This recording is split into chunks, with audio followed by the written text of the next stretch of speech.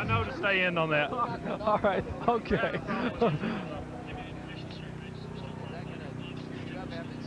No. No. What do you want to know about start your engines? Okay. Nelson's going to go check. Yes, he is. Yeah, that'd be great. Nelson, you can hear Neil, right? Yes, I can. I can hear you, Neil.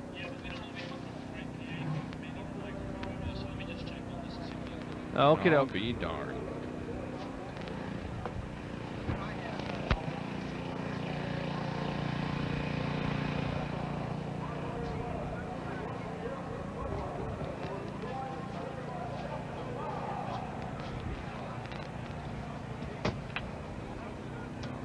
Who else should go on this list among the NASCAR people? We'd like to welcome the motorsports consultant for Anheuser-Busch, Mr. Ned Jarrett.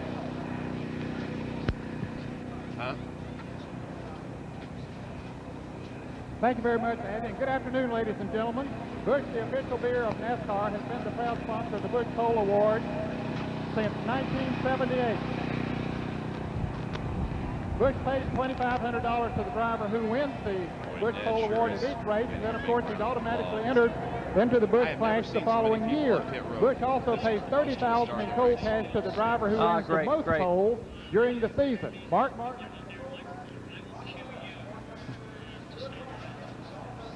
Got it, Neil. No, I just happen to be by Jerry's right now. He's standing by me, so he's talking to you. Okay, so you'll cue gentlemen start. Don't get nervous, Nelson. Nervous Nelson. Nervous Nelly.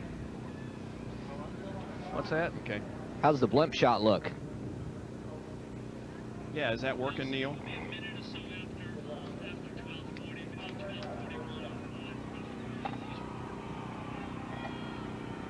Oh, really?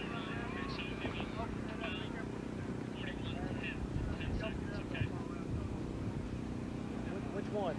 Richard? Boy, we sure were blessed with good weather. Hey, listen, this according to Nelson here, Nelson says that they just said on the radio is that Richard Petty, Greg Sachs, and Mike Wallace will all be put in the back of the field for missing driver introductions. Is that what they said? That's what they said. Okay. You heard it from... They'll do it on the pace lap. Okie doke. So that's what's going to happen, guys. Richard, Greg, and Mike, right? Richard, Mike, and... Sachs. Okay, thank you. Yes, sir. We're on the air at 12:30. We're on the So air am I. at Goodbye. 12:30.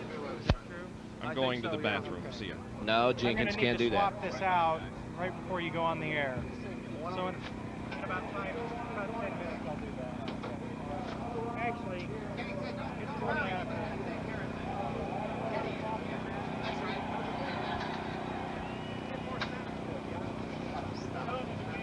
Really? All right, let me swap this battery and I'll go get a new one. All right.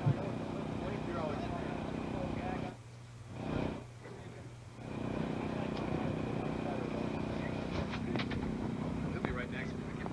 Take care, Don. As long as it holds for the open, we'll be okay. Hey, Mel, how you doing, sir? Can't move. How are you? Come on, good to see you. Good to see you, sir. 53 car? Who owns that car? Martin Brain. He's here right now. I'll write the name down here right quick. Martin I'll give you I've got my card. I need to put it on my paper here. Anyway, so I have It's from Ireland. Yeah?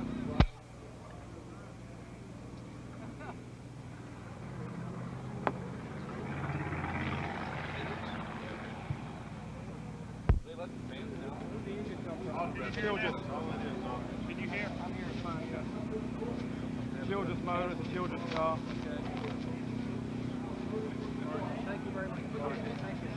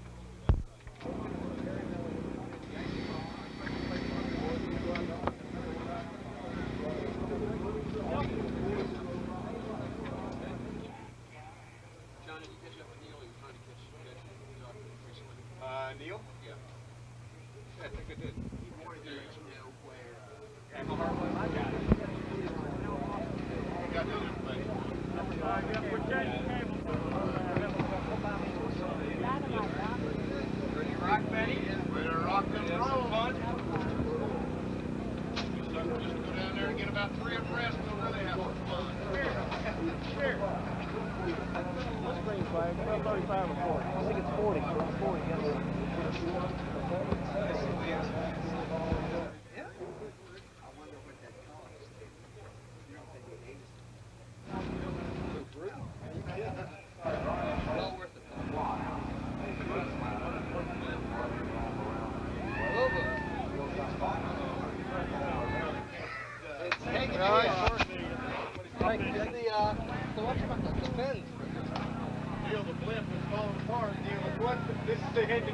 The Hindenburg is going down.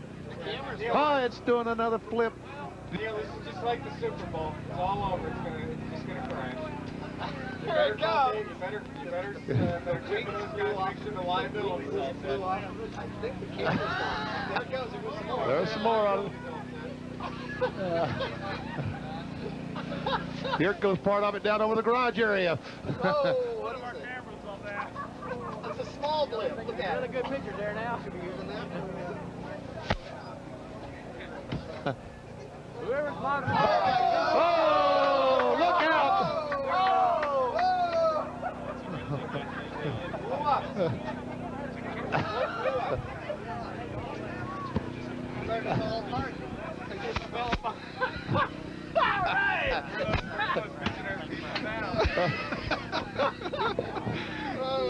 That's great. Yeah, really. Could have seriously hurt someone. No, the camera came down, I think. I think the camera was gone because it was on that bottom section. And it wasn't there when I... Well, we don't have to worry about that, huh? Get through. Yeah, Friday will be fine. It's right here. Here's the pre-race look from the Visionary Flip to the new Steadicam. Oh, here it is, yeah. Visionaire.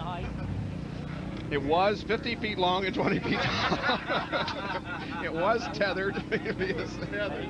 Big race fan. They're going to turn the race on. All right, great, great. I'll try to do everything I can. Sometime today we'll try to get that in for you. Be happy to. Oh, good. That's why they never use flips in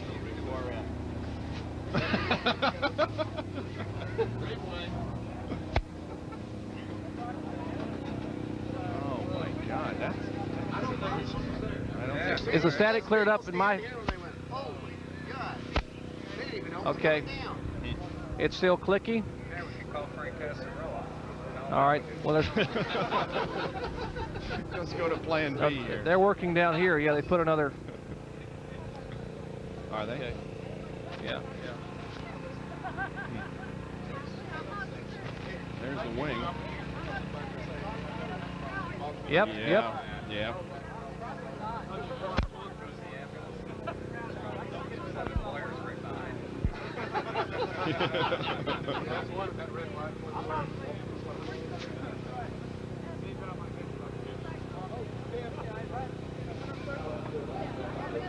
Yeah, blimps are fine when the wind doesn't blow. It's like races are great when it doesn't rain. What a philosopher, huh? You are. You really come up with some dandies there, Punch. Guess they're not stopping there. This guy's been working on my backside for about 20 minutes. I'm beginning to get a little nervous.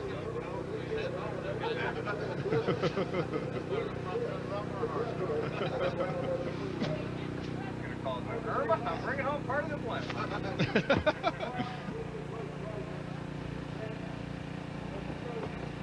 Are you about done? Have a good show, guys. Thanks, Wild Man. Thank you. Good to see you again. Thank you. Guys, thank you. Enjoy the race, Mark. Flip during the race. Okay. We'll see you in New York, eh? Yeah. Good. Good. You're going to be in New York, aren't you? Good. Ed, thanks for the great season. Have a great show. Thanks for coming. Pleasure. I apologize, I got fell out there.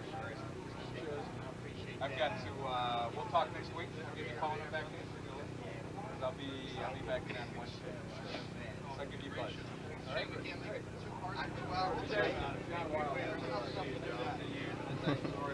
Next one will be outtakes. Yeah. Oh, no.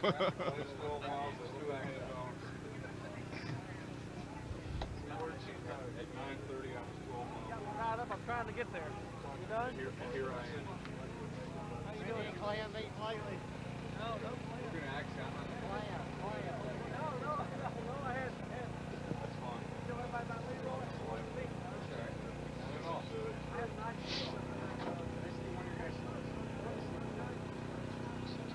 Yeah, really.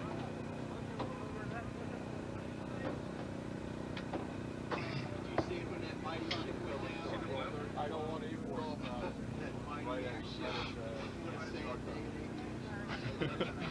Well, Neil called at the Hindenburg yesterday, and he was pretty close. There wasn't any fire, but.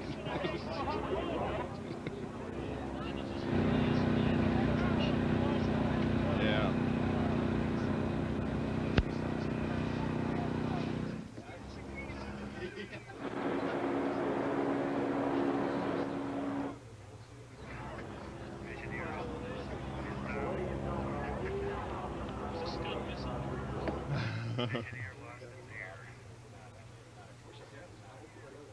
They do. They got it replayed from a couple of angles.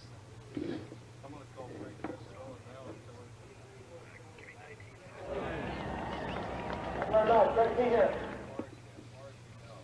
We want to talk about a new tradition here at Atlanta Motor Speedway, and Lee, happy to hear you sing Georgia on My Mind.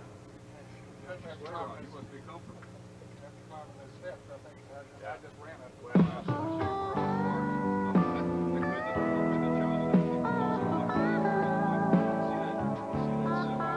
yellow top, right behind that guy. Nice walk. How's that for picking the worst possible spot?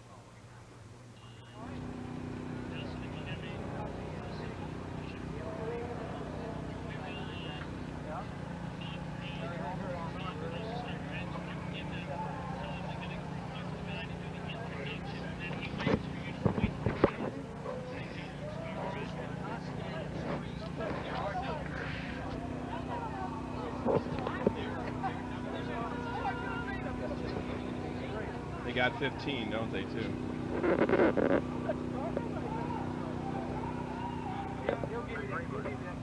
Is that Lee Greenwood?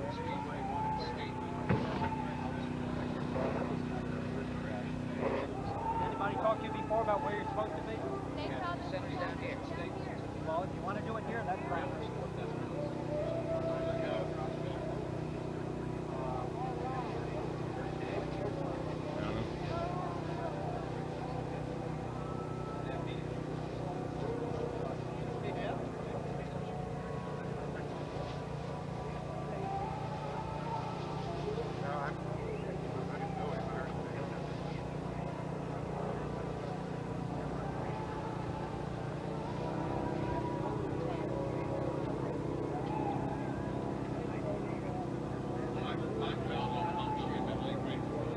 Is that Lee Greenwood there?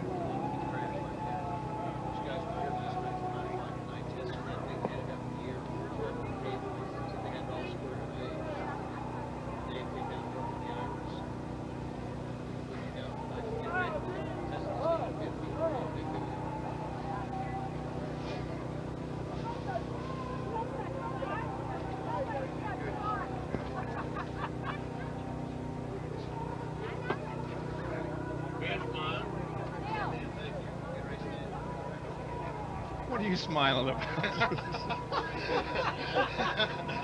Wipe that grin off your face. You know, that was a Linger group. That was a Linger group deal. You know, you see that? You see that thing that put together that whole thing? Okay. It's you haven't seen it at all? Nope. 27 seconds, and then the two sound. Okay. But it's just the sign, zoom out. Okay. The last lap. Wins. Victory lane.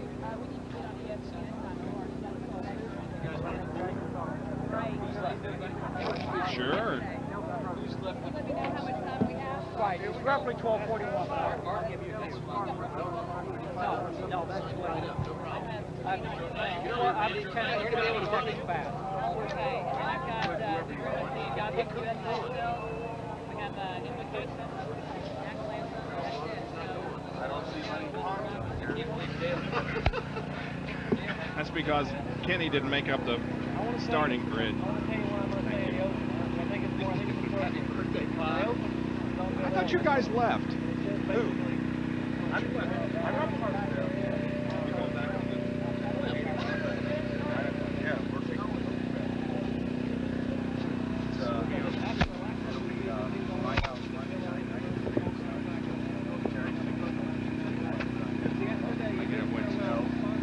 I'd like to have it Friday. Will we have it that long? Because I'm having company come in the weekend. Ooh, boy, would that be impressive.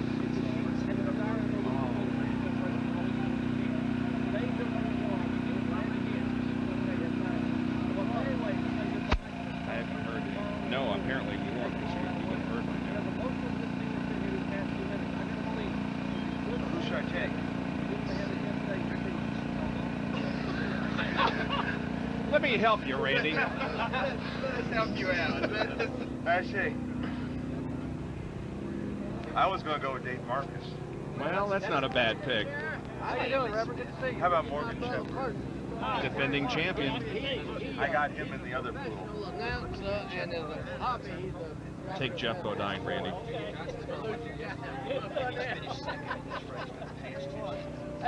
Take him, and then if you win, we can split the money. Why? Because I recommended him. No. Neil, what time do you figure He's we're going the to best available, actually have Randy. start your engines? No kid. Jeff Bodine's It's hard to hear with everybody else on the queue. Let Nelson, because the Speedway people are here with Nelson now. They need to know. What time will the start your engines be projected at this time? Is that some form of plagiarism? Oh, I know it was one of those. For start. We're letting Randy pick, so Would you like it would be what it's going to cost $10. That is for gentlemen start your engines. Good. see, you're getting to know Randy now. Thanks. We're sitting in this RJR meeting, and all of a sudden something goes wrong. Well, how'd that happen? Everyone, including Lehner, points at me. Fishman did it. He did it. Fishman did it. I talked to Hunter about that. You did? Did you mention that? Yeah. What did he say? First of all, he said that it was fun to work with you guys because you have dropped in things to the script that, you know, have made people ask questions when everybody knew was in fun. But you got him on the Ferrari thing because he didn't know anything. He had no idea that was going to be. He would. Like, what's the bigger? Wayne was what the hell sister? Who's doing this? and Hunter's sitting there. Terry, what do you do this for? Then they breezed over it. 20 minutes later, they come back to it. Yeah. Who Now, did let's put talk that about in? that. Let's talk about that again. Everyone at once.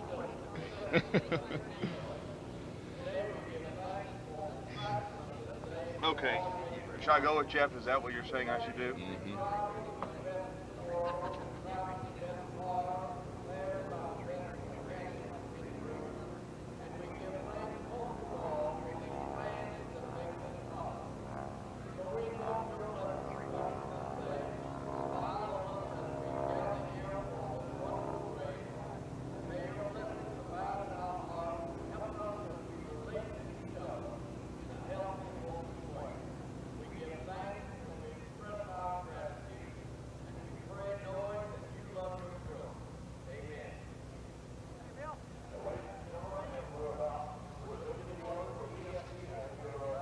Thank you for your contribution, Randy.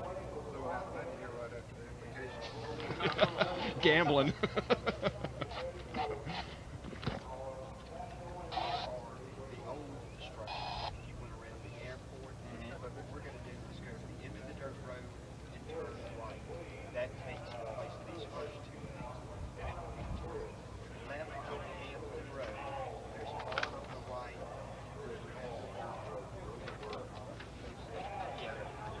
So that means that there'll be a barn on the left and a small store on the right.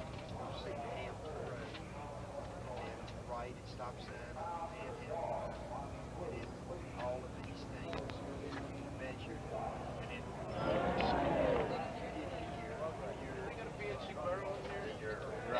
you're at your own.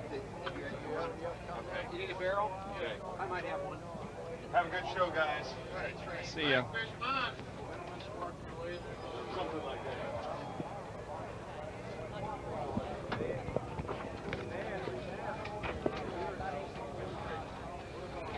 Give yourselves a great big hand. Give it up, Neil. Give it up. Well, Tell the story. They're going to do a close-up. hello to all of our satellite viewers. Ned is back. We're all in position and ready to go.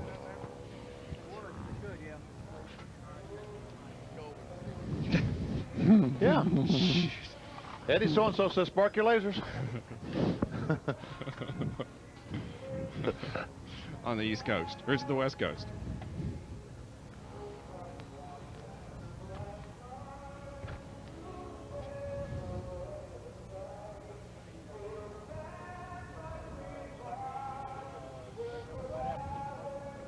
Yeah. As we conclude another year of Winston Cup racing and ESPN coverage, we depart from our normal salute to the season and the drivers. In cooperation with whoever it was, and Mike Powell, a longtime crew member who's also a fine country singer, we salute the men behind the wheel. Is it Richard Carpenter, you say, production? Okay.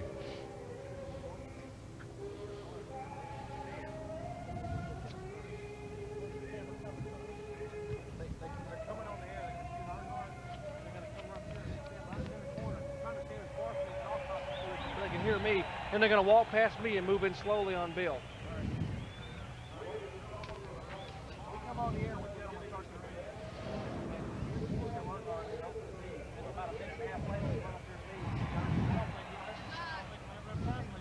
Okay. Okay. Okay, good. Neil, how long before they're going? How long are they going to warm up on pit road before they roll? And Polygram Island, what?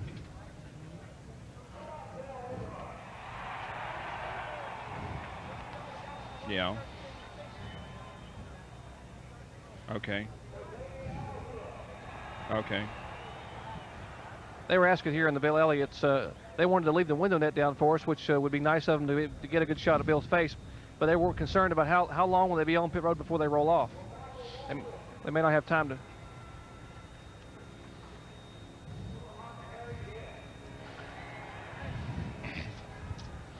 Okay. No, it's nice. It's nice.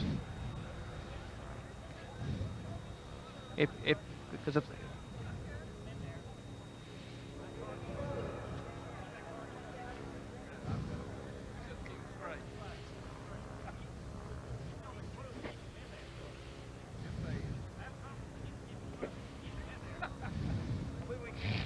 so they'll be down to me before that, right?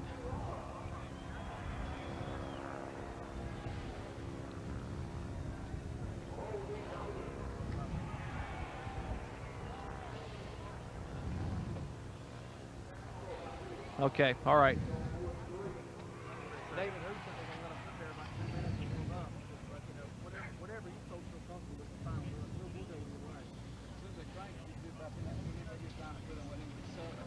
Yeah, yeah. As soon as you settle after you set up. That's fine. You know, whatever you think, whatever you feel like it needs to go up, you put it up. Our camera guy will keep passing around the best we can. I don't know. We don't want to mess that up. I'm here. Kenny's taking care of some business. Taking care of business.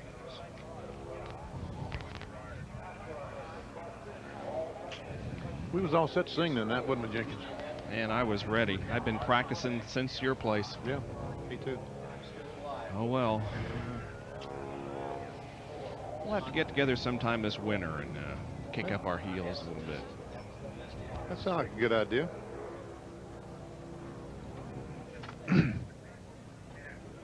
I hope the bus is still there. I didn't notice any smoke coming from over there. Sure, that's yours. Blues. That's right. That's right. The invocation, they went up.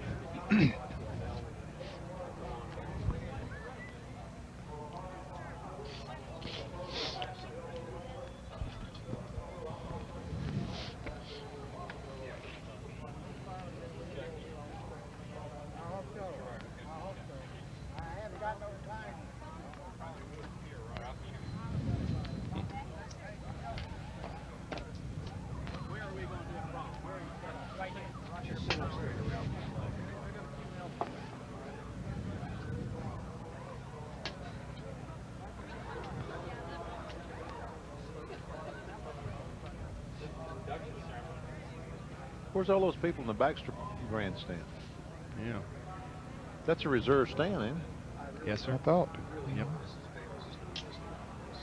They didn't all show up, did they? Evidently not. Maybe that's who all the people are in the pits. Yeah. They all got pit passes.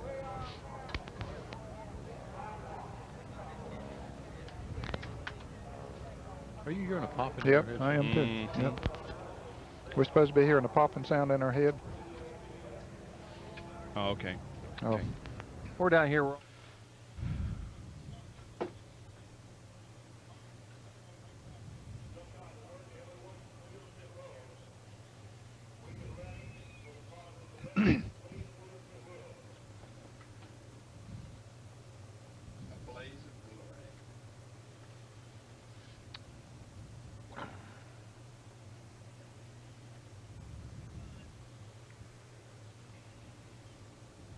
Oh, Mikey.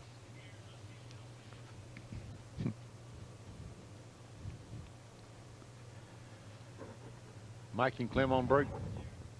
It was fun.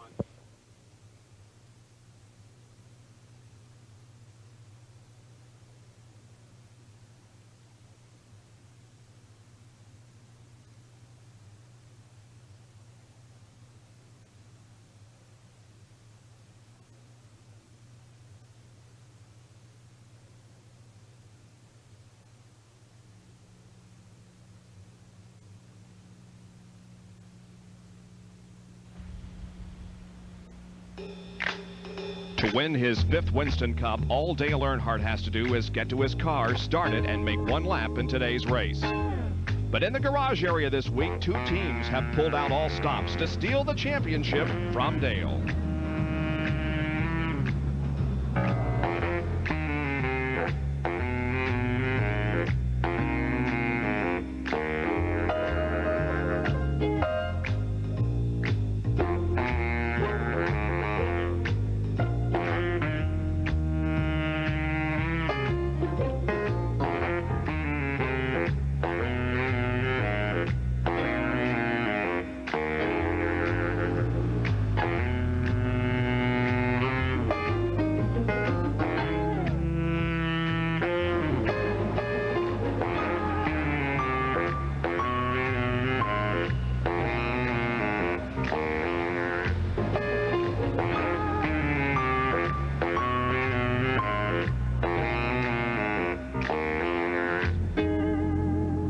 All those efforts have been thwarted. Dale is in his car, ready for the next step. The command has been given and the engines have been fired. Now, the next step is Earnhardt just making one lap. If he does, the cup will be his. He'll win his 5th Winston Cup title and the $1 million bonus.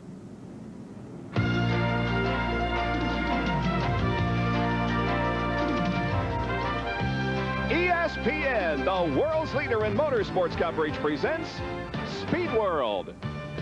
Today, live from Atlanta Motor Speedway, it's the last race of the 1991 Winston Cup season, the Hardee's 500. Atlanta Motor Speedway, which is sold out for today's race, is undergoing a tremendous facelift. Already a new high-rise grandstand is in place, seating 21,000 spectators. And above that, some suites where you can watch the race in luxury. Other improvements are planned here in the coming years. We came here 10 years ago for our first live telecast of a Winston Cup race on ESPN, and we are delighted to be back for today's finale. Good afternoon, everybody. I'm Bob Jenkins, and welcome to Atlanta. Well, the championship is all but decided. Dale Earnhardt, if he completes one lap, will win the Cup and the $1 million bonus. But as we take a look at the point standings, you can see that there's a tremendous battle for second place in the standings between Davey Allison and Ricky Rudd. That, too, and other positions will be decided here this afternoon. One driver who has been disappointed many times during the season isn't even in the top 10 of the point standings. He is 11th coming into today's race. A very emotional time for Bill Elliott, but he'll start on the pole for today's event. With more on that, here's Dr. Jerry Punch. Thank you, Bob. After an atypically lackluster season, it seems only appropriate that Bill Elliott would come to his home track here in Atlanta, Georgia, to bring down the curtain in 1991. You see, after today, he bids farewell to a sponsor and car owner who stood by him for over a decade. 10 years ago, Harry Melling was convinced that this young, freckle-faced country boy from nearby Dawsonville, Georgia, had the ability and desire to compete in Winston Cup racing, and all he needed was a chance. Today, Bill Elliott realized this is his last chance to repay that kindness. And what better way to say goodbye than to take them all out a winner? And as emotional as this scene was just moments ago, I've got to believe if the equipment holds together, we may get a chance to see just how awesome Bill can be. Let's go upstairs. Jerry, the Atlanta Motor Speedway has been good to Bill Elliott over the years, and I think, too, that he will be one of those to beat today because he does have some things that he wants to settle here. But, Benny, a lot of others have some things to settle, and I think we're in for some good, hard racing since the championship battle is not a factor today. You know, as much excitement as the Winston Cup Championship provides, it also takes away from the race because the competitors can't get close to the guys going for the championship. How'd you like to be the guy that hits somebody and knocks them out of $1 million? You have to be careful. Today, all odds out the window. These fellas, all they're going to do is run for one thing, to try to win the race, all 40 guys. And there are a lot of guys out there that needs to win today. Of course, we know that only one of them will get in victory lane. Some drivers will be changing teams. They want to leave the team that they have been with for several years on a good stead, and winning the race would be the best way that they could do that. You know, there was one team in 1991 that everybody expected big things of, maybe even to win the Winston Cup Championship, Mark Martin, but that didn't happen. For more on that, let's go to the pits and John Kerner. Well, you know, Ned, last year Mark Martin came to Atlanta with a legitimate shot of winning the Winston Cup Championship. And who would have believed that we would come now to the last race here at Atlanta, and Mark is still looking for his first victory. Well, they're changing sponsors for next year, so he wants to go out a winner today. They are going to go all out. Also, Robin Pemberton is leaving as crew chief and going to the 42 car.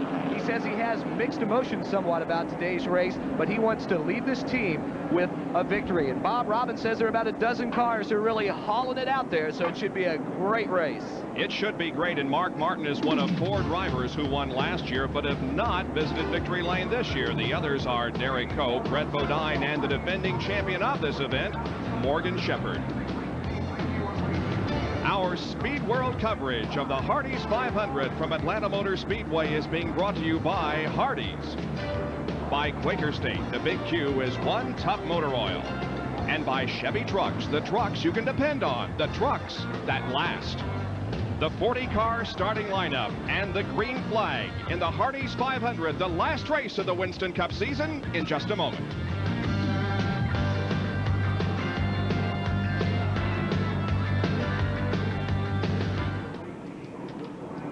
Grid track description, okay. I understand.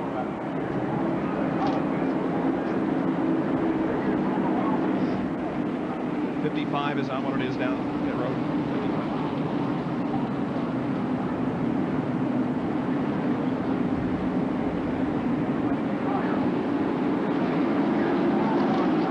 Welcome back to Atlanta, where the cars are on the first of 3 pace laps just before the start of this last Winston Cup race of the season. Here's the die-hard starting grid. On the pole in the Coors Light Melling Ford at 177.937 is Bill Elliott, number 9 from Dawsonville, Georgia. Outside, Jeff Bodine in the number 11 Budweiser Ford at 176.8. The second row is Ernie Irvin in the Kodak Chevrolet, car number 4. Outside of row number 2 in the Folgers Coffee Ford will be Mark Martin driving car number 6. Row number 3, the guy that's going for the championship, the GM Goodwrench Chevrolet, car number 3 from Kannapolis, North Carolina, Dale Earnhardt. And then Davey Allison, second in points. He'll be driving the number 28 Texaco Haviland Ford. The fourth row, Michael Waltrip in the Pennzoil Pontiac, car number 30, looking for his first win of the year. Outside the fourth row will be Alan Kulwicki driving the number 7 Cooters Ford. Alan's from Greenfield, Wisconsin. As you look at the rest of the starting lineup, Harry Gant and Dale Jarrett side by side in row number 5, then Sterling Marlin and Kyle Petty. The cars being led, as you can see, down pit road once again. Now, the speed limit on pit road is 55 miles an hour. That's the speed that they must maintain or under in order not to be penalized by the NASCAR officials.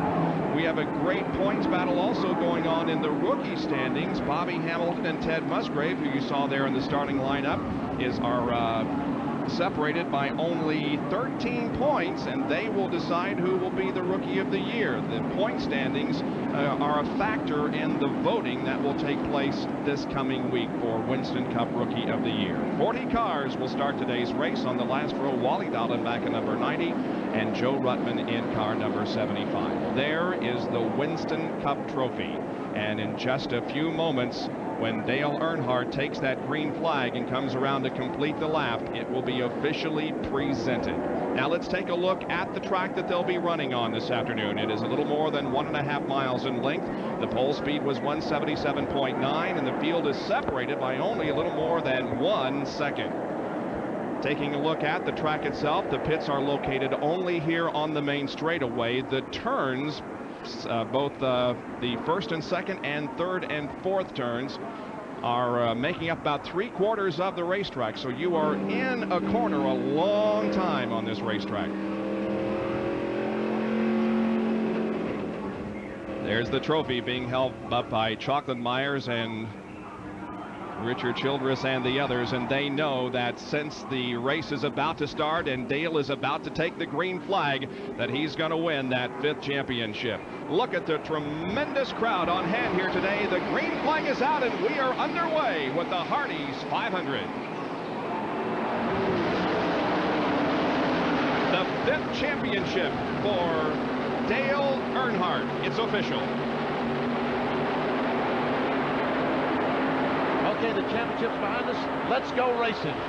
Well, Bill Elliott's doing just that. He got a jump on Jeff Bodine at the drop of the green flag, but look at Davey Allison coming on. Earnhardt on the low side of the racetrack coming out of turn 4. Bill Elliott has the advantage.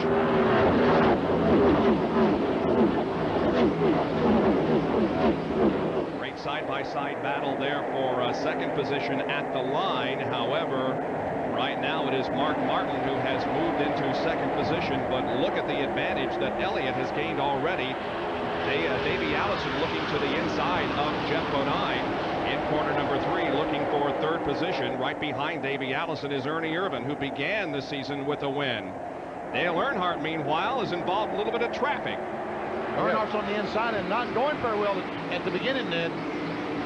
No, he's not charged, although he charged under Alan Kowicki there and got that position back, but he's not charging to the front like a lot of people expected him to. But I'll tell you, the way Bill Elliott and Mark Martin and Davey Allison are running up there, it's going to be hard to charge to the front. Look at Davey Allison now trying to move up on the Ernie Irvan car. And Irvan trying to get his Chevrolet up there around some of the Fords. Davey Allison right now running in 5th position, and John Kernan has a comment on pit road.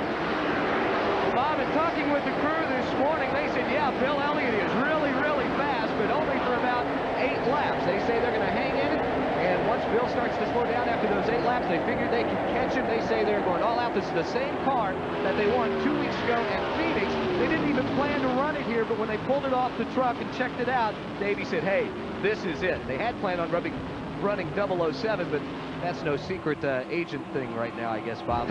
Whatever I was trying to say.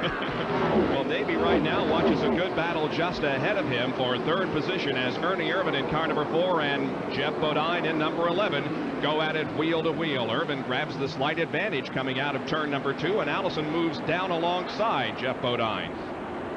Jeff Bodine seems to have a little bit of a problem keeping his car down in the turns. The Budweiser Ford number 11 going a little high. That leaves an opening down there for both Ernie Irvan and Davey Allison to get by. Then we said at the beginning we thought we was going to see a great race, and so far these fellas are really going at it. Earnhardt back in 7th position behind Michael Waldrop, and Dr. Jerry Punch has a report on pit road. Gentlemen, Dale Earnhardt has dropped back a couple of spots at the beginning of the race. I just spoke with the crew. They said that they think the car is a little bit tight. These are the tires they qualified on. The car was a little tight for qualifying. According to the forecast, they were expecting it to be a little bit warmer today, although I can't believe you could have any prettier day for racing at Atlanta Motor Speedway. Earnhardt finding a tight race car, but that should rectify itself in about 10 laps. Back upstairs. Yeah, maybe a little cooler than forecast, and maybe even a little more sunny, because they had predicted showers for Sunday a couple of days ago, but now they say the showers, if they arrive at all today, it won't be until quite late this evening. So we have an afternoon of excitement in store for you in the 29th race of the Winston Cup season. Fellas, I've been watching Kyle Petty in the Mellow Yellow Pontiac. When he's going through turns 3 and 4, he's been having some trouble. Now, he's by himself this time. He's been in there with some other cars. Let's see how he negotiates the turn this time. Well, he looks pretty good this time around, but the last 2 or 3 times around, he has been sideways through that turn. Maybe he's got it squared away now. He's in 15th position, Kyle Petty. Of course, he'll have a new crew chief next year. Robin Pemberton will be the crew chief on that car, as Gary Nelson will leave to go to work for NASCAR.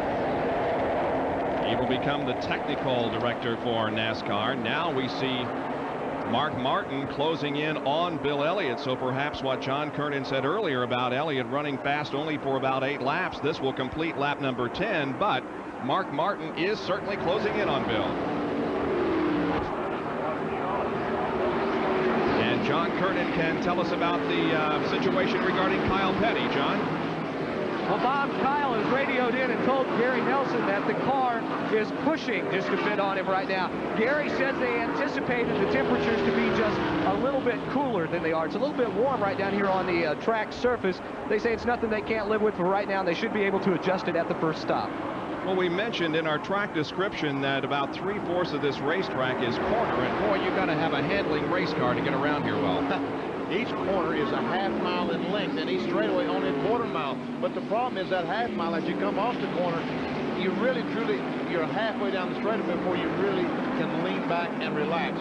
So you're right, about 3/4 of the race is spent in a strain. Now, to figure that out, it really would be 2/3. Half a mile each turn and a half a mile on straightaway, a mile and a half track.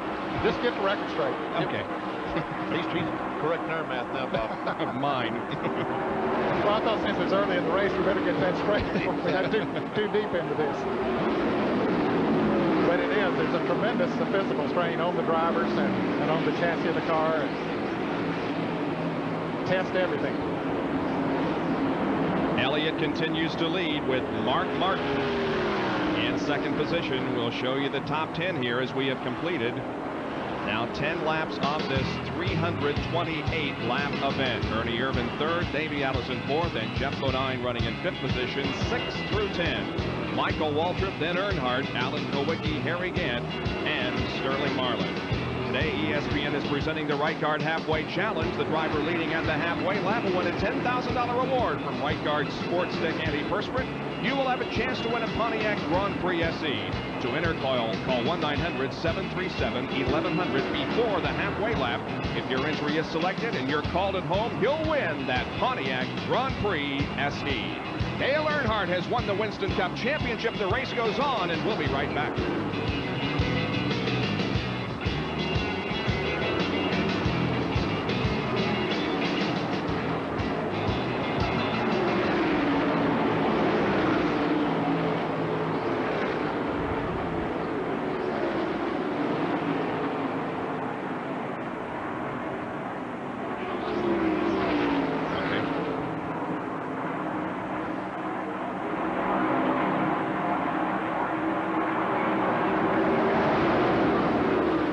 Looks like oil. Probably oil. Yeah, that's oil.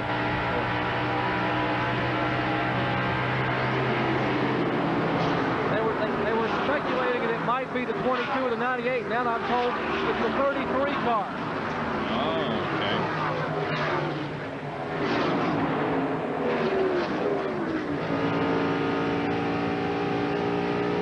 Well, glad he's got one clear spot he took out. Oh, yeah, boy. How in the world?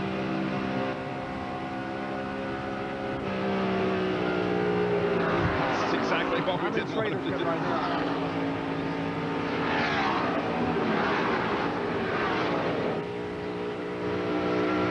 Yeah, slowly.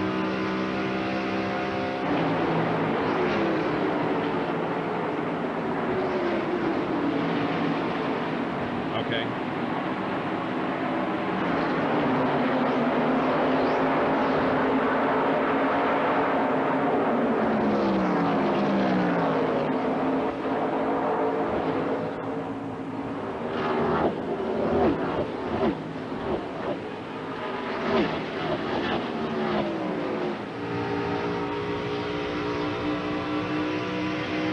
Riding with 13th place Dale Jarrett here in the Hardee's 500 from Atlanta Motor Speedway as ESPN Speed World concludes the Winston Cup season for 1991. Dale is running in 13th position, and guys, it looks like somebody is oiling the racetrack, because that is oil down on the track. Jerry Punch, can you report on that? Indeed, Bob. Ken Schrader, who's running in 12th in front of Dale Jarrett, has said that there's oil all over his windshield. He has dropped back about 15 car lengths from Jimmy Spencer. He's not sure whether it was a 98 car, Spencer the 22 of Sterling Marlin.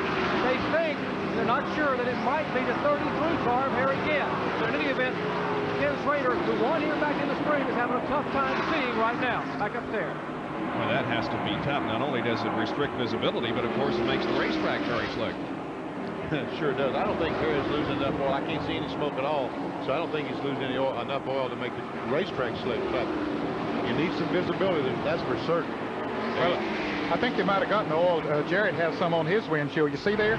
There is some oil on his windshield. And I think they got it when they were running closer to those cars of Jimmy Spencer. Spencer passed both Jarrett and Kenny Schrader a little while ago, and Harry Gant was right in front of him when that was going on. So whoever it was dropping, that was when they were getting the oil. Up front, meanwhile, it is still Bill Elliott leading. Mark Martin in a close third position now is Ernie Irvin. Irvin has made up some ground. He was about 15, 20 car lengths further back. He has closed up, and just a few car lengths behind Martin. It looks like Mark Martin has closed up a little bit on Bill Elliott through that one corner. They're separated by only about 3 or 4 car lengths. Lapping is beginning now. They're going around the number 95 car, driven by Eddie Bierschwale from San Antonio, Texas. And approaching the number 52 car, which Mike Wallace is driving today. Of course, Jimmy Means has given up the seat to become more or less a car owner. Mike Wallace has been driving that machine for the last couple of races. I guess this will be the last race that Alka-Seltzer will be the sponsor on that car. Jimmy Means says that they had told him that they would not be back in 1992. Awesome Bill Elliott out-qualified the second fastest driver by more than a mile an hour in winning the pole for today's race with an average speed of 177.937. There still hasn't been an announcement on what Bill Elliott's plans are for 1992. It's rumored that he will be driving for Junior Johnson. There is Dale Earnhardt in car number 3. He has won the Winston Cup for a 5th time. He's running in 7th position, and right behind him is Harry Gant, Mr. September, who won 4 consecutive races in September. Now behind Harry Gant, here's a battle between Alan Kowicki and Sterling Marlin. And Marlin just drives on the inside and goes right around Alan. I think Alan backed off a little bit going into the turn, didn't challenge him too much. Said it was too early in the race to be taking any foolish chances. Well, let's play trivia time here early in our broadcast. Which driver has accumulated the most Winston Cup points in the second half of the season? That is, since the Pepsi 400 at Daytona. I don't really know. I would guess Davey Allison. One would normally guess Davey Allison or Harry Gant, huh? Yeah, but it's probably Earnhardt. It's Marlin, believe it or not. Sterling Marlin has accumulated most points in the second half of the season. Now, here's Harry Gant making a pass on Earnhardt. He's trying to make the pass on Earnhardt. Almost kept him. Down the front straightaway, they go in turn 1, and once again, Gant just can't drive that car in the corner hard enough to get by Earnhardt. Battle for 7th spot. Benny, this is a good wide racetrack. The turns are wide, several different grooves that you can run here, but still it is tough to pass someone that's running about the same speed as you. It is tough. I talked to Harry Gant this morning. That's what he was saying then, that it's so difficult to pass. We can see that he gains on Earnhardt down the straightaway as he comes off the corner, but yet he can't drive under Earnhardt going down in the corner because that takes that air off the right side of the car, and he would spin the car if he went in too hard. Now Mark Martin has closed within a car length and a half of Bill Elliott. Martin keeps his Ford Thunderbird on the low side of the track, and Elliott has the higher line. And one other championship that is being fought here this afternoon is the manufacturer's title. Chevrolet has not clinched it yet. Ford would like very much to win it here this afternoon, but they have an uphill battle. Ford would have to win the race, and Chevy would have to finish last among the other competitors in order for Ford to take the manufacturer's title. In other words, Oldsmobile, Buick, and Pontiac would all have to finish in front of Chevrolet for them to lose the championship.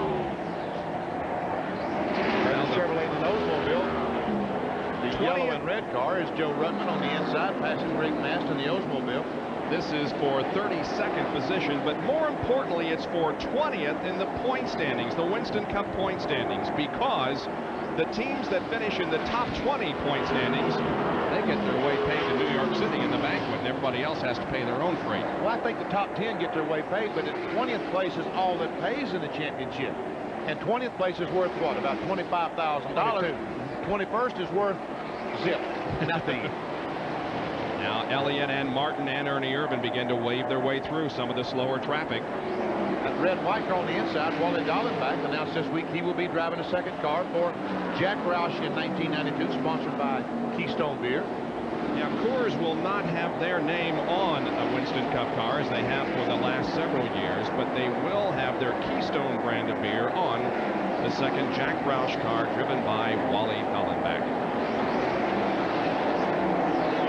26 laps have been completed. This is a 328-lap race here at Atlanta Motor Speedway. Right now, Bill and spin up in turn number 3. Looks like Michael Waltrip has hit the wall. He slides to the inside of the racetrack and puts the car down on the grass. Some heavy contact. And we see Michael's hand out the window there. He's already getting out of the car, but some heavy contact in that wall going in turn 3. Boy, he really... And so they're hooked up. See his air system that's hooked onto his helmet. He did not unhook it, so therefore he was having trouble getting out of the car. Well, here's a team that wanted very much with the Pennzoil sponsorship to win a race this year, but Michael Waltrip will have to wait until 1992 for a chance at his first Winston Cup win. 27 laps completed, the yellow out for the first time.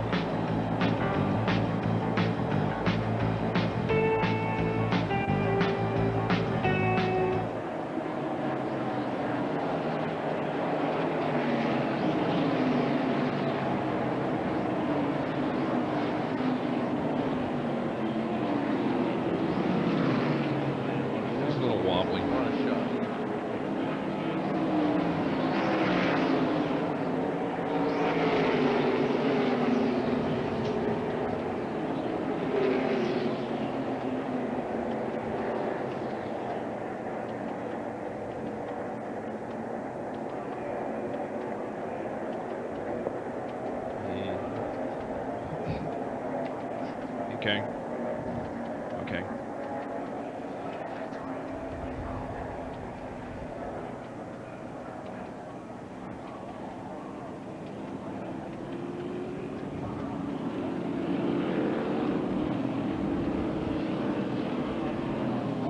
Well, the yellow is out. The pits are open, and our first series of pit stops are underway. By the way, Michael Waltrip got out of his car and walked to the ambulance, a little bit of a limp, but he did not appear to be seriously injured. Here's Jerry Punch. As expected, most of the leaders will make their way down pit road for their first pit stop of the day. Bill Elliott comes in. Here is Mark Martin, Ernie Irvin, Jeff Bodine, Harry Ginn, Earnhardt, and the like as they all come down pit road. We would expect to see a complete 4-tire change, and indeed that's the case on the Bill Elliott car. Elliott's crew will change all 4 tires. Let's check in down where John Kernan is standing in the Davey Allison pit. John? Jerry, right side tires already on, left side's going on. The crew cam being worn by Joey Knuckles to get a great bird's eye view of what he is seeing. Davey's car developed a push, so what they've done is opened up the stagger on the right rear, and Davey is out. Also, Elliott is out, and Bill almost crashed into the 55 car, Bob. Yeah, a lot of busy action on pit road, but everybody makes it out okay. As the 55 car was pulling in, Ted Musgrave was pulling into his pits. Elliott was trying to pull out, and they came close to hitting, but did not. Michael Waltrip's car, meanwhile, is being pulled to the garage area. Watch Elliott try to come out of his pit as Musgrave is pulling in. There it is. Wow, that was close. There's Harry Ginn coming out. Everybody out safely, and the field begins to reform now for the green flag. We are under caution because of an accident down in turn number 3 involving Michael Waltrip. Back with more of our live coverage after this.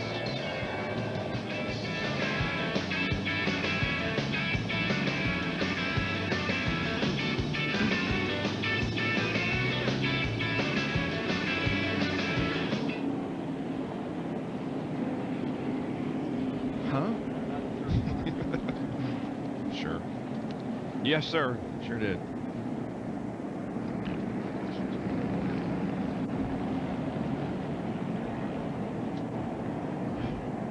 Okay.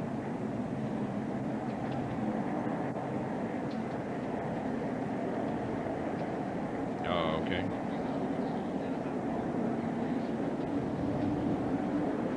Elliott, Earnhardt, and Allison, right? Kenny, McDonald's, Elliott, Earnhardt, Allison. Okay. All right, thank you.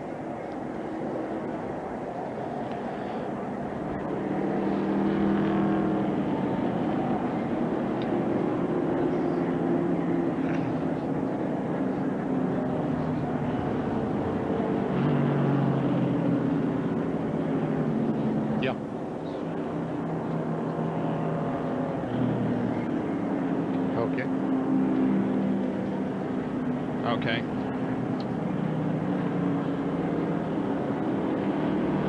I can't hear you, Mikey. Do you hear Mike okay?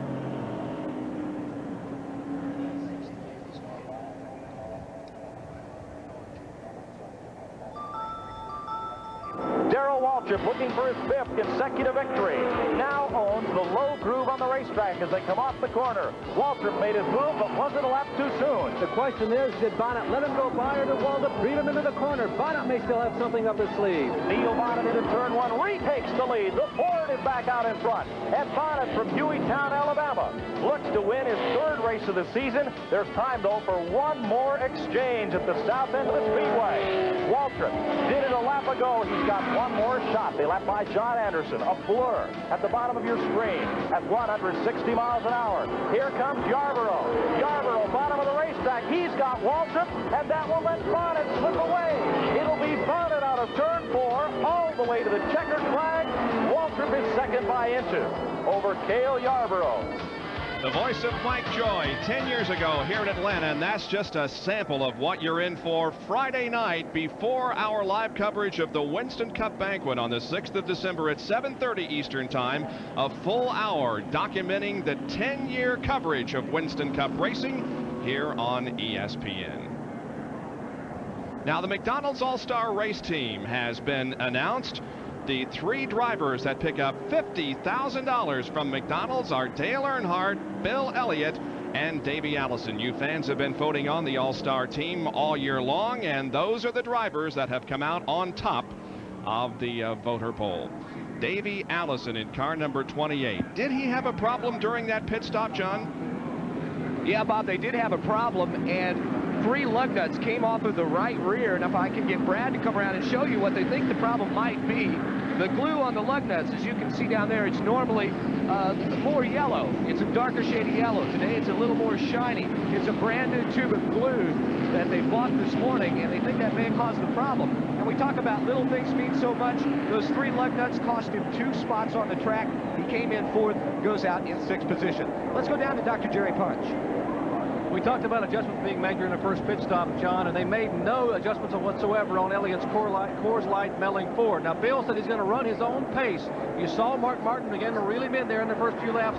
Elliott's not concerned about that. If Martin wants to ride behind him, that's fine. If he wants to pass, that's fine. A long race here today, 328 laps. He didn't win 3 of these by using the car up early on. Back upstairs. Now, Bill Elliott will line up in 4th position as we get ready for the restart. Mark Martin will be at the head of the field, followed by Ernie Irvin, then Jeff Bodine, then Elliott, and Harry Gant. Davey Allison lines up 6th, followed by Alan Kowicki and Sterling Marlin, then Dale Earnhardt. Pace car is in. The green flag is about to be displayed, sending the field on its way once again after our first caution. Mike Waltrip hitting the wall over in turn number 3. He's okay.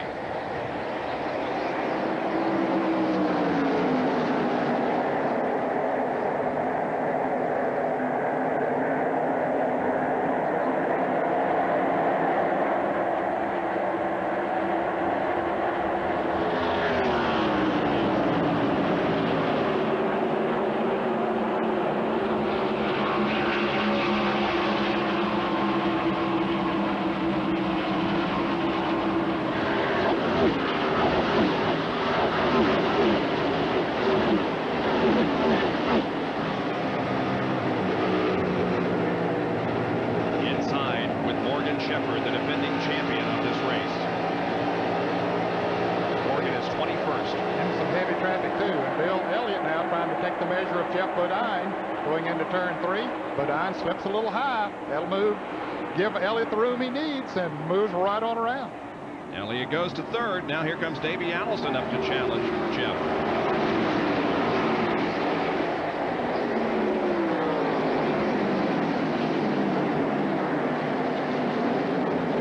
Tell you what, there's a bunch of Fords up front, isn't there? Just Ernie Irvin right now is the only General Motors product in that group. Yeah, in the top 5, 4 Fords and Ernie Irvin. As we can see that green and white car, that's Harry again. He is the 6th place car in an Oldsmobile. And he's about to move to 5th as we watch the action in the pack.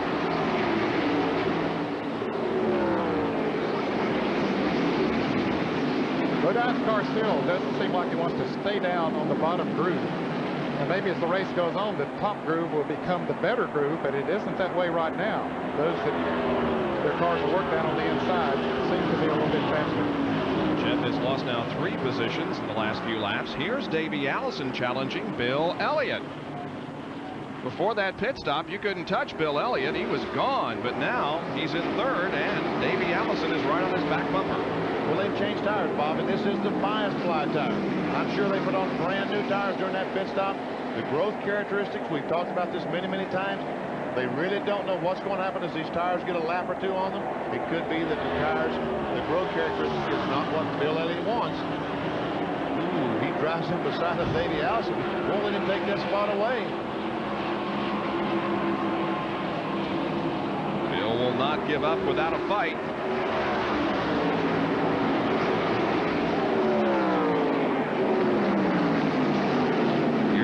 First of many field summaries that you will be seeing throughout the course of our race. We're going to do this as often as possible so that you can get an idea of where your favorite driver is in case we do not show him on the screen. This is our computer generated.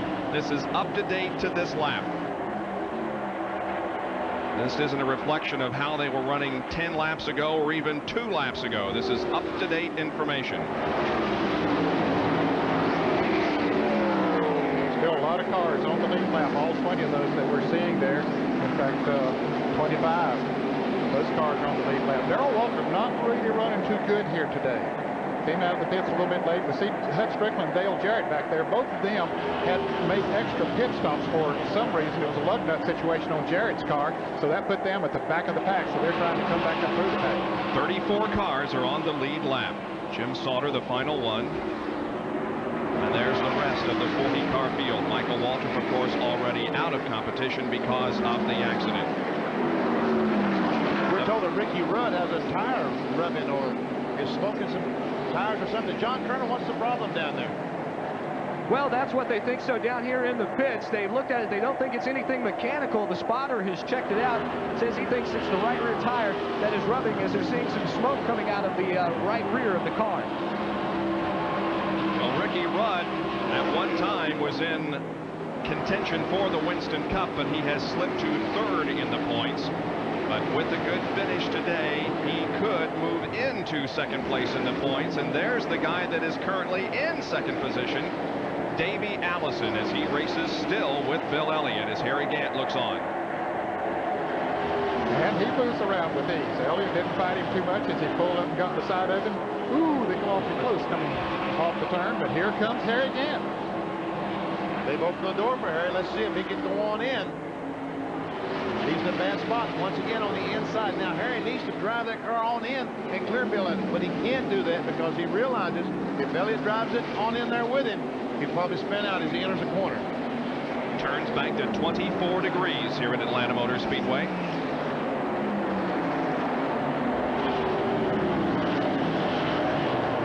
Third car there in the battle for that position is Alan Kulwicki. He has won victory this year, to his credit, has the Hooters sponsorship for 3 more years.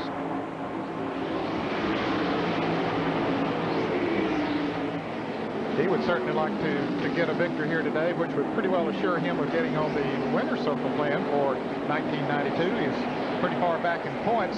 As a matter of fact, he is in 13th in points, and I doubt with the one victory that would get him on the winner's circle track. Meanwhile, Ernie Irvin has caught Mark Martin and is under him. This is for the lead. This is for first place coming off the corner.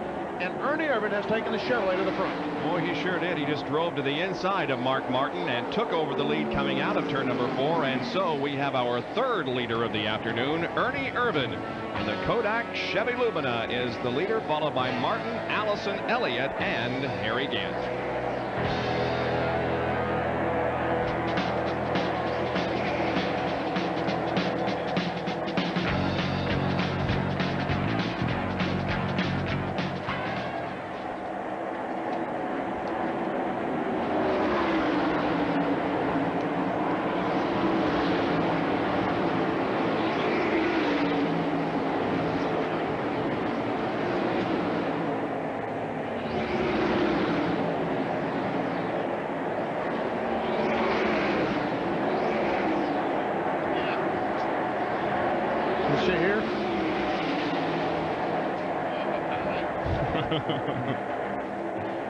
Coming off the second corner, they made it. Wow.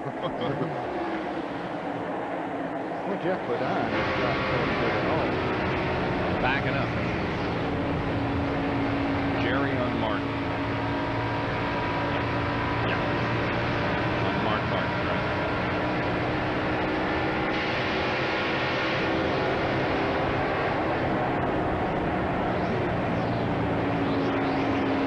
That's LaJoy. Yep. Hole.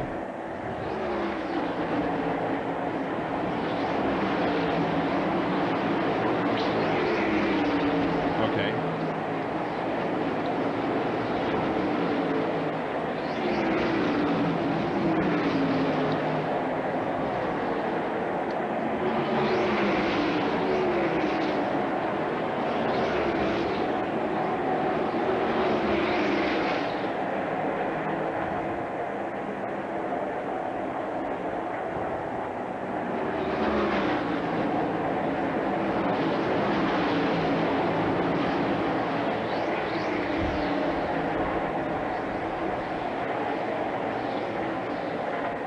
Now grab yourself a sandwich, bowl of popcorn, and pig out tonight at 8 o'clock as the Cleveland Browns versus the Houston Oilers on ESPN Sunday night NFL action. Tonight at 8 o'clock, it's the Browns against the Oilers. That should be a good game. 8 o'clock Eastern time tonight. Atlanta Motor Speedway is the site of the final 1991 Winston Cup race. And at the moment, the leader on this event is Ernie Irvin. We're watching Bill Elliott, who was the pole sitter and the only driver eligible for the Unocal bonus money today, which amounts to $174,800. However, right now, Elliott is running in 4th place behind Irvin in car 4, Mark Martin number 6, and Davey Allison, who is in 3rd place. And here comes Martin on the inside of Ernie, trying to retake the lead. I know Mark Martin has to be thrilled to death because it has not been a good year. John Kernan talked about it at the very top of the show, and Martin has had a rough time. Jerry punches into Mark Martin pit right now. Jerry? Hey, Benny, they were a little bit nervous a minute ago. Mark Martin has backed off when he let Ernie Irvin go around him and lead a few laps. And the reason they're nervous is because of what happened to Michael Waltrip. Michael Waltrip tore up a right rear tire. So I talked with Steve Meal, the team manager, and they've been discussing it, telling Mark, we don't want to run that hard. We want to be careful and take care of those right side tires. So Mark has backed off a little bit. Now he'll move back up and lead for a while, but being very, very ginger on those outside tires. Back up there. It is a long race, 500 miles, 328 laps around this 1/2 mile facility, so pacing yourself is an important element in the strategy to play to come up a winner. And Mark Martin has gone to the front again, putting Ernie Irvin back to 2nd place. Sure looks like he passed Ernie with ease, doesn't it? Yeah, it did. Yeah, just went right on around, pulled away a little bit now. Maybe he said, I don't want to take it that easy. Yeah, right. Well, that's true. Maybe Ernie, when he got in front, Mark realized that he was just not running as fast as he wanted to. And Mark said, look, I feel more comfortable at speed when the car is right on the edge. And a lot of race car drivers do that, don't they, Ned? The faster they go, the better the car feels. Yep. When you try to back up, it becomes a struggle to try to drive around the racetrack. Very true.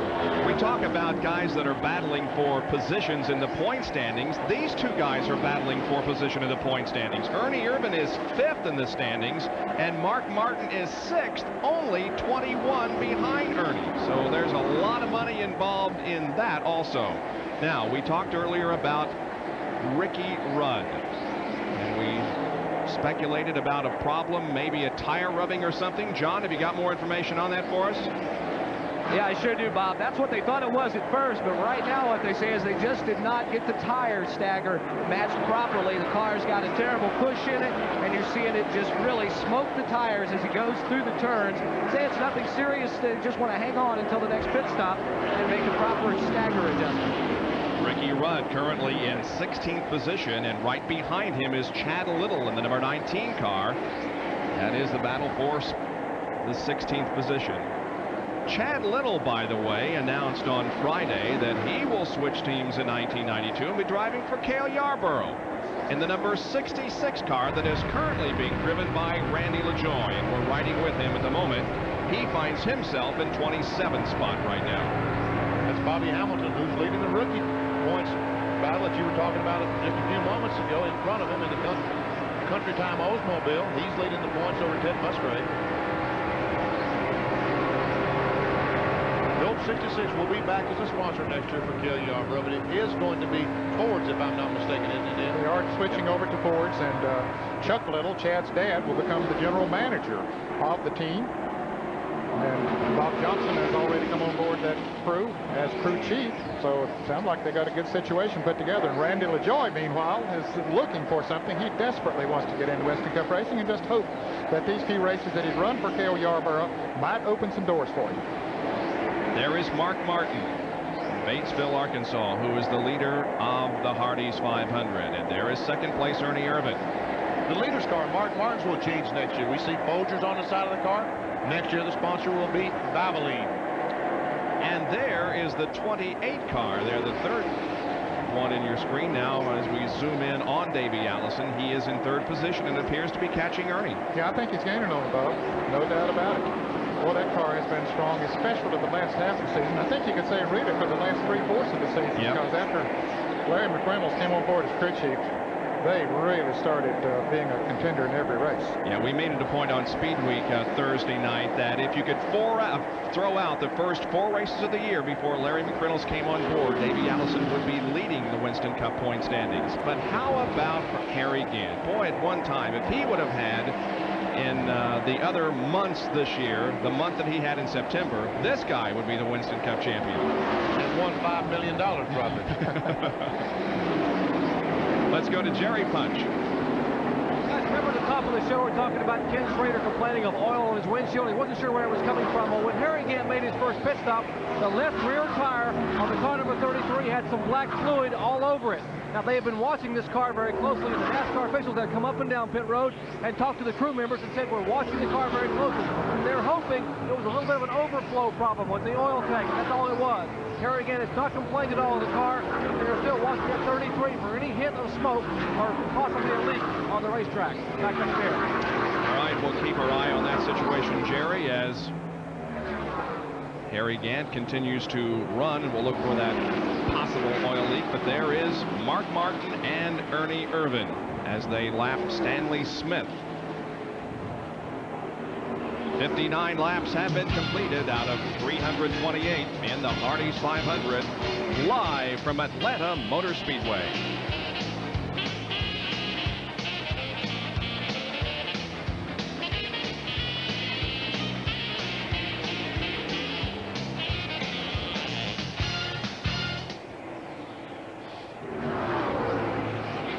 You know, Ned, I saw that grease on the camera a little bit ago. That looked like wheel bearing grease. 5, 4, 3, 2, 1. It did look more like that than oil. Testing 1, 2, 3.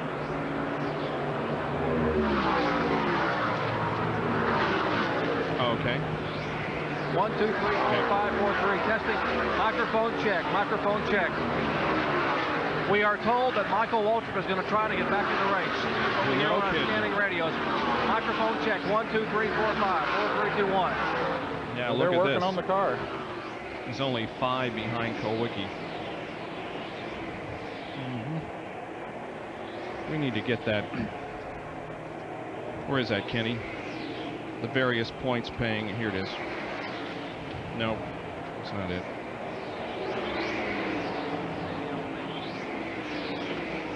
Soundbite 3. Could you find that for me?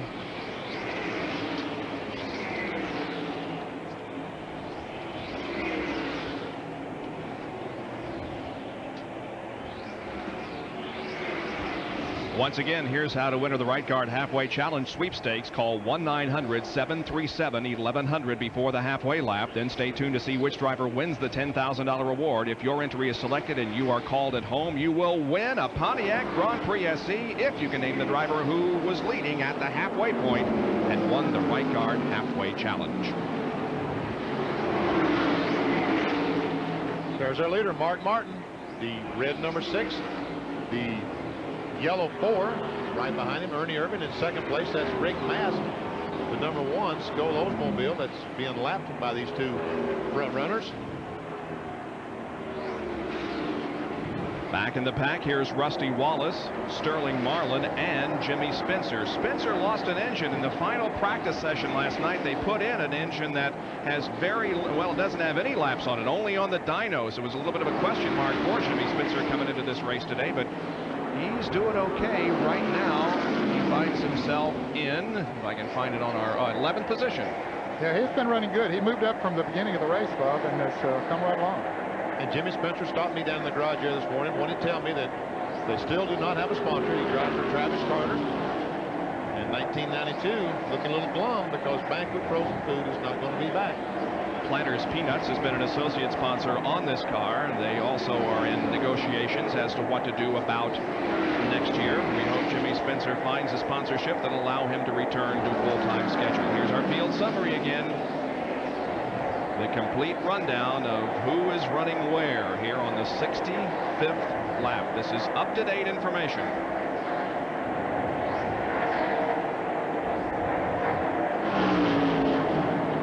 Ken Schrader now beginning to move in on Sterling Marlin. Ricky Rudd not having a good day. He just was passed by Dale Jarrett. The Nine brothers running 21st and 22nd. Darrell Walker still way back in the pack. His car is just not handling too well. I've noticed him in the turns, and it's just not going very well for him. Hamilton and Musgrave there, 28th and 30th. Those are the two Rookie of the Year contenders.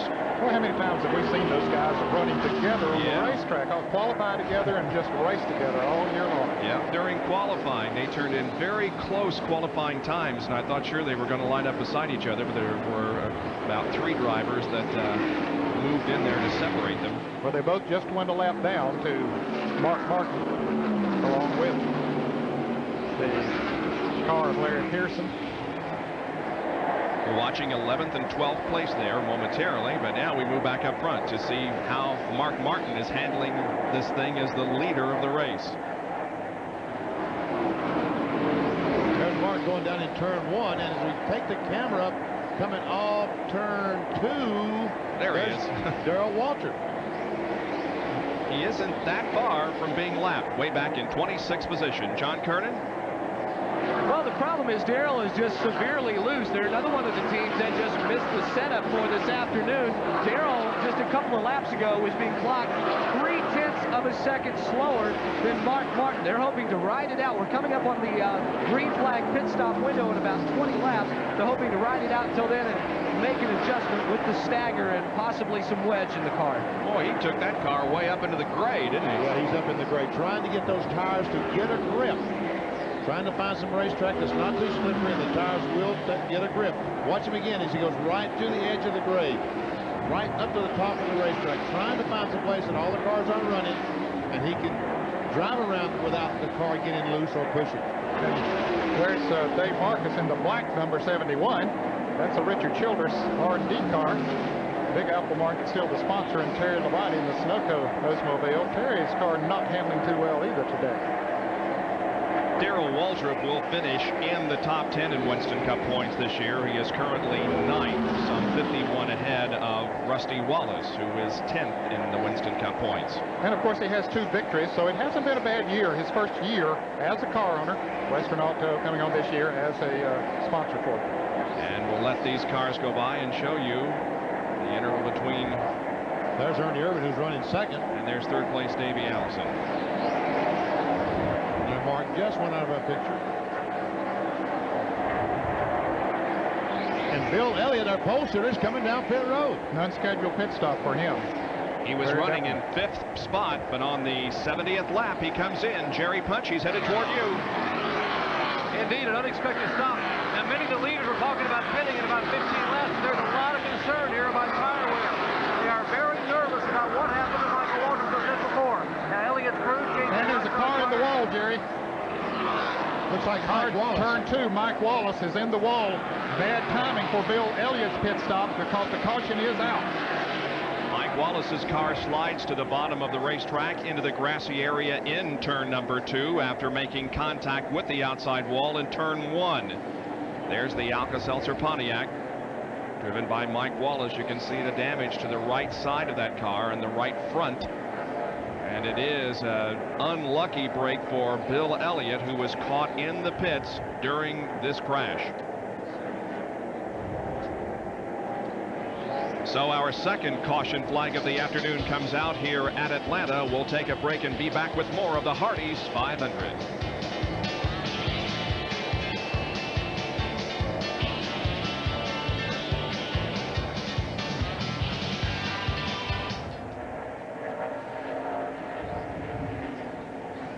Sorry to jump all over you, Jerry, but I really thought that play. That's okay. That was a right rear tire on Elliott that Elliott had, and apparently the same thing with Mike Wallace. That's here on the radio that he cut a tire. So, boy, there's a lot of nervous folks down here. Oh, you see, let me tell you why that Bill Elliott was the guy, the first guy to pit, because of what happened to Phil yesterday. See, Phil, both of his tires was blistered. Really? And he blew the right front. But the right rear was blistered on the car. So the Elliott crew knows. Look, the hood on that 66 car is broken. Oh, he did. But anyway, that's why Bill Elliott pitted, because of what happened to Phil yesterday. Good point.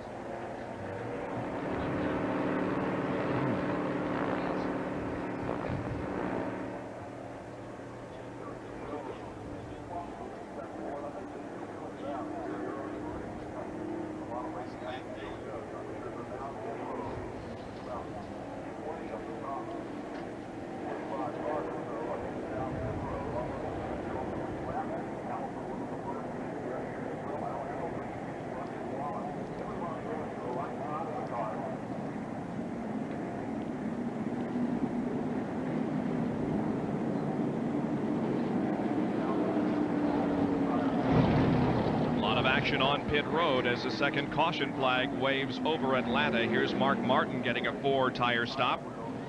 Crew working on the left side of that car. Davey Allison heads off of pit road. So does Ernie Irvin, and Mark Martin just beats Ernie Irvin off of pit road. And Dale Earnhardt comes out 4th, so he picked up 3 or 4 spots on that exchange of pit stop. The track crew is in turn number 1, cleaning up the debris caused by the Michael Wallace crash. We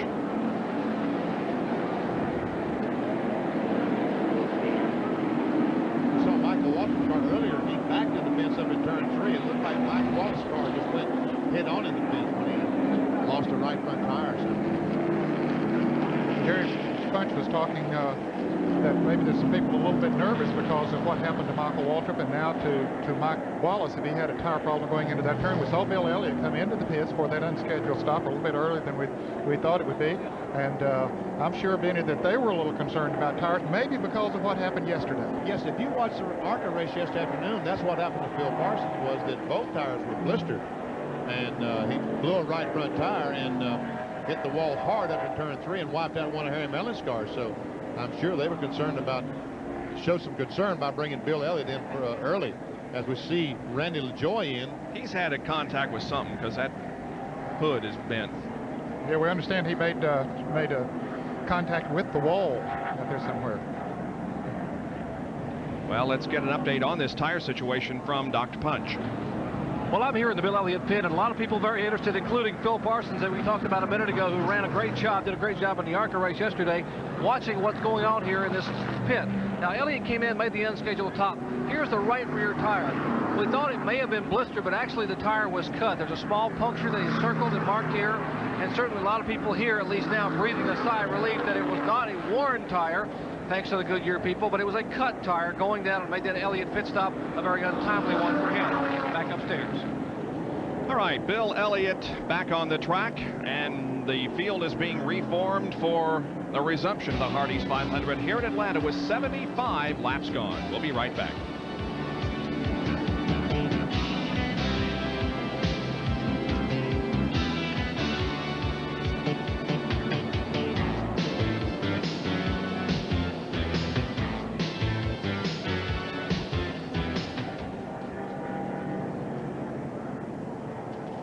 Yep, I got you. Okay. Yep. Right. I got it.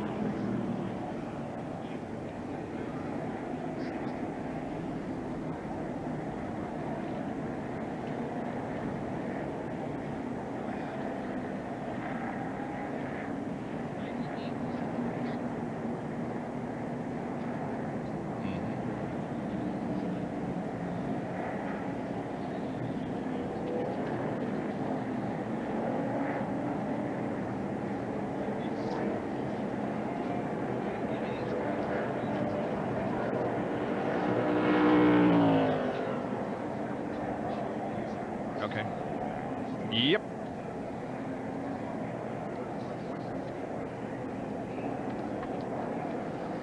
We do need to establish the 98 is out of the race.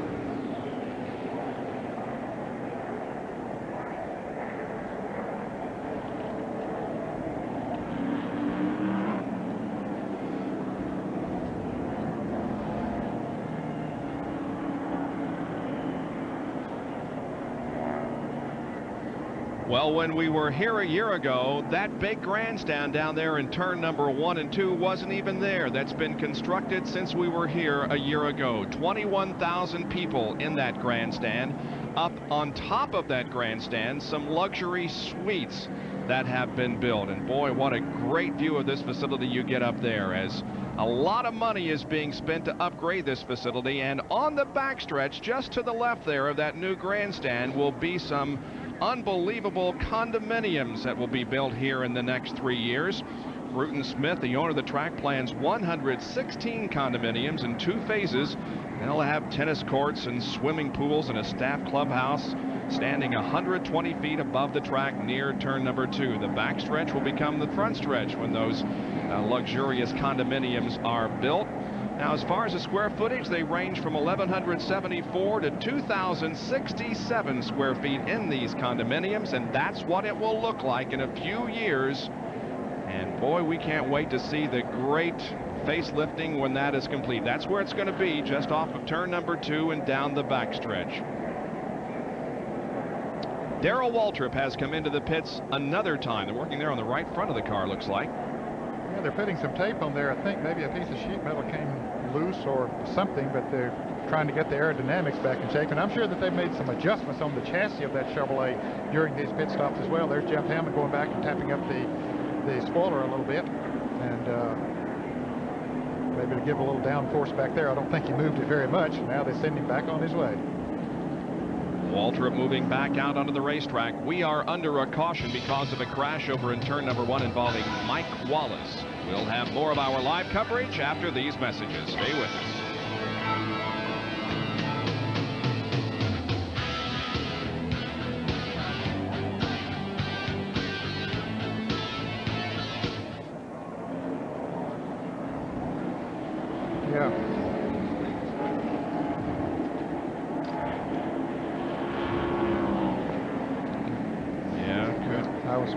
Wondering that same thing. Okay.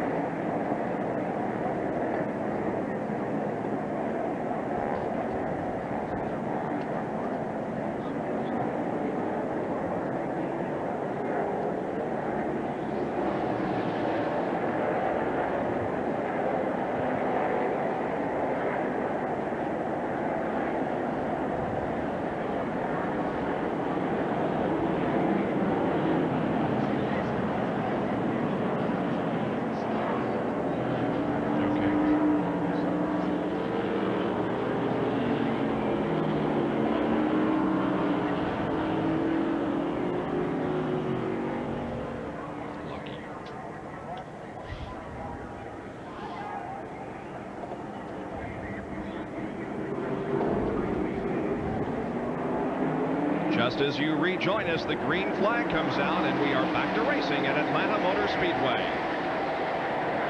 Now, Bill Elliott there was in front of Mark Martin, who is leading the race. Elliott was in the lead lap, Bob, as a result of that unscheduled pit stop, but he didn't get a good jump. Now he is 1 lap down. And he did not get a very good start, Ned. I don't know what the problem was, but you're right. A very, very poor start. We're told that Sterling Marlin in the 22 car was having a flat tire. The tire was going down as the caution flag came out. A good break for him. Mike, I was going to say Mike Wallace, who was involved in that crash, did get out of the car just before he hit the wall and turned on. The 98 car had a problem. And he had an engine to go sour. That was Jimmy Spencer in the Vanquish Chevrolet, who had been running so well. And I don't know, he might have put some oil down, maybe caused Mike Wallace to get into the wall. But anyway, both of those drivers and cars out of the race. Here comes Earnhardt. He's all the way up to third. Because Bill Elliott is, in fact, a lap down. The second car, the blue car, the Coors Light car, a lap down after an unscheduled pit stop with a flat tire. And for those of you just joining us, Dale Earnhardt has clinched the Winston Cup Championship. He did that by simply taking the green flag and completing a lap. Now he wants to win this race. He is currently third behind Mark Martin and Ernie Irvan.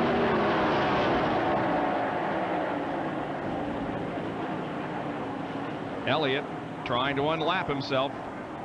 Boy, did he close up on Mark Martin coming off turn 4 and pulls alongside and goes by. He may not have had a very good start, but he's got the car running well now. That looked like Awesome Bill, didn't it? That's right. The old Awesome Bill. Yeah, we've seen him before. What about that time at Talladega when he got about 5 miles down and made it all up under the green flag? Yep. Well, he's strong here today. And he has no choice now being able to run hard. He had to punish that car, get up there and get around Mark Martin, and now he's got to stay out in front of him and hope for a caution. Ernie Irvan, meanwhile, is closed up on the back of Mark Martin and challenging for the lead of the race.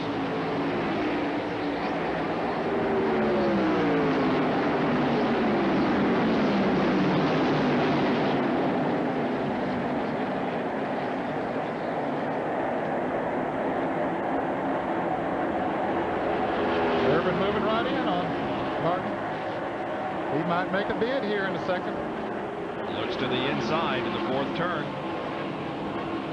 Every 15 minutes we're going to give you a field summary, up-to-date information on where they're running. As we get a little farther down in the field, one driver that will be in the pits while that's coming on will be Terry Labonte, an unscheduled pit stop for the Sunoco Oldsmobile as Ernie Irvan looks to take the lead. And he is going to do it. Yes, he did. Got a good bite coming off turn 2 and takes the lead. Ernie Irvan goes to the front. And meanwhile, Dale Earnhardt has closed up on the back of Mark Martin. Now here comes Davey Allison. He's right behind Earnhardt. First 4 cars very close together. Davey Allison looks to the inside of Earnhardt coming off turn 4. Does not make a bid. Terry Labonte, I'm told, had a right rear tire flat when he made his unscheduled pit stop. And fellas, we talked about Mike Wallace when he hit the wall down there. We first speculated that he might have run over something and cut a tire. They are saying now that that is what happened, that he didn't get the oil out of Jimmy Spencer. Davey Allison still trying to wrestle that 3rd position away from Dale Earnhardt.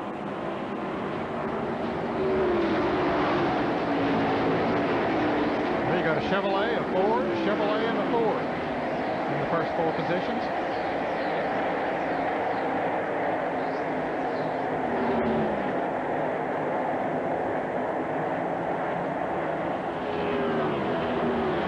Back in the pack, meanwhile, the number 53 car being driven by Bobby Hillen this weekend, Brett Bodine and Jeff Bodine. The Bodine brothers running bumper to bumper. And that is 16th, 17th, and 18th. And there's caution, there's trouble. Kenny Schrader has hit the wall in turn 4, causing a traffic jam, but no other car involved in the incident. And Schrader's car comes to a rest just off of turn number 4 here on the main straightaway, and heavy right side damage to the Kodiak Chevy. Oh, Lord, of course, Schrader won the race here in the spring at Atlanta for his only victory. I think that's right. No, he won at Dover, didn't he? Also. Yeah, Schrader has won twice and is in 8th position in the point standings. Bill Elliott Bill Elliott did, in fact, get his lap back. Bill Elliott got his lap back. And there is Ken Schrader as we pick up the replay, who had already made hard contact with the fourth turn wall and slid all the way against the fence for the most part, down to where it is stopped, just outside of turn 4. Let's go to Jerry Punch. Ken Schrader, first of all, is okay. Just talked to crew chief Richard Broom here in the pits. He told Broom that something just broke in the right front and the car veered directly up into the wall. They're trying to discuss whether they have any chance at all of fixing this car, but obviously the damage is pretty severe and the car remains crunched against that outside retaining wall. Now Schrader climbs out of the car and runs down across to the infield, and the crew will be there momentarily. The good news is Schrader's okay. The bad news is that Kodiak Chevrolet used up big time. Back upstairs. That's unbelievable. This guy just hit the wall at 180 miles an hour, and he runs across, leaps the wall. Schrader. Yeah, just like there was nothing to it. Well, Ken becomes the third driver to taste the concrete here at Atlanta yet today. That's Michael Waltrip, who had a crash up in turn 3, and Mike Wallace. And now the pit stops begin. Well, they're going to take every opportunity, Bob, to come in and get new tires on those cars. Let's go to the pits and Jerry Punch. I'm sure the crews don't like having to work this often, but they are getting a little bit of a relief, and they can watch this tire wear very closely. And indeed, Steve Meal and Robin Pemberton will leave for the last time here in the Jack Roush team. Get prepared to work on the Folgers Ford as Dale Earnhardt and others come in for their pit stop. So 4 on the bottom, that's Ernie Irvin, and the Chevrolet 6 on top, of course, the Ford of Mark Martin. The two principals that have been leading in the early part of this race. Right side tires and a major chassis adjustment on the outside of the car number 6 of Mark Martin. Only 2 tires for Ernie Irvin. He is down and away. He follows Dale Jarrett back on the track in turn 1. And Mark Martin's left side tires are on. He pulls around the Jet Motor machine and heads back to turn 1. Back upstairs. Mark Martin lost a little bit of track position, but he got 4 tires, and Ernie Irvin only got 2. Yeah, and there were several others that didn't take on any tires. Dale Jarrett, Morgan Shepherd, and I think Sterling Marlin did not take on any tires. Davey Allison only got fuel that time. 89 laps have been completed. We're under our third caution of the afternoon as ESPN Speed World is on hand at Atlanta Motor Speedway for the final race of the 1999 Winston Cup season.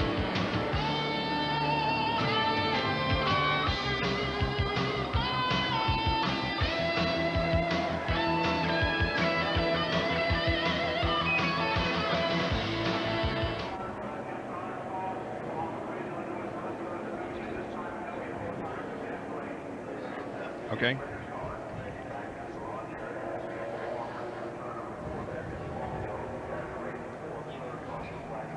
Oh, the evening? Yeah, yes, okay. Please.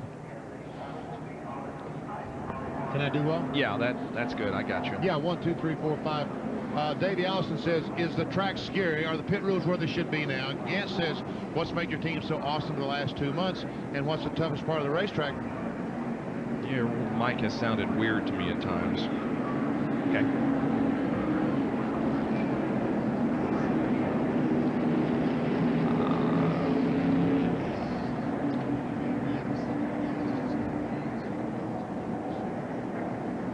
Yeah, okay. Okay. Okay. Okay, good.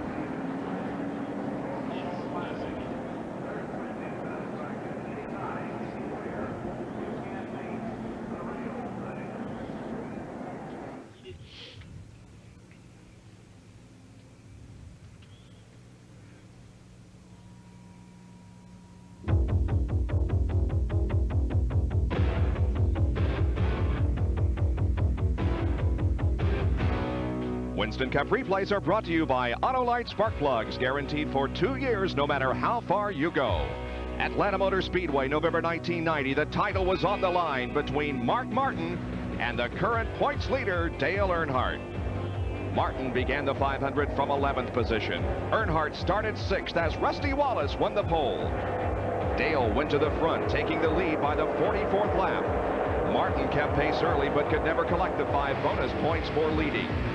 Mark had led the Winston Cup points battle for 16 races before losing it at Phoenix. He and his team tested 6 cars at Atlanta in a 3-day session and chose a Robert Yates prepared Ford, the one that Davey Allison had driven at Phoenix. But then Mark began to struggle. And in fact, he went a lap down due to 3 straight green flag pit stops. His 6th place finish ended his hopes of his first Winston Cup championship. Morgan Shepherd drove to victory that day, his first since 1986, making him the 14th different season winner. Crossing the line in 3rd position was Earnhardt, giving the Richard Childress crew something to cheer about. It was Dale's 4th Winston Cup championship and that $1 million bonus.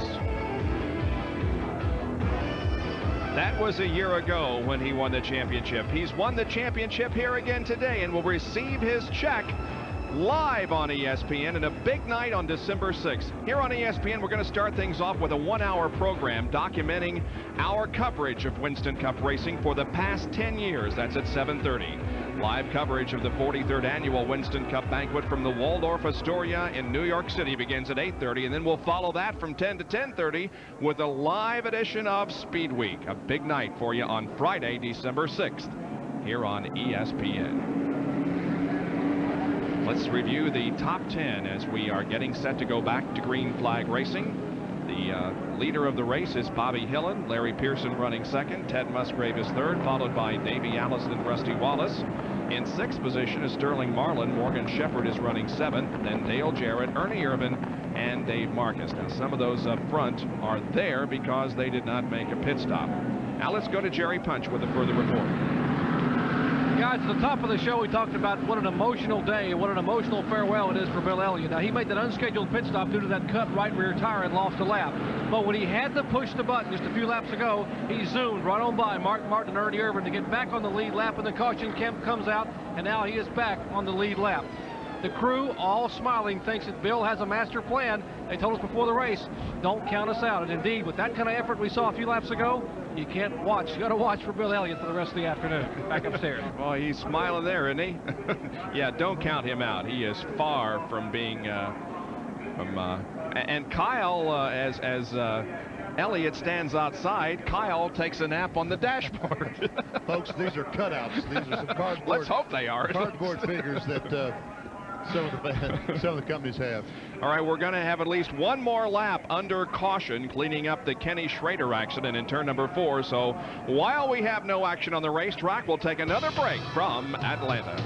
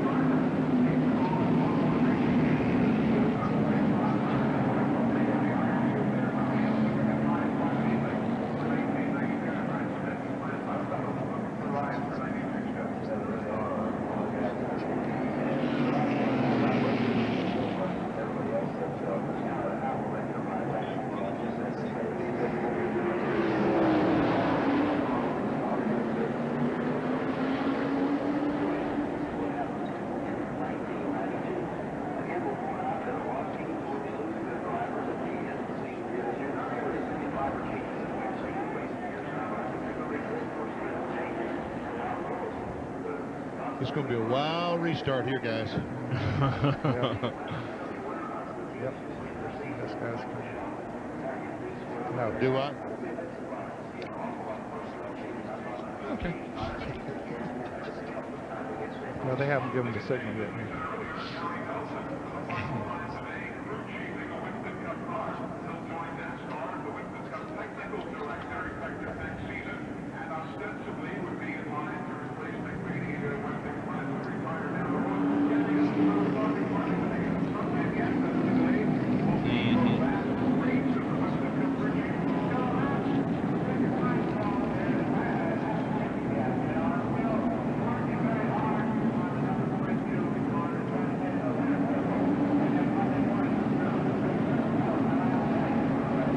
Back at Atlanta Motor Speedway, the leader of the race is car 53, Bobby Hillen, and there is his pit area. But there's a little bit more to this story than meets the eye. There's a definite tie-in between this team and Richard Childress, and Jerry Punch has more on that.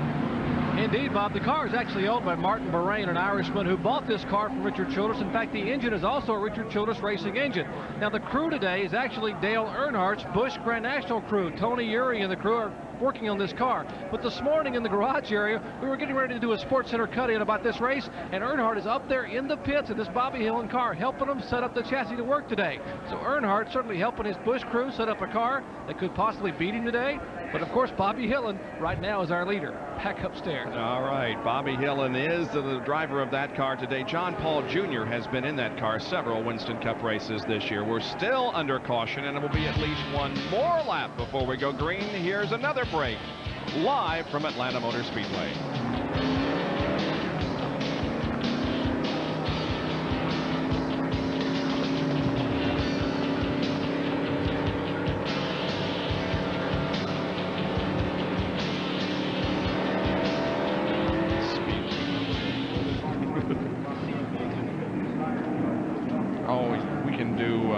We can do basketball, and Benny can burn me on the IU loss the other night.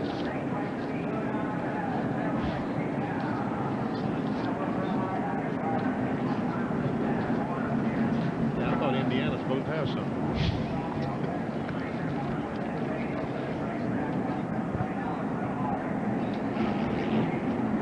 What promo? I don't even have CFA.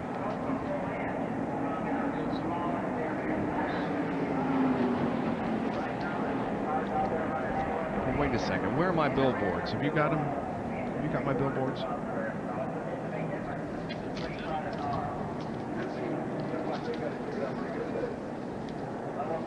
Don't do billboards yet. I can't find them. You're here. You're right about that. I got them. Okay. So Thank you, but Kenny. fail. Yeah. Calm as can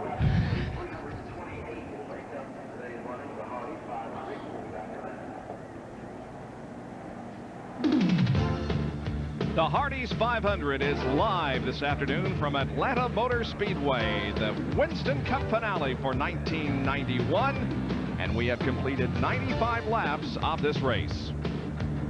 Our Speed World coverage is being brought to you by Buick and your local Buick dealer. Remember Buick, the new symbol for quality in America.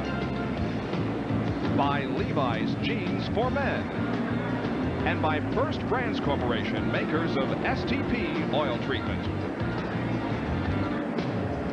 CFA football action coming. How about that game yesterday, huh? Miami, Florida State. Miami came out on top. They're the #1 team. They're going to be playing Boston College this coming Saturday, November 23rd.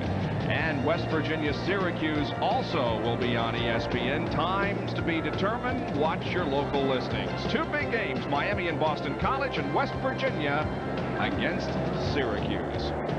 This has been a very long caution period, caused initially by Ken Schrader's crash in turn number 4, but we are getting set to go back to racing. And this is going to be a very wild restart because we're going to have cars, slow cars, fast cars, and even faster cars scattered all through the field.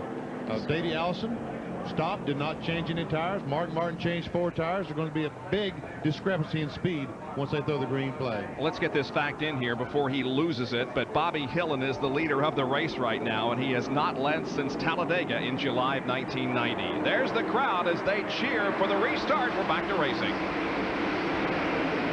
Chad Little on the inside trying to get a lap back. He's a lap down. He figures this is his best chance right now, while the real fast, not that Bobby Hillin isn't fast, but he's not as fast as Mark Martin, some of those that we've seen running up front. So he figures this might be my best chance to get a lap back, and he is trying desperately to do that. Little and Hillin going wheel to wheel. Look at Davey Allison, though, on the bottom of the racetrack. Here he comes. I'll tell you, new tires are hopefully going to help that thing. He's coming up through there. Come on, Davey, back off. There you go. Yeah, you got time. I was afraid he was going to try to make it 3 abreast. He will now. Watch this. And Davey is going to drive toward the front. They come off of the second corner and go down the backstretch. Now they're 3 wide. And let's see, Allison, is he going to do it? Well, Chad Little wisely backed out, Bob. And now Allison and Hillen are side by side, and Allison will take the lead. Now let's go to John Kernan, who can update us on what they did to Allison's car. Well, Bob, the tire wear that they have been checking down here has not been that bad on Davy's car, so they opted just to top off the fuel tanks. However, he was been running just a little bit too tight, so they loosened the car up just a bit, and they feel that they can run out there with the other cars and lead this race for quite a few more laps. Say they hope to lead it up until their next pit stop. Well, I think I was a little premature in saying that Davy was going to get the lead and drive away, because Hillen is right there, and they're running side by side. Yeah, it hasn't been that easy for him. Now he is. Rusty Wallace is right there in third. Here comes Rusty, and he takes that spot away with ease. So, can Rusty get up and challenge Davy Allison? Well, we haven't seen or heard that much of Rusty so far today, but he started way back in qualified on the second day in 24th position. Earnhardt is caught in some traffic along with Dale Jarrett and Bobby Hamilton and Mark Martin. I would say that's an understatement because of traffic. Big group of cars. Three wide going to one. You're right, Benny. It's going to be wild. That's what Dale Jarrett's seeing on his windshield. He's trying to go by on the outside, but he's wondering, is Earnhardt going to be on the inside? Is he going to come off turn 2, 3 abreast? I hope they make it. Chad Lippel backing off. Dale Jarrett also backing off. You heard him get off the throttle. Look at this. Well, they're definitely 3 abreast there with Rick Maston, Larry Pearson, and Chad Little buck a little bit as they come off the corner. Boy, this is the wreck waiting to happen. Yeah, it is. Well, Jarrett decided he'd rather be down on the inside, so he got out of that outside groove, got behind Chad Little, but Harry Gant goes by on the outside. Couple of Chevrolet side by side. Earnhardt, the black 3, the yellow 4. That's Ernie Irvin on the outside, and Earnhardt goes up the hill, and fortunately Ernie went with him. Here comes Mark. Look at this, 3 wide off the corner. Martin to the inside. The meat in the sandwich is Earnhardt and then Irvin. And Morgan Shepherd comes up in the 15 car. And Mark Martin was the guy that backed out. I thought he had the preferred groove down on the inside, but he said, hey, this is not going to be too smart. We're too early in this race to take any chances, so he backed out. He said, I'll get a run at him again. This is exactly what I was talking about at the top of the show when I said we're going to see some real racing. You know, if Earnhardt and somebody else was racing for a championship, these guys could not get that close to it and take a chance to eliminate who's winning $1 million. But now they don't mind. Earnhardt has already won the championship, and so it's every man for himself. Meanwhile, up front, Davey Allison has checked out as we watch out the windshield of Morgan Shepherd's Motorcraft Ford. Still some heavy traffic there behind Shepherd. That's the winner last year, that 15, Morgan Shepherd, currently 9th. There is Allison, and the advantage that he has on second place, Rusty Wallace, and third place, Bobby Hillen. And now Dale Earnhardt and Mark Martin are running together again. Looks like 1990 all over again, doesn't it? And these fellows were racing for $1 million, but this time, all they're racing for is pride and position on the racetrack. They're battling for 6th right there.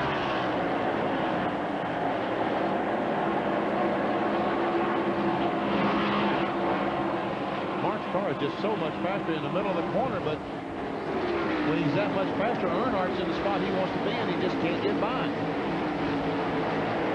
Still a lot of traffic. The 12 car is Hut Strickland, Derry Cope, also Darrell Waltrip, Bill Elliott involved in this group of cars, and so is Ricky Rudd. Greg Sachs in the car number 47, Dave Marcus in the black number 71 Chevrolet. Heavy traffic. Derek Cope having a good run here today. Now Martin will try the high. So he gets the car sideways, smokes the tires. He said, I don't think I'll try that anymore. Here's another field summary. This is how they're running. The last lap. Look at Larry Pearson, 10th. Good run for Larry today. Kellogg's Cornflakes Automobile. Petty up in 14th. Rick Wilson, the Snickers Good 15th. Good run for him. But look at old Ted Musgrave up in 11th spot. Well, he's being passed right now by a bunch of cars over in turn 4, but he is having a good run. Still 3 abreast racing back in the pack. Rudd and Elliott trade some paint. And now Dale Earnhardt goes inside of Ernie Irvan.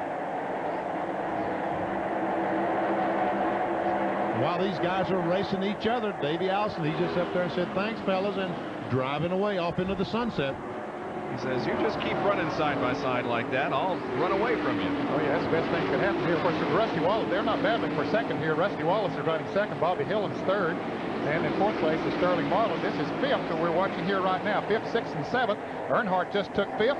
Martin just took sixth. Ernie Irvan shuffled back to seventh. Irvan got the car up a little bit high in the corner, allowing both Earnhardt and Martin to drive below him. And Davey Allison, there he is, now is running all by himself. But is Davey Allison completely happy with the way this thing is running and handling? John? No, Bob, as unbelievable as that may sound, Davey says, hey, the car is still pushing. It doesn't want to turn to the left when I get into the turn. So the crew is working very hard. You might call it about a $100,000 bonus that they're looking at, the difference between second and third in the points. Not only are they trying to win the race, they want to finish second in the points, and they are just working down here. Ryan Pemberton measuring tires to make sure the next set is properly staggered. They've also gone as far as to pull a spring out of one of the boxes that would match the type of spring in the car, and they've found a rubber that will fit in there perfectly just in case they need to do that on the next pit stop.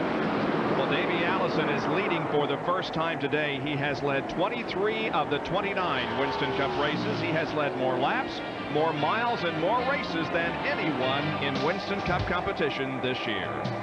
We'll be right back.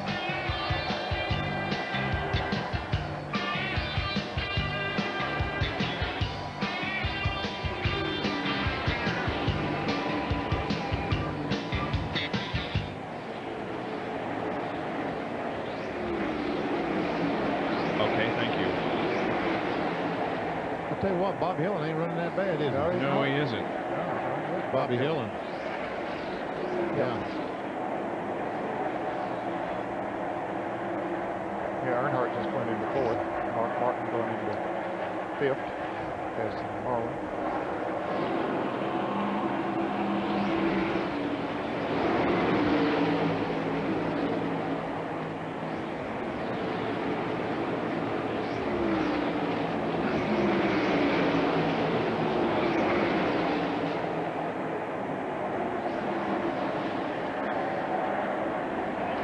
Good. I think so. Yeah, I think so. Yeah. Hey, I've got an update. I'm with Richard Childress. I've got an update for you on Mike Wallace. They taken him to the hospital with a shoulder injury. Okay. That's what the word we're getting. Thank you. No, thank you.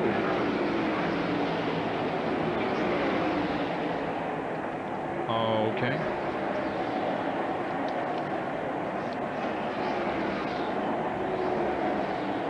Did you take my billboards, Lynn?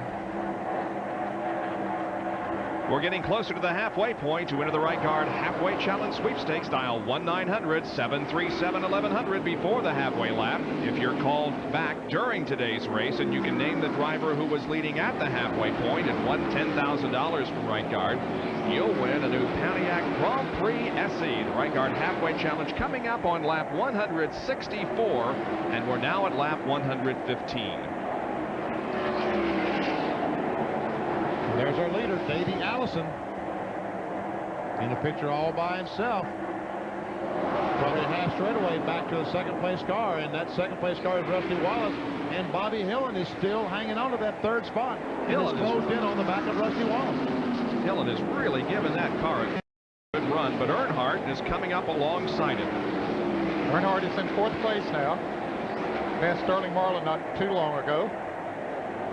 So that's second, third, fourth, and fifth we're watching on the screen there. Well, the champion has been crowned, and the championship car owner has been crowned also, and Jerry Punch is with him. Richard, congratulations on the championship. But right now, what you're watching is two of your race cars. Your car with Earnhardt aboard, and a pretty stout race car, an R&D car that you sold to Martin Lorraine, and Bobby Hill is doing a well of a job in. Yeah, you know, he's running some stuff in this race that we want to see how it's going to do next year, and Bobby's doing a good job, and Dale, Tony Erie with Dale's Bush team, they're taking care of the car. Now, all them guys worked hard this week doing a real good job. They're giving us our money's worth. So you're all smiles. Whatever you're testing in the motor, that 53 car is working pretty well. That engine's awfully stout. Yeah, we just need a little bit of help for next year, and we got our car loosened up, and it's running better too. So we want to try to win the race. And what about the 71 car, Mark? That's a different chassis setup. We've been testing it, and Dave's done a good job. We just want to try to get in shape next year to make a good run for us. The championship car owner with two other R&D cars here in today's field. He's still smiling from ear to ear, guys, back upstairs. Yeah, there's been some conversation going around there that there's some disharmony or whatever on the Earnhardt crew. Well, Friday, Dale Earnhardt and Richard Childress had a press conference. They stood side by side and said, we're going to be back in 1992, back in 1993. We are the best of friends. Rusty Wallace beginning to back up just a little bit. He has been passed by Dale Earnhardt, and now here comes Bobby Hillen up. And Harry Gant is going to be right there also. And Davey Allison has either a problem or he got in trouble with 49 car a little bit ago because he has slowed down dramatically. Let's go to John Kernan. Well, he's radioed in. He says, Larry, Robert, it's missing really, really bad. But Davey now has said he's radioed back and said that the miss is cleared up. So just a very tense moment here in the pits. They were scrambling. What he might have done, we haven't been able to talk to Larry McGrill, but he might have switched the ignition. They do carry two engine ignition systems in those cars, and usually it's just a matter of reaching over and throwing a switch. But man, they were really hustling down here just a minute ago. Very, very, they were just sitting a tizzy, you might say, Bob. What could that be all about? What would cause the car to miss like that for just a short time? Well, they could, as John said, could have lost one ignition system, and maybe David thought real quick and flipped over to another system. Well, the guy on the move at the moment, as we watch the field come through, is Harry Gant. The number 33 Skull Bandit is fast. Now, look at the back end of that car. You can see the oil on it, and remember earlier in the race, there was some speculation that he may be losing some oil, and there is evidence of that on the back end of the car. We're told that the 28 car, the engine actually stopped, and Davey flipped on a different ignition system, and the engine started back up, and away he went. Had to be a scary moment for him. Wow. But now look at both Earnhardt and Mark Martin as they close in on Davey. Yeah, they closed dramatically on that one lap when the engine stopped, but even since it's running again, they're closing in every lap.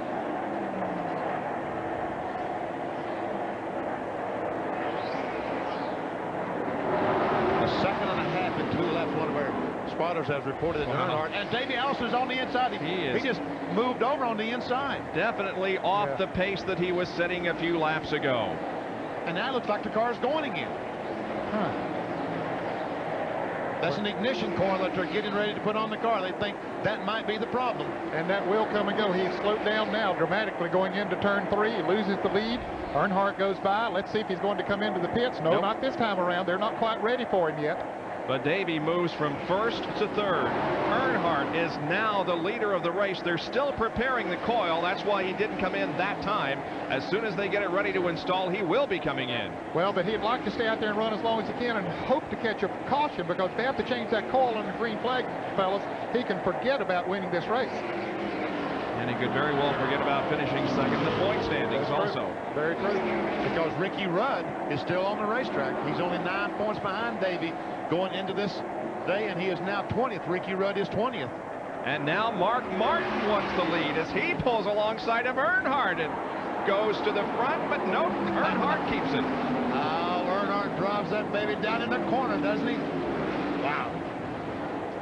Mark said, why did he do that? I had to leave. Don't you know that Dale Earnhardt had the ideal situation coming into this race? He knew he was going to win the championship. He knew he was going to win the $1 million, but he also knew that he could drive like Dale Earnhardt likes to drive to win the race. you know, I had no idea really how far they'd backed up on the engine the last few races, trying to be assured of winning that championship till that press conference Friday when Earnhardt and Childress talked about it. And Childress admitted they had probably backed up 30 horsepower on Dale so they could be assured of finishing the races and winning the championship. He said, for this race, we got that 30 horsepower back. And you know, we're seeing Earnhardt in the lead right now, but he hasn't been in this position all that much, at least recently. This is the first time that he has led since Charlotte, and since his win at Talladega, he has led only 123 laps. Here comes Harry Gant to pass Davey Allison. I think Davey's staying out there now. He's not running that bad. He is losing some time to the leaders, but he is still, even after Gant passes him, is in 4th place. And he would like to see a caution. Looks like they got that coil ready to go on, John Kernan. Well, I just talked with Joey Knuckles, who's been working on the coil. He says the only way that they will come in right now under green is if it shuts off all the way. Davey, they have checked out the problem. Davey has analyzed it inside the cockpit of the car. He says it is an electrical problem. He says that the tachometer just went up to 11,000 RPM. Now, if that were true, that engine would not still be turning. So definitely an electrical problem, but they will not bring him in until it shuts off completely. Well, Earnhardt scared Mark Martin to death going down in turn 1. That's for sure, because watch this. This is going down in turn 1, and they touch. Just barely, but they touched. Mark got a little bit loose in the corner as they went around in turn number 2 and lost a little bit of racetrack between himself and Earnhardt. And now Dale has a 8 or 10 car length advantage.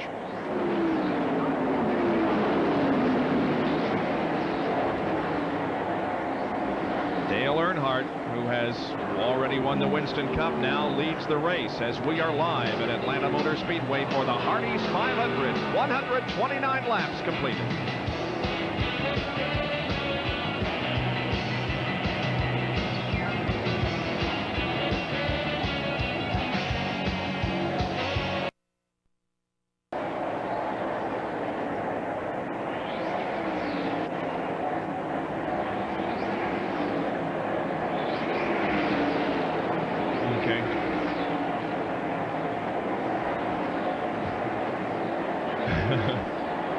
Regularly scheduled pit stop here. That's why I kept saying that they're waiting for caution. I figured they would listen to it. Neil, I can hear you fine when I'm talking.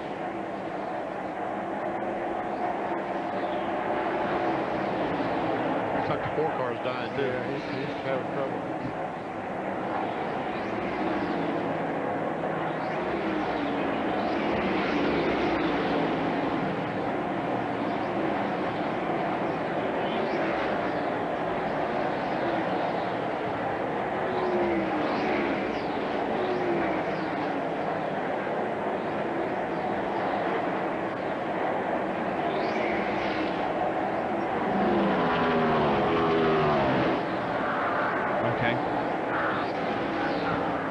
The crew cam is being worn by Joey Knuckles of Davey Allison's crew, and you can see the huddle that's going on right now, trying to decide what to do. The car is getting slower and slower.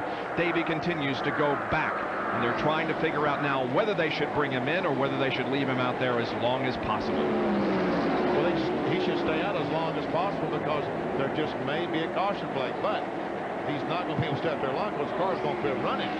And that graphic you saw there was an interesting point. Davey had his worst finish of the entire season here in the spring race when he finished 40th. He'll be in this lap. His car is just going too slow. He will be in. Look, in the corner, he seems to pick up again, but he's staying out. He's staying out. Nice call, BP, my man. This goes to show how well I'm keeping up.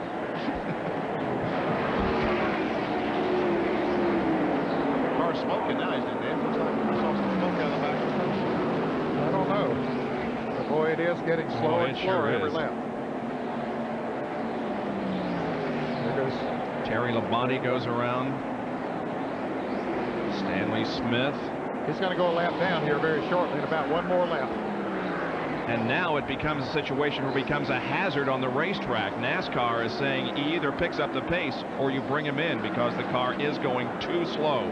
John, are you there? Yeah, I sure am. What we think now, the battery might be dead. Now, this morning, whenever I was going around talking to some of the crew chiefs, They had just gotten ready to take the car for inspection, but they found out the alternator had broken, so they had to replace the alternator this morning, and maybe they have had another alternator problem, as I'm told now that his engine has stopped and maybe should be coming into the pit shortly. He has been lapped by Dale Earnhardt, the leader of the race, and the guy that carried so much momentum into this contest is going to be headed for pit road. His last 3 finishes, a second at Charlotte, a win at Rockingham, and a win at Phoenix. And there goes Harry again, who has passed Martin for that second spot, as we saw Martin, our third place car, go by, and Davey Allison is coming down pit road. He could be relinquishing second place in the points here. The difference between second and third place in the bonus points, bonus money, $330,000 to the second place finisher and $225,000 to third place. The crew swarms over the car and goes to work. And they're probably going to change everything that's reasonably easy to change on that race car, not knowing exactly what it is, as Bobby Hamilton comes down pit road and makes a pit stop. But, you know, certainly they'll change that coil that we saw sitting out there. Mark Martin coming into the pits right now, too. Jerry Punch, is this a scheduled pit stop for Martin? He slowed down a little bit on the racetrack. Absolutely not, man. This is an unscheduled stop. Martin thinks he has a tire going down. They thought it might be a right side tire. They said, well, maybe it's a left side tire, so they can't take any chances. They're going to have to change all 4 tires. An unscheduled stop, and they bring that Folgers forward to a halt. The right side tires are already coming off with Robin Pemberton. Left side lug nuts have been taken off. They clean the windshield. They come around to the left side, and they will jack the left side up and now put left side tires on. A tough break for the Jack Roush team. Mark Martin, who was running in second place, now making an unscheduled stop with 4 tires down. He is turn 1. Let's go back up pit road and check in with John Kernan. Jerry, the Robert Yates crew is working furiously. They're replacing the ignition coil right now. They've got another ignition box to put into the car, and also the battery will be replaced. And Davey just sitting here, and you can just see the utter disappointment on his face as he cannot believe this has happened to him. Jerry? And we just found out that it was a left rear tire flat on Mark Martin's Ford. That's the problem, is they roll the tires now behind the wall. A tough break for Martin, but it was a left rear tire, was definitely going down, so it's a good thing they made the stop, or he too could have ended up in that concrete wall. Back upstairs. And there's also action on pit road with Bobby Hillen in the 53 car as he comes in. I think this would be a scheduled pit stop for him, maybe, Bob, because, see, he did not stop on that last caution, and that's what got him so far up front. As a matter of fact, he has run about 65 laps, it looks like. Yep, this will be a scheduled pit stop for Bobby Hillen. Bobby, by the way, was the fastest second-round qualifier and 13th fastest overall. Began this race from 21st position since he was a second-day qualifier. They're changing the left side tires. Now they have the work complete, and Bobby Hillen rolls back out. Big A Auto Parts on-track interval comparing 5 consecutive laps. We timed Earnhardt and we timed Harry Gant, and you can see the steady interval that is being closed by Harry Gant on Dale Earnhardt. He picked up 7/10 of a second in those 5 laps, and Gant right now is getting closer and closer to Dale Earnhardt. The interval went from 3.4 seconds on lap 129 to 2.7 on 133, and as Benny said, the interval continues to close as Earnhardt leads and Gant runs second. Well, as they run on this racetrack, get some rubber on there and some heat on there, heating up, the tires heating up a little bit, that's to Harry Gant's liking. That's the kind of a racetrack that he likes to run on. And the 28 car has fired again. Davey Allison's car is going, and they're pushing it back on pit road, and now they're holding him there. A 15-second penalty because he entered pit road. He entered too fast? Well, I guess that's what they say. Anyway, Davey Allison now goes back into competition. You're watching live coverage of the Hardee's 500 Winston Cup race here on ESPN, and we'll be back in just a moment.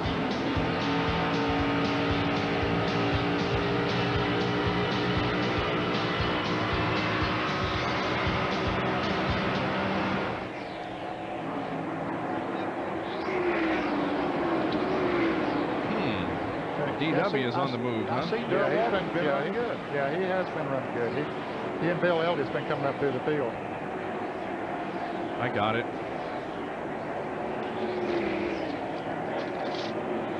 Petty at Rockingham, right, his only win on ESPN.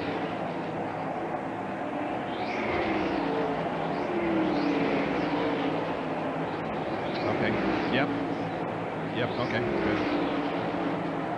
Where is he? 43, 27.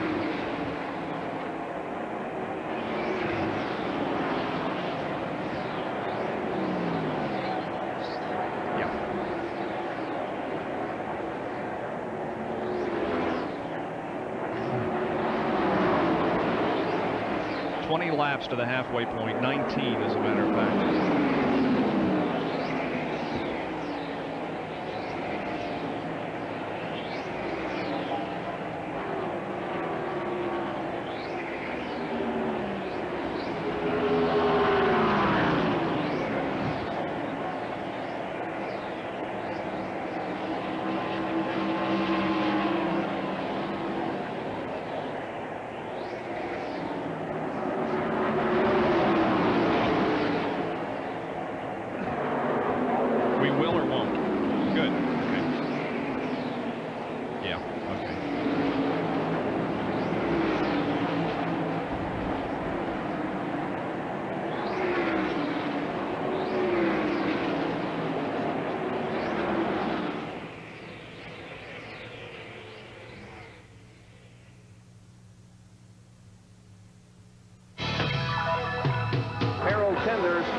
The white flag to Bill Elliott and Richard Petty. This is the final lap at Rockingham, less than a mile to go.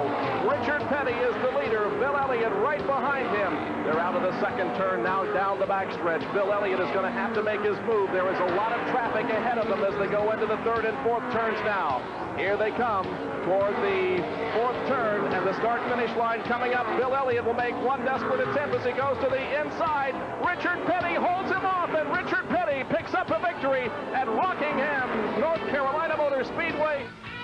The year was 1983, and it was Richard Petty's only win on ESPN. That's just a sample of what you'll see Friday night, December 6th at 7:30 Eastern Time, as we document a decade of excellence, ESPN's coverage of Winston Cup racing the past 10 years. And there's the king, Richard Petty, who currently runs in 27th position. And boy, I tell you, a year from today, guys, it's a good thing that Bruton Smith is going to build more seats here, because he's going to need every one of them. A year from now, Richard Petty will be competing in his final Winston Cup race. John Kernan. Bob, I'm with Larry McReynolds, and Larry, some very quick work here. Replaced the coil, the battery. You also had an ignition box out. What all did you do? Well, we changed everything that we could possibly change here in the pits. You know, the spare pieces we had. The battery went dead. Now, with what caused it to go dead, we really don't know. It's running fine now. We just have to see after it runs about an hour or so, which is what we've run since the beginning of the race, when it goes dead again. You guys had changed an alternator earlier this morning. Could that have been the problem, you think? Well, you know, you just don't never know. You know, it wasn't charging exactly like we thought it should be, so we changed it. And ironically, we changed the battery too. So, you know, we did everything we could. And Dale Earnhardt is in. Jerry? 1991 Winston Cup champion makes a scheduled pit stop. He has completed 60 laps on the racetrack and will bring the Goodrich Chevrolet to a halt. And as expected, remember, there's no concerns about tire wear. You will see a 4-tire change under the green flag. Now, a 4-time national champion pit crew led by Chevrolet running across the side of the car. First Shelburne of the crew now changing left side tires. As Kurt, David Smith, Will Wynn of the crew, Chocolate Myers adding steel to the car. Off the jack and away at 20.1 seconds. Another excellent pit stop. 4 tires and a tank of fuel in 20.1 seconds. And Earnhardt goes back out onto the racetrack, and right behind him is Alan Kowicki, who has come in. There goes Mark Martin passing on the high side. Rusty Wallace has made a pit stop. He comes back out. Bill Elliott is currently making a stop, and here comes Harry Gant off of turn number 4, and he is entering pit road. Harry Gant, who picked up the lead there for a moment as Earnhardt came in. Now Gant is on pit road. And slowly going down pit road, 55 miles per hour. He's pitting right behind Bill Elliott. We see his board out, his green board. He pulls in behind. Andy Petrie and the crew goes to work on the car. Bill Elliott pulls away just ahead of Harry Gant. And let's go to Jerry Punch. And a very deliberate work here in the Skoll pit as the Oldsmobile crew now coming to the left side. Charlie Preston will put the jack beneath the left side of the car. They have cleaned the windshield, and now Andy Petrie and the crew, as you said, Benny Parsons putting those left side Goodyear tires back on. 20.8 seconds. Harry Gant is away. Just a bit slower than Dale Earnhardt's stop, but less than a second as other drivers are coming in. Sterling Marlin now on pit road. He has the work completed. The 94 car of Terry Labonte also is there. You can see some damage there on the right front of the car. Moving around to the left side now to change the tires over there. These are all scheduled pit stops. And as all this goes on, Darrell Waltrip is our leader. There's the leader of the race, Darrell Waltrip. And Darrell Waltrip didn't necessarily just inherit this lead because he had moved from 20th to 6th position since the most recent caution flag. Now, Alan Kowicki unlapping himself. Dale Earnhardt just unlapped himself with the new tires on. They move around. They had gone a lap down when they made their pit stops. Darrell Waltrip, one of the gas mileage kings in this business. And here is Kyle Petty, who had moved up to second in the Mellow Yellow Pontiac, in for his pit stop. And let's go to this and John Carter. Well, Ned, we're anticipating a 4-tire change, and they go to work on the right side. The Mellow Yellow crew led by Gary Nelson, who will be leaving after this race to go to work for NASCAR to become Dick Beatty's assistant.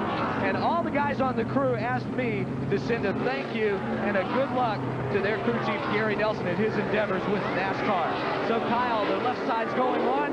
Ricky Dunn splashes by down pit road, and Kyle is away.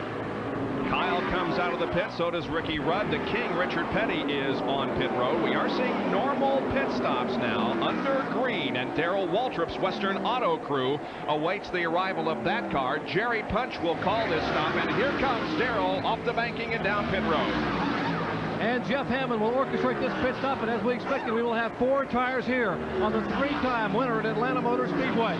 The 3-time Winston Cup champion, very deliberately at 55 miles an hour, brings that Chevrolet Lumina down pit road.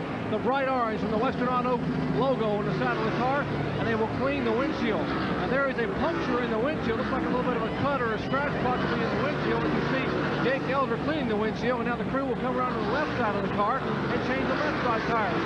Waltrip getting a drink, wiping his face, wiping the goggles, putting him back in position, getting ready to put it back in gear.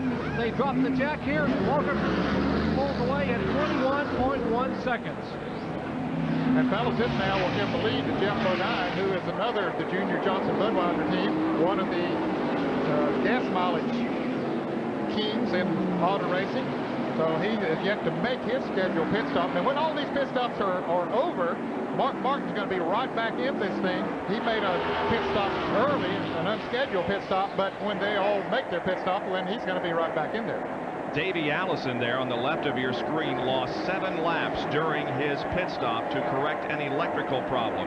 There's the leader, Jeff Bodine, the Budweiser Ford. As a matter of fact, you talk about Mark Martin, he in fact is the second place car now. He is in front of Dale Earnhardt because he's made that unscheduled pit stop about 10 laps before Earnhardt did and got those fresh tires on, so he was able to make up some time on the racetrack.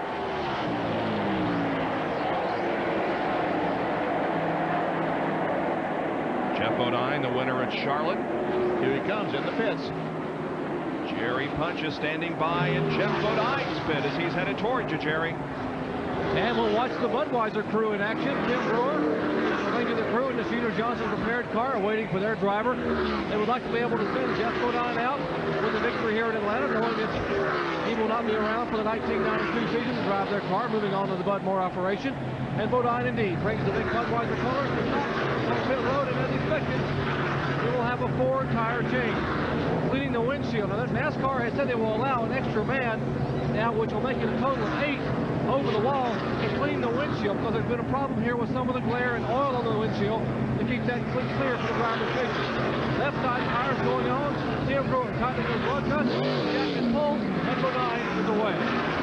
21.5-second pit stop for Jeff Bodine, and now the leader of the race is Mark Martin.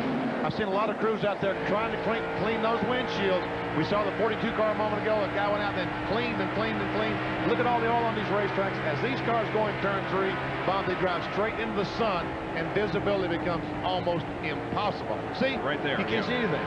And it's going to get worse as the afternoon goes along. So with the combination of the sun and the oil problem that we have on the racetrack that's splashing up onto the windshields, it's going to be a tough afternoon for a lot of drivers. And Randy LaJoie brings the Phillips 66 car to a stop. NASCAR has just black flagged him and told him to come into the pits. Quick stop. He's back out there. And Mark Martin has reassumed command of this race with second place Dale Earnhardt. As we have completed 161 laps, the halfway mark is coming up in just a little over 2 laps. Here comes Mark Martin off corner number 4 and will complete 162 circuits. And the halfway point is 164. So we'll stay with it here and see who picks up the $10,000 from right guard. That will be the driver you must know if you are called back for. Oh, and Dale Earnhardt almost lost it. Man, oh, did you see that car dart toward the wall? But he saved it. I was watching almost another wreck over in another corner and missed it. Tell me one out. The car just went toward the wall, and Earnhardt got out of the throttle and kept the car off the wall. But man, was it, here it is. Now watch, it'll just head right for the wall. Alan Kowicki is a lap down. But he gets the car sideways, and when he corrects it, he goes up and almost hits the wall. You're right, Bob. And he had to drive that car up the banking to keep from spinning it out. Of course, he knew he had to do that. Lost a lot of time, but he kept it from spinning out. All right, now this time around it'll be the halfway mark. They told me about that $10,000. That's why he got in the corner so hard and tried to spin out. That's right. Here comes Mark Martin. And he is going to be the leader at the halfway point. Mark Martin crosses the line, receives the cross flags from Doyle Ford, and our leader at the halfway lap is Mark Martin.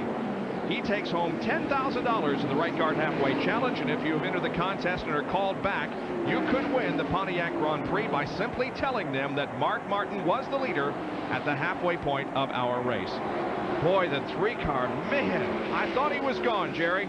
Well, a minute ago, the conversation went like this. I guess Childers asked him, he said, "Are you okay?" Earnhardt's reply, 4 words, "It's a bit loose." It's a lot loose, if you ask me, or at least it was a couple of laps ago. Dale Jarrett comes down pit road, and the Wood Brothers Ford is having a problem. He slowed going down in turn 1 last lap, and has been going around the racetrack with the engine shut off almost all the way around the racetrack, it looks like. But they're going around changing tires exactly like yellow flag. Well, and then a timely pit stop for Dale Jarrett as he's in the pits like Bill Elliott got caught. He'll try to rush back out, but the yellow flag is out. Debris on the racetrack is the word from the NASCAR officials, and this is the running order as the yellow came out. The position, of course, is going to be changing here undoubtedly, but we're showing you a field summary before the yellow flag came out. This is our 4th caution of the afternoon. We have had 3 crashes, and now this one for debris on the racetrack. By the way, Mike Wallace has been taken to a local hospital with a shoulder injury. Nothing serious, but they are taking him to a local hospital facility for further examination. The other 2 drivers involved in crashes, Ken Schrader and Michael Waltrip, were not injured when their cars hit the wall. There's our leader, Mark Martin. The field is being formed behind the pace car. And he probably welcomes this opportunity to come into the pits and put 4 new tires on, because he has been out there much longer than these others. He came in about 15 laps short of when they normally would come in, and as you can see, the green flag waving, so the pits are open. NASCAR officials signaling down in turn number 4 that the pits are open, and here comes Mark Martin as he peels off from the rest of the field and enters pit road. Right behind him is Kyle Petty. Dale Earnhardt is also in, along with Harry Gant, Morgan Shepherd, Stanley Smith, but several of the drivers are choosing to stay out on the racetrack. Well, those that are 1 lap down, certainly, according to the rules of NASCAR, have to stay out there. Bob, let's go to the pits and Jerry Punch. Guys, Mark Martin will welcome this pit stop. He had complained a minute ago the tire was a little bit too tight, so we'll watch it, remember, as he goes to the right rear of the car, and indeed, he is going to take a roundabout out. Earnhardt also in the pits. He will get 4 tires changed on the Goodwrench Chevrolet. So Earnhardt pitting all the way down at the end. And between those 2 cars, that's Earnhardt and Martin, is the car number 11. That's the Budweiser Ford of Jeff Bodine. So Chevrolet and Sierra Fords. Earnhardt is away. Now Mark Martin is away. As those 2 are the first 2 off pit road. Rusty Wallace coming out, so is Darrell Waltrip, Bill Elliott. Ernie Irvan remains on pit road for the moment. As the field is, there's the Junior Johnson car, Jeff Bodine. He finally has work completed on that car, and now everybody is back out on the racetrack, and we set up for resumption of the race. You're watching live coverage of the Hardee's 500 from Atlanta Motor Speedway on ESPN. Back in just a moment.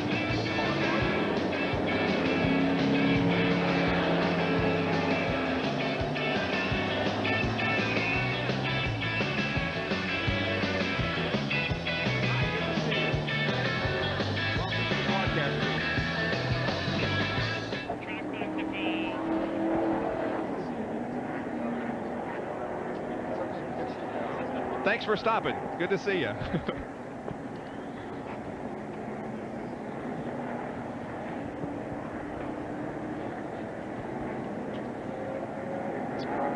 Yeah, what?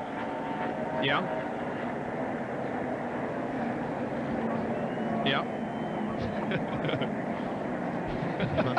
Way to go, Neil.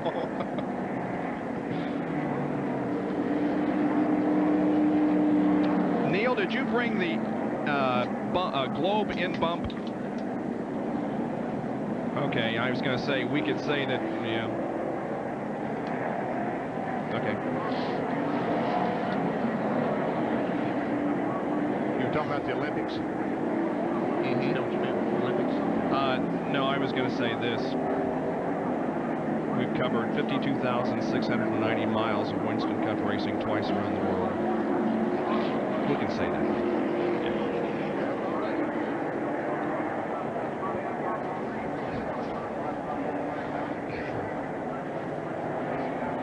Okay.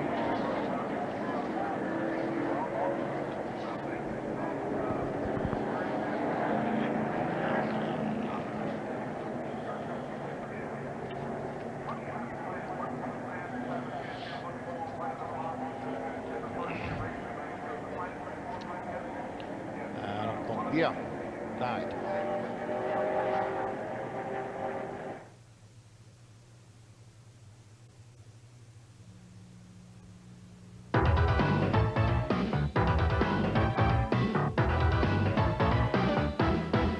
Track Facts are brought to you by Quaker State. The Big Q is one tough motor oil. Some of the simplest appearing parts of a Winston Cup car really require minute calculations. If you're going to build a spoiler, you start with the Winston Cup rule book, which tells you the maximum square inches allowed is 264, unless you're at a speedway like Daytona or Talladega, where you can go up to 280. Now, John Dotson here will measure and determine that the maximum height NASCAR allows is 5 1/4 inches. You take 5 1/4 inches and determine the length of the spoiler, which would figure to be 50 1/4 inches. You put those 2 measurements, width times length, in the calculator, and hope you're within the NASCAR rules, and they certainly are, 263.8 square inches.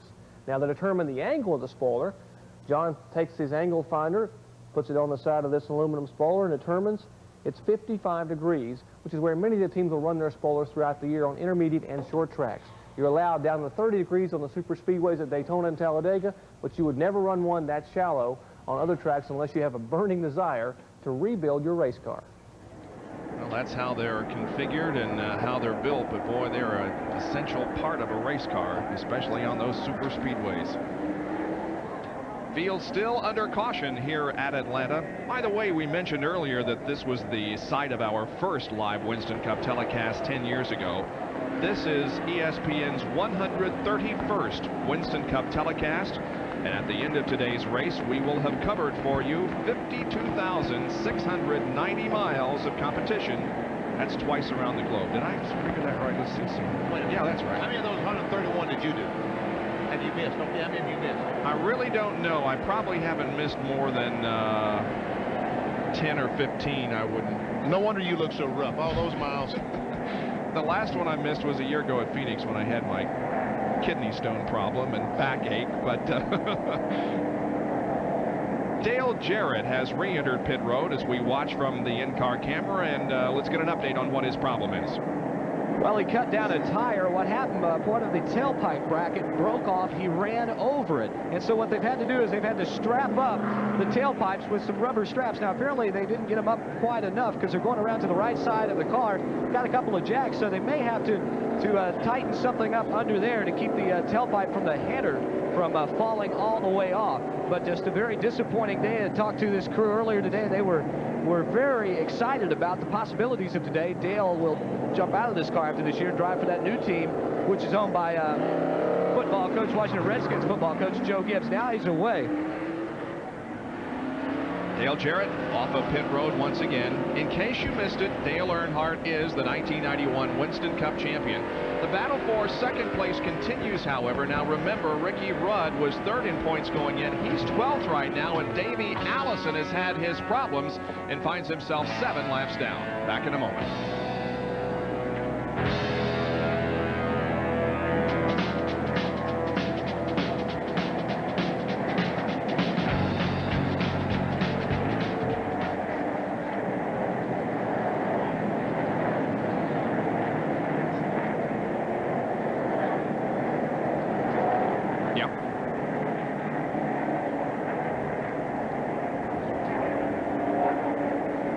What's his name?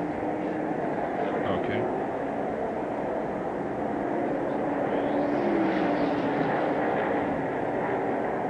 Maybe we can find out what Tony Glover. Hey, Chocolate just walked over to Tim Brewer and said, hey, you guys can make it from here, can't you? Hey, Jerry. By the way, Tony Glover's grandfather had a heart attack 2 days ago, and he's in critical condition back in Tennessee. His name is James Walter Gilliam, and Tony's going to fly out here as soon as the race is over on the charter jet back home to be at the bedside. The guy's a big ESPN and a big race fan. Okay. You get that? James Walter Gilliam. Okay. Bob got it. Grandfather. Okay. Thank you, guys. Okay. You're old and red.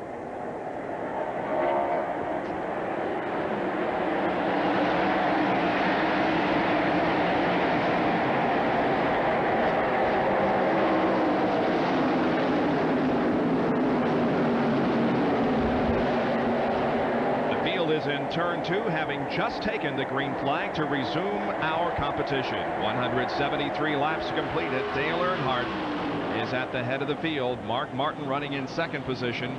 Third is Harry Gant. Fourth, Sterling Marlin. And fifth is Bill Elliott. Uh-oh, 3 abreast. Look out. Well, they made it so far anyway. Kowicki was a little sideways in the turn. He's in 14th position, by the way. The first car not on the lead lap. There are 13 that are on the lead lap.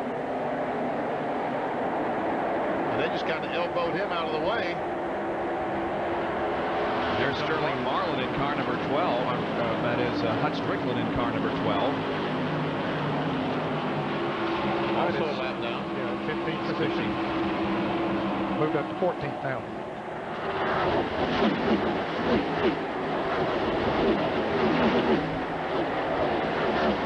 This is the third fastest racetrack on the NASCAR schedule, next to Talladega and Daytona.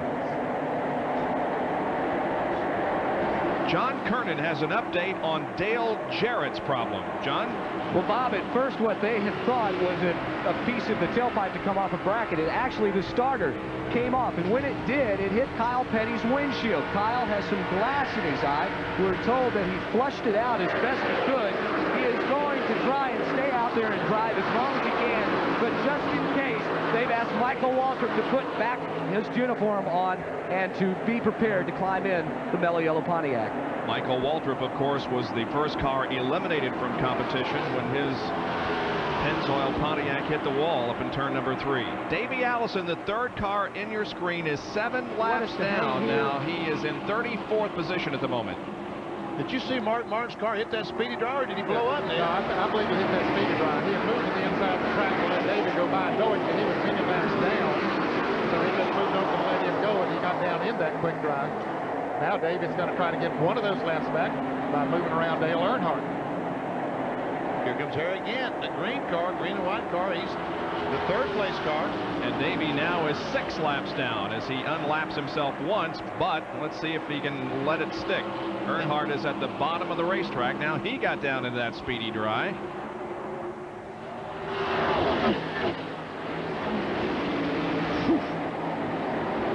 Earnhardt trying to get up as wide as he possibly can to take Davy Allison's line into the corner, and it almost worked, or did it work? Well, Ellison has a lot of horsepower coming off the turn going down the straightaway. Boy, Earnhardt pitches him up against that wall. That's by design, too. Martin now in a position to take over the lead. He's at the top of the track. He does have the lead. Mark Martin. As Ned's always talking about, what a great run they get off the top of the racetrack here. Get that momentum going, and they're able to go down the straightaway so much faster than the guy on the inside. But here comes Earnhardt back on the inside. Now he's having the ball right now, fellas. He really enjoys this kind of racing. Harry Gant just watching all this. He said, if you open a little bit wider, I'll go between you. No, he knows better than that. He don't know which one to follow. Harry Gant said, which one of you guys is going to come out the leader? That's the one I want to follow. So he just sort of run along the middle of the track. That's Harry Gant. Of course, that's Strickland lap down. Boy, Harry could sure top off what has been a wonderful season for him if he could come home a winner today after that 4-race win streak he had in September. Almost won that 5th in a row. Remember North Wilkesboro? Yeah, I do. When he had lost that brake caliper or O-ring with just a few laps to go, Earnhardt won the race. And the side-by-side battle is for the lead. Earnhardt and Mark Martin, the two that fought for the championship last year that Earnhardt won. Because Dale clinched the championship by simply starting today's race, hey, that gives him the incentive to go out there and battle everyone and win the race, and he is doing that. Yeah, you wouldn't see him racing like this if he was battling for the championship, but he loves it to be in this position. Nothing he likes to do better than what he's doing there right now. Mark Martin the same way, though. I mean, he loves that close competition. And boy, Mark would sure like to register a win today. He hasn't won at all this year in Winston Cup competition. No, we think we got a good seat. How about Harry Gant? He might have the best seat in the house. Just sitting there watching the two guys battle it out. looks like Mark Martin's got him. He does have him now. Can Harry Gant go past Earnhardt? Now Martin will be able to take the line that he wants to around the racetrack, which might be a little faster than what he has been running the last several laps. Yeah, we can see Martin already has moved down on the racetrack. Although Mark Martin has a lead right now, Dale Earnhardt was the leader when we did our Western Auto race summary and led 34 of the 175 laps. 4 caution periods today for a total of 26 circuits. 15 leaders among 11 drivers. The average speed of the race, 130.91 miles an hour. Those drivers that have led a lap include Earnhardt, Mark Elliott, Davey Allison, Ernie Irvan, Bobby Hillin led for a while. So did Pat Musgrave under yellow, Bobby Hamilton, Waltrip, Jeff Bodine, and Harry Gant have also been scored as lap leaders. Only 4 cars officially listed out of the race at the moment. Michael Waltrip, Ken Schrader, Jimmy Spencer, and Mike Wallace, and all but Spencer crashed. The standings in the Mechanic of the Year. Larry McReynolds has the lead by 10 points over Danny Glad from Alan Kulwicki's team. Robin Pemberton and Bob Johnson are tied for 3rd, and Tony Glover is 4th in the Mechanic of the Year standings from Western Auto. Mark Martin now beginning to stretch out a little bit over Earnhardt. And you brought up a good point, Ned, just a moment ago. The fact he can now run the line he wants to around the racetrack. He can use a much faster race car than Earnhardt right now to pull away. Mark Martin is the leader of the Hardee's 500 with Dale Earnhardt running in 2nd position. We're glad you could join us on this Sunday afternoon from Atlanta Motor Speedway. We'll take a break and be right back.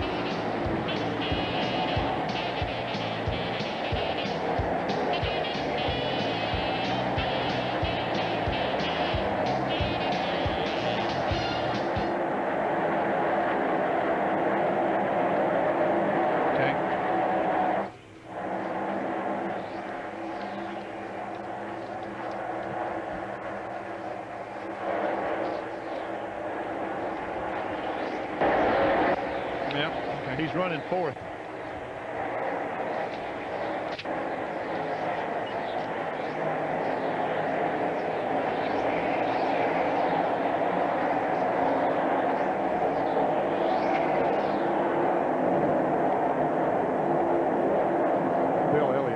Tough in this race. Yeah, I think you're right. Elliott is?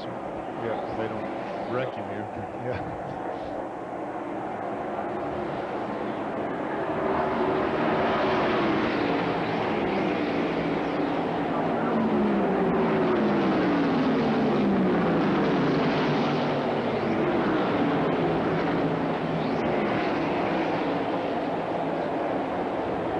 Yeah. Right. Okay, good.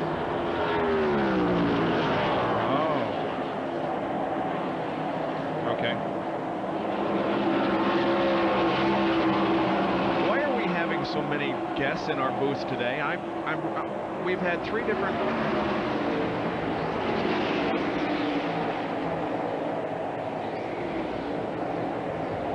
In the House of Pain tonight at 8 o'clock. NFL football action. The Cleveland Browns against the Houston Oilers. Should be a great one. And you can start your football night off with NFL primetime at 7 o'clock Eastern. The game itself at 8 o'clock tonight here on ESPN. The Cleveland Browns against the Houston Oilers.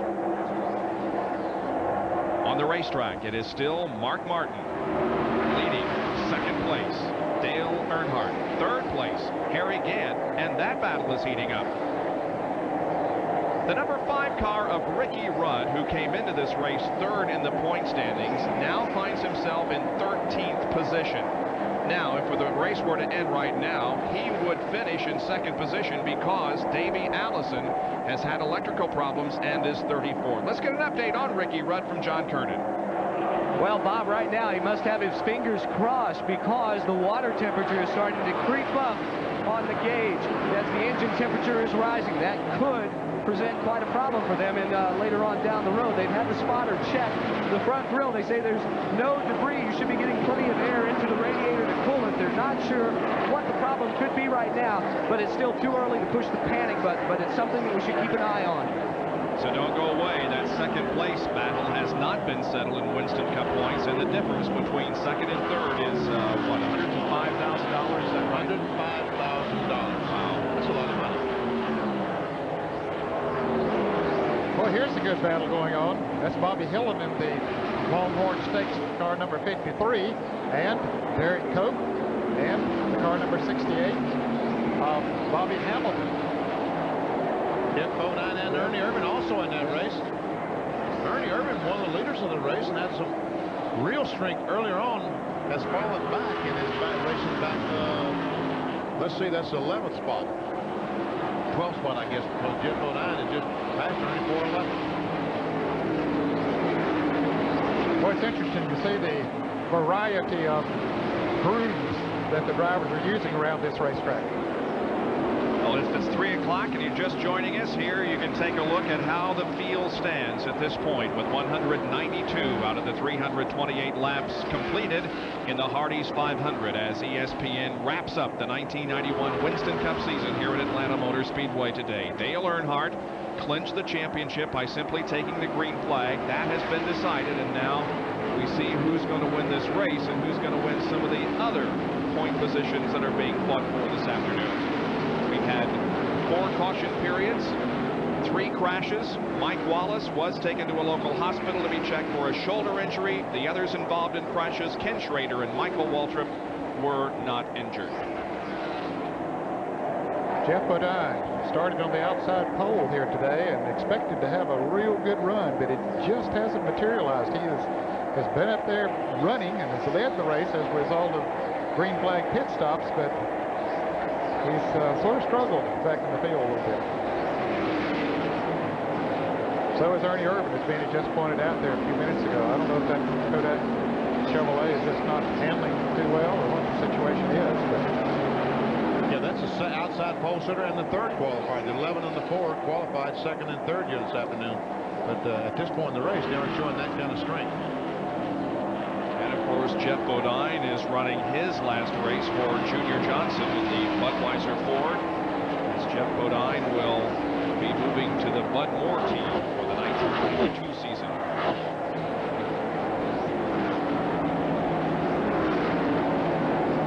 Yeah, we'll have to re-educate ourselves during the winter because there will be a number of drivers in different cars for 1992. Different numbers, different colors as new sponsors come in. The 15 machine driven by Morgan Shepherd. Now, this guy likes Atlanta Motor Speedway. He was the winner of this race last year. We ride with him right now. And currently, Morgan Shepherd is in 4th place. And we can see right out the rear window of that Motorcraft Ford, we would see Bill Elliott. There he is, Bill Elliott right behind Morgan. He's 5th place car. Bill Elliott was the pole sitter here this afternoon. His last race in this number 9 car after 10 years of racing with Harry Mellon. And of course, Morgan Shepherd will be moving on to the Wood Brothers next year. This is the last race for he and the Bud Moore team. And of course, the Bill Elliott situation is the world's worst kept secret, as Bill Elliott has 34 victories with Melling Racing as he completes his tenure with them here today. First win was back in 1983 at Riverside. Some of the highlights, of course, the Winston Million that we showed you on ESPN at Darlington in 1985. Won his second Daytona 500 in 87. He won the championship in 84, and Rusty Wallace has crashed. Rusty Wallace crashes in turn number 4. The Miller Genuine Draft Pontiac is badly damaged in the right front corner of that car. And the driver, who was running in 6th position, is moving around inside the race car and coming out. Looks like Rusty is uninjured, but another crash has brought out the caution flag here in Atlanta. Bobby Hill into the 53 car apparently also involved in that incident up there in turn 3 and 4. Safety crew arrives on the scene, but Rusty did get out of the car. There he is sitting on the pit wall. Boy, it was here 2 years ago that Rusty Wallace was jumping on the top and the hood of the car, celebrating his Winston Cup championship. One reason that Rusty jumped out so quickly was there was some fire. When he hit the wall, he must have knocked the fuel pump off or something, because there was some fire earlier on. It went out pretty quickly. Replay of the crash as he got up into the wall, and then some fire does come out from the rear end. And I think he's putting some oil down as all that's happening. Perhaps he did break an oil line or bust the reserve tank or something. Don't think Rusty's seriously injured, but although I think he has had his bell rung pretty good. He's going to walk to the ambulance and will be taken to the infield medical center, which is here on the main straightaway, to be checked over by the attending medics. Well, certainly not the way that Rusty Wallace wanted to end the 1991 season. It's been a good year for him, though. First year for the Roger Penske team to have 2 victories, and came into this race 10th place in the point standings. And I think he'll stay there. He's far enough ahead of Bill Elliott, who is in 11th place, that he doesn't have to worry about losing, getting out of the top 10. Rusty Wallace was a winner of this race in 1988, and pit road becomes very busy once again as Mark Martin, Earnhardt, and others come in. Here's Jerry Punch. Well, Bob, sometimes they confuse me with Jerry. What's your name? It's a 4-tire change. It's I don't know. What's his name? Morgan Shepherd, a 4-tire change. Right side's already on, left's going on. Dale Earnhardt is in. Let's go down to Jerry. And they will change all 4 tires. Martin on top of your screen, Earnhardt on the bottom. They have made a chassis adjustment on the Goodrich Chevrolet, and you just heard from John, what's his name, up pit road. He was talking about the pit stop that they were making on Morgan Shepherd's car. Mark Martin is down and away, and now Earnhardt is out, and Morgan Shepherd is just behind Mark Martin. So Martin, Shepherd, and Earnhardt back to turn 1. Let's go back upstairs.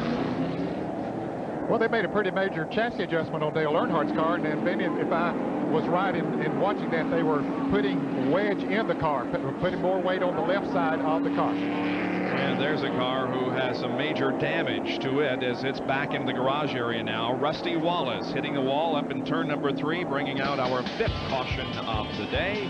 We'll be back with more live from Atlanta in a moment.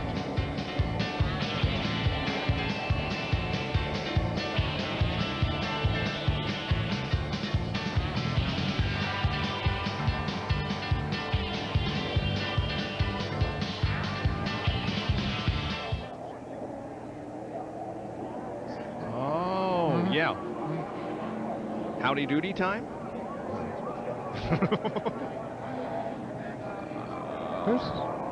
What happened to that car? I don't know. There's a car on the hook. Did he crash also? The 89 car? 89? Yeah. Okay. What time is it, Neil? Oh, it's Buffet Benny time. Oh, mercy. All right. Don't show that today. I didn't have time for lunch. Here, have some cheese. Of course, after we see this, we might not want to eat. I don't know. At least Benny cooking. Benny cooking.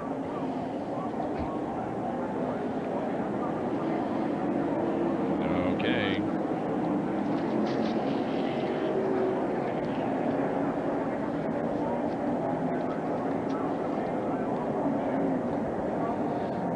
Caution is still out on lap 201 here at Atlanta as crash up in turn number 3 has eliminated Rusty Wallace. Just had some pit stops. Jerry Punch was there for the Dale Earnhardt stop. We made mention they made a major chassis adjustment on the Earnhardt Goodwin Chevrolet, and Ned Jarrett was saying up top, you know, it was a big-time adjustment, and you're right, Ned, indeed it was. What they were doing was taking a couple rounds of bite out of the car. Earnhardt has complained the car is a little bit too tight. The car feels comfortable to drive, but they have to loosen the car if they're going to have a chance to run with that 6 car. They can run with about anybody else, but that 6 car may have a little more muscle than they have right now, so they have no choice but to loosen it up just a little bit more. Back upstairs. We'll see how it goes when the green flag comes out. Jim Sauter, by the way, his car is also coming into the garage area on the back of a wrecker, so he also involved in an incident on the racetrack. Well, kids, you know what time it is. As we look at the people who are preparing their food down in the infield, it's time for the final 1991 edition of Buffet Benny.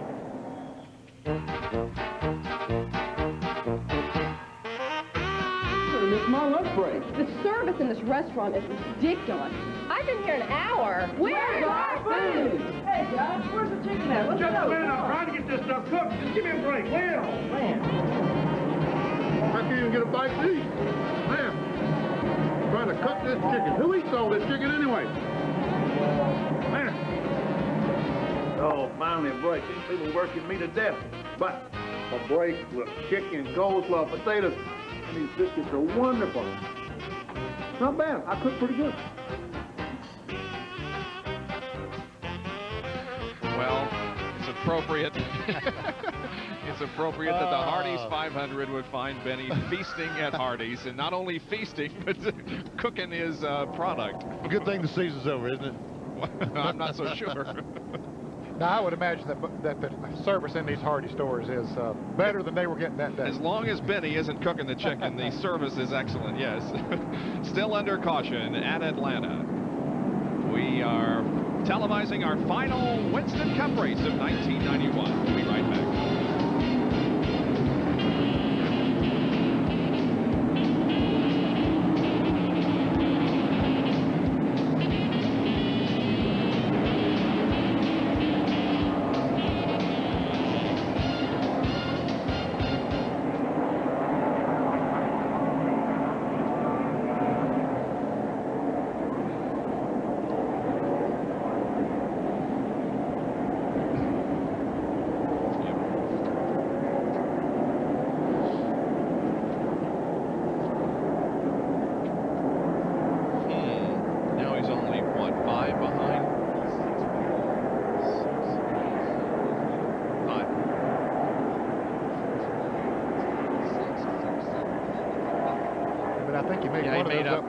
Track.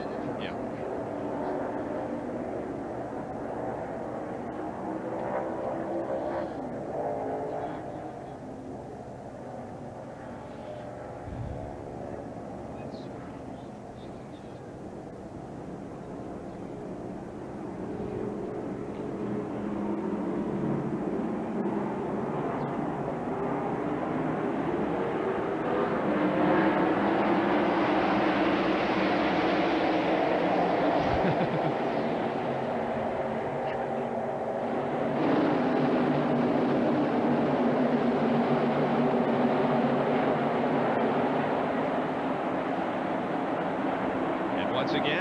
has just taken the green flag to resume the racing on lap 205. The leader is Mark Martin. The 42 car of Kyle Petty just unlapped himself. Now the 3 and the 15 cars are battling side by side for position. That's Earnhardt and Shepard.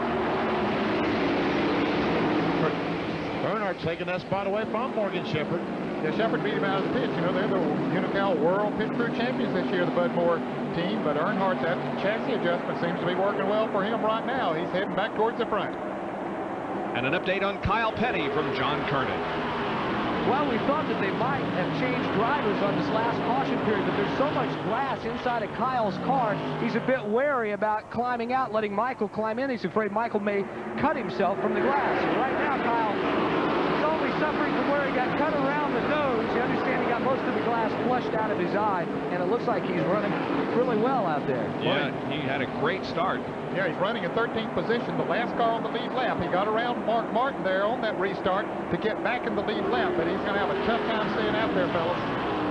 Alan Kowicki is also trying to unlap himself. Oh, look at the traffic on the high side of the racetrack, and that's Darrell Waltrip. Darrell Waltrip off the pace up high in the corner, and as we're watching this, Rick Wilson has blown an engine in the Snickers Buick going down the back straightaway, but evidently Waltrip has a flat tire or some kind of problem.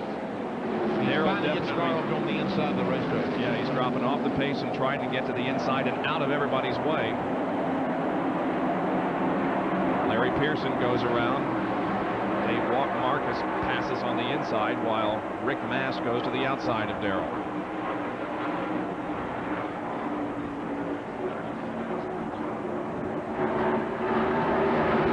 Waltrip heads for pit road. Darrell was running in 11th position. And of course was still in the lead lap. Jerry Punch will watch this tire change. Apparently a right rear tire going down on the Western Auto Chevrolet after Darrell Waltrip had climbed his way back in the top 15 and almost the top 10, running in 11th spot. Jeff Hammond and the crew, Doug Reichert going to the right side of the car, and they will change all 4 tires. Doesn't take any chance here, guys. Go ahead and change all 4 when we got him in here. He's going to lose a lap. Wait a minute. They have taken the lugs. They have loosened some lugs off the left front tire, and they went ahead and motioned him out. So, you know, obviously we'll have to bring him back in. Well, that'll be a costly mistake. And as Dina Carson's mentioned, Rick Wilson in the Snickers Buick, which will become a Ford in 1992, apparently blew an engine, and he has taken his car to the garage area. And Rick was on the lead lap when that incident happened, so 2 cars that were on the lead lap just moments ago, Rick Wilson and Darrell Waltrip, are now either a lap down or out of the race. Well, Rick Wilson is definitely out of the race. He is in the garage area, and Darrell would be a lap down, I think, in the car number 17. They must have put the lug nuts back on that left front because he did not come back in the pits.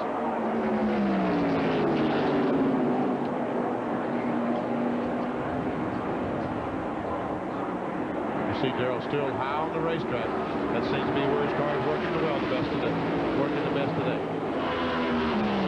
Back up front, it is still Mark Martin leading this race. Second place is Earnhardt, and then comes the 15 and the 33 cars, Shepard and Gant, 3rd and 4th. This is the bumper cam looking from Morgan Shepard's car back to Harry Gant.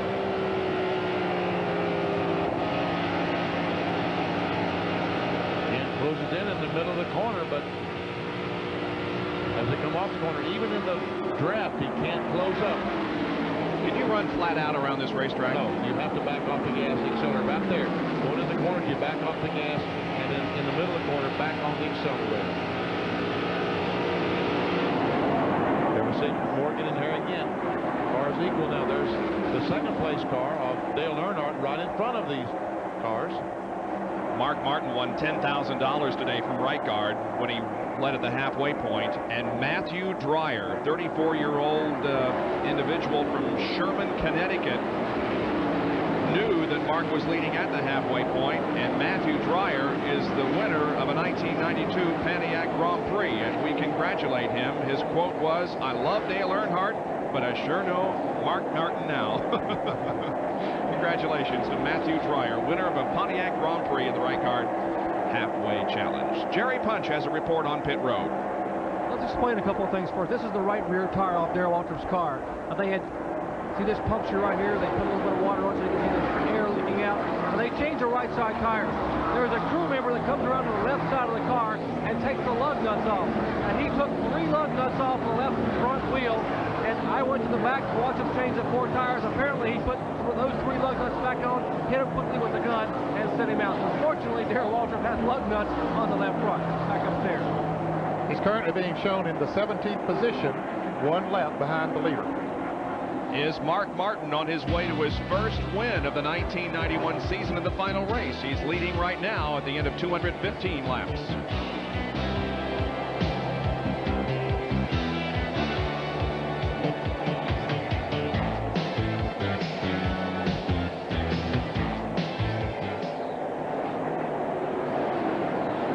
All right, sir.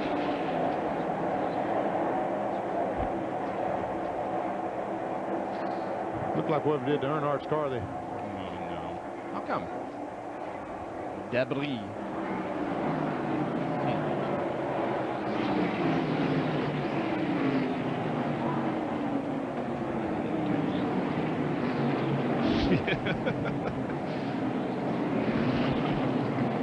Well, who did make up a lap that time? Did anybody? No, nobody, no one did.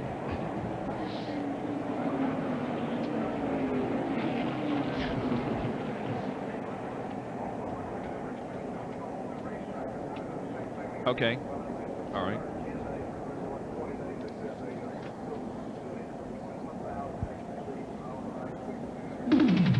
Dale Earnhardt has already been crowned the winner of the Winston Cup for 1991, but we've still got the winner of the Hardee's 500 to decide here at Atlanta Motor Speedway, and we're live today from Hampton, Georgia. Our Speed World coverage is being brought to you by Ford and your Ford dealer. Have you driven a Ford lately? By Channel Lock, made in America for you who want the best. And by ESPN Home Video, producers and distributors of Richard Petty and STP. To order, call 1-800-662-1400. The caution is out because of debris on the racetrack, and that sends the leaders, those on the lead lap, back into the pit area. I'm kind of surprised, Ed. I thought some of the fellas would stay on the racetrack because it'd only been a few laps since they'd pitted. Be interesting to see if they change 4 tires again or if they just gas and go. What's going to be the story, There's Jared? Marky Shepard already coming down pit road. Well, guys, what they're going to try to do is make sure they leave no stone unturned. Remember that cut tire I showed you a minute ago in Darrell Waltrip's car? There's been some debris on the racetrack, so NASCAR, in the interest of safety, as Mark Martin leaves and Dale Earnhardt now comes off the jack after changing 4 tires, they wanted to make sure there would be no more problem with cut tires if they could help them. They put the caution out to sweep the racetrack and make sure it's nice and clean so we get good, clean, and most importantly, safe competition here for the remainder of this event. And there is the sweeper out on the racetrack, making sure that nothing is out there that can cut a tire. We'll take another break and be back with more live from Atlanta.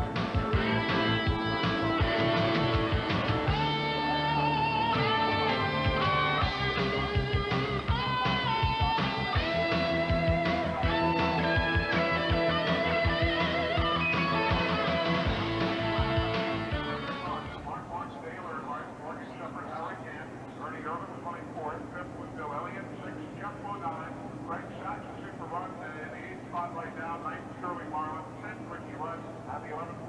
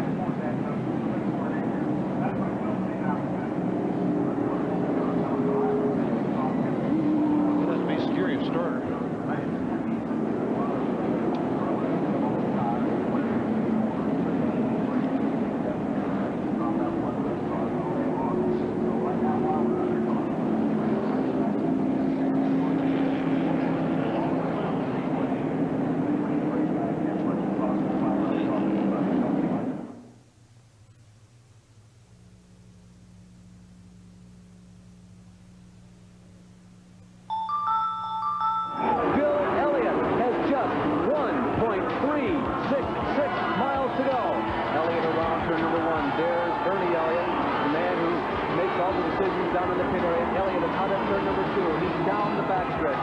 Bill Elliott, at his historic old race plant, is running in the tire tracks for people like Johnny Mance, who won the first race back in 1950 here. Bonnie Flop, Buck Baker. Bill Elliott is racing into the record book. Bill Elliott is going toward immortality. Bill Elliott gets the checker flag. Bill Elliott has won an additional $1 million in 1985. Larry Newber with the call of the Winston Million win in 1985. It's just part of what will be on December 6th at 7:30 Eastern. A decade of excellence as we document the last 10 years of Winston Cup coverage here on ESPN. There's Bill Elliott, current colors. He was the pole sitter for today's race. Darrell Waltrip has hit something, or something has hit him. Jerry? Well, NASCAR had him come back down pit road to try to fix what's left of the front bumper on his Chevrolet Lumina. You see Doug Reichert, Jeff Hammond, and the crew now pulling. A lot of that is fiberglass. They're going to try to tape as much as they can to try to maintain some aerodynamics. We heard Bob Jenkins mention this is the 3rd quickest track they run on all year long behind Talladega and Daytona. So those aerodynamics and being able to push some air out of the way is very important. So they're working on the front of the car. Let's go back upstairs to Bob Jenkins. Here is what happened to cause the damage that they're working on. Watch the car pulling out of the pit area. That is Kyle Petty, and Waltrip comes out and doesn't see apparently Kyle in his path, and the two collide. So both those cars are back in the pits. We're watching them work on Darrell Waltrip's car. Also, Kyle Petty's car is sitting behind Darrell Waltrip, and they're adjusting the toe in on the problem, because when Darrell hit him, he knocked the toe in out. 219 laps now completed out of 328. They're in the top 5 in the Hardee's 500.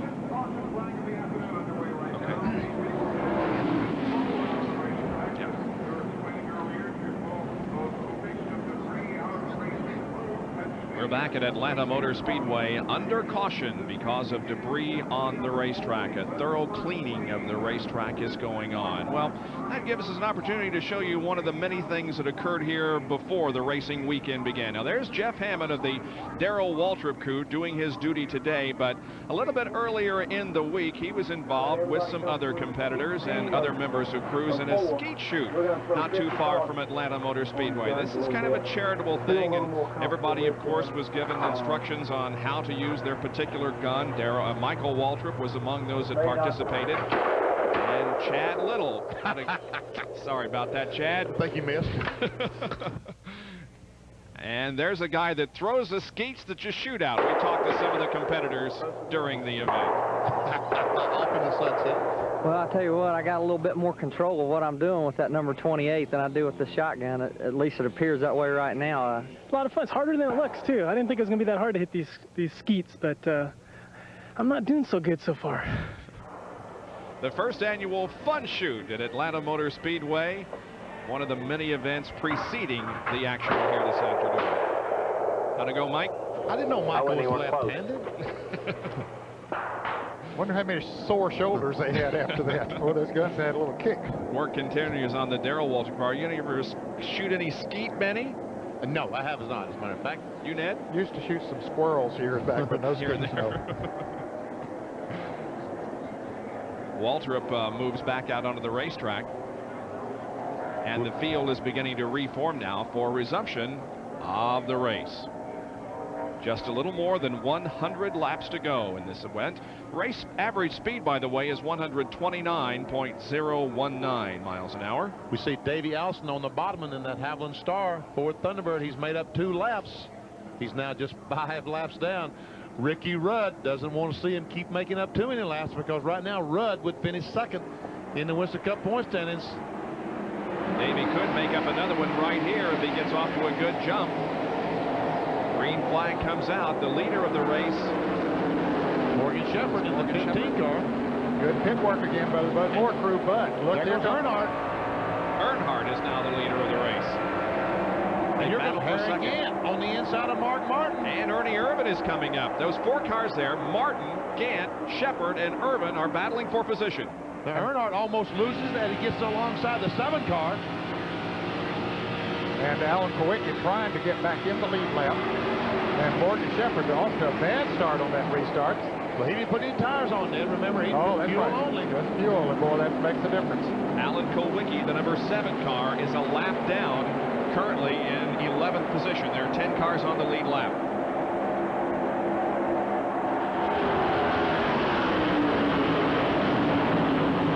Boy, Davey Allison, once he pulled around, he just drove away from him as he did a little bit earlier. So now he is only 4 laps down, or 4 at that distance.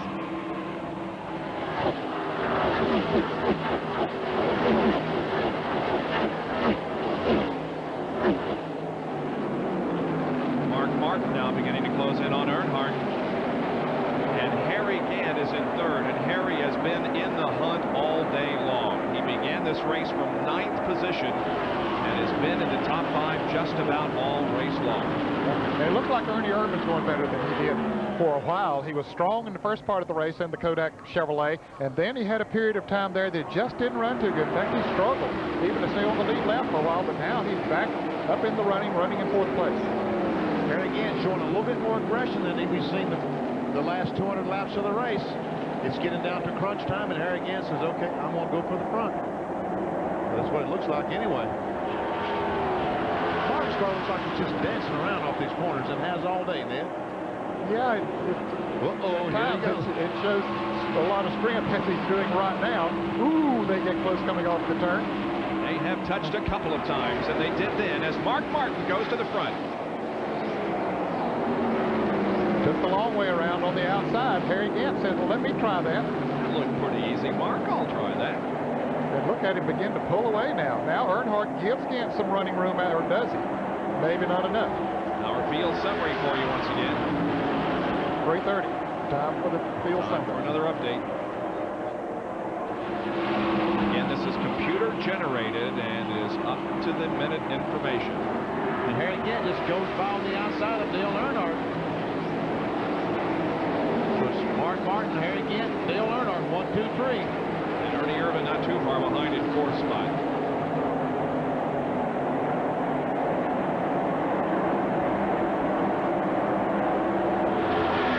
Morgan Shepherd, who was leading when this green flag came out, has fallen back to 5th.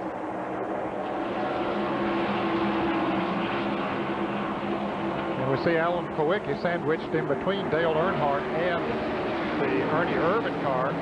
Alan was penalized on a green flag pit stop. That's how he got a lap down. He apparently came into the pits too long. They held him for 15 seconds, and that was just enough that he put him a lap down. And he's been running up there with the front runners, but he just can't quite get up there and get back in the lead lap. There's your Winston Cup champion for 1991. Dale wins consecutive Winston Cups, 1990 and 91. Who was the most recent driver to win consecutive Winston Cups? Dale Earnhardt. Exactly. That's a trick question, wasn't it? And only one driver has ever won it 3 times in a row. And you know who that was. Yep. Well, tell him. As soon as he finds it in his book, he'll tell you. Well, don't look. It's Cale Yarborough. Cale Yarborough. Yeah, driver for Junior Johnson. Right.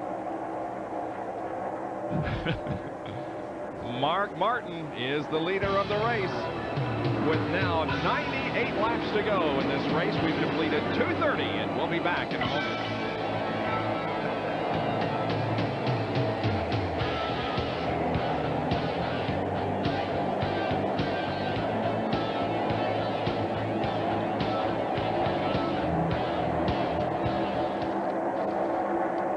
Sorry, Bob. Didn't mean to put you on the spot. That's okay. I knew that. I figured you'd just whip it right out there. It was right here. I'm sorry. I really didn't mean to stump you. I was just... We can do some more of those. Before Earnhardt, it was Waltrip. Ooh, baby. Baby. Earnhardt says, you sucker. He's the best at that, or anybody out there. Yeah.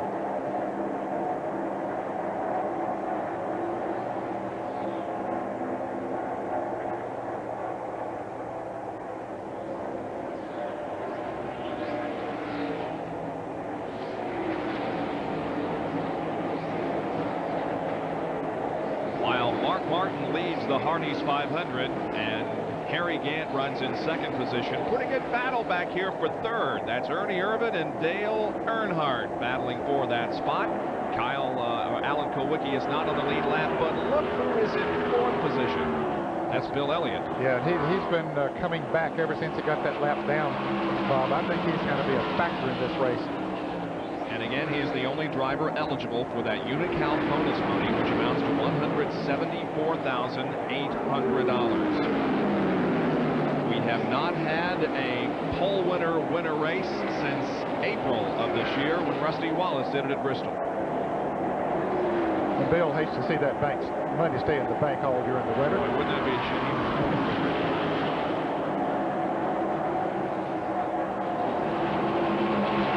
He's working on Earnhardt. Morgan Shepherd is not out of the hunt by any means. He's following Bill Elliott. Well, as we mentioned, Benny mentioned that he didn't put tires on during that last caution, only took on gas. Got him back out first, but on those first few laps while the others had new tires on, that's when it hurt the most. Now, after they've run the number of laps that they have now, that advantage has gone away to some degree. So he's back running a comparable speed now to at least Elliott and Earnhardt. There's that glare that we talked about earlier in the third turn. There's Elliott making a move on the inside up there. Morgan Shepherd looking out his front window, but he couldn't quite get by Earnhardt that time. We'll try him again off turn 2. This is a battle for fourth.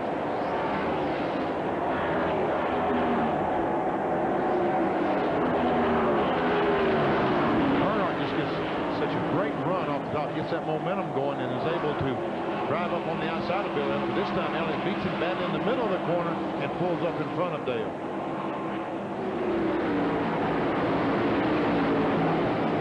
That adjustment they made on Earnhardt's car didn't fix it totally. It's still running good, but it's in the center of the corner, Ben. It's just not doing what he needs for it to do. The lead, meanwhile, there he is, Mark Martin. You know, if Dale Earnhardt doesn't win this race at Atlanta, he'll be the first champion who has failed to lead the series in wins since he was the champion in 1986. And right behind Mark Martin is Harry Gant. Just about 20-25 car lengths. There he is, Harry Gant. I don't know, he might have gained a few car lengths on Mark Martin in the last few laps. I think he is closing in a little bit. You know, those people was telling me down in the Skull pit, Leo Jackson, those guys, that car that Harry Gant has here is one of the cars that I drove when I drove for Leo Jackson. Okay. Well, so much for the new cars. So much all the time.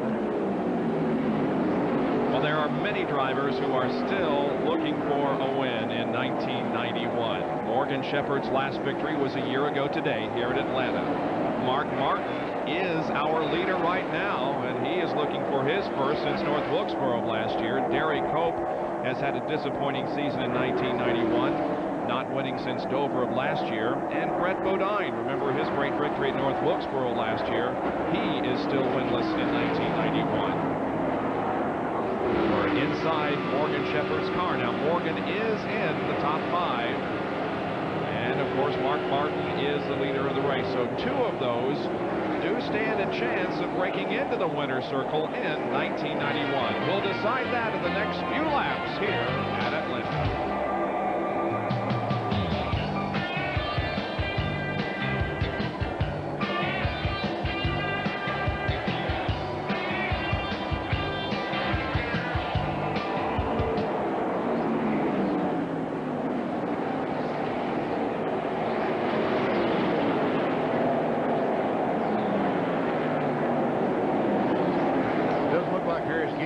much.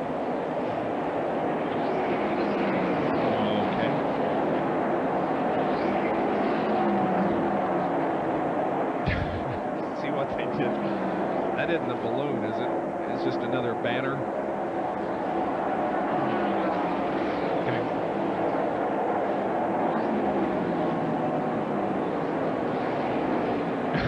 Oh, this is the one you can nail me on. This is Bodine at North Wilkesboro. Oh, shoot.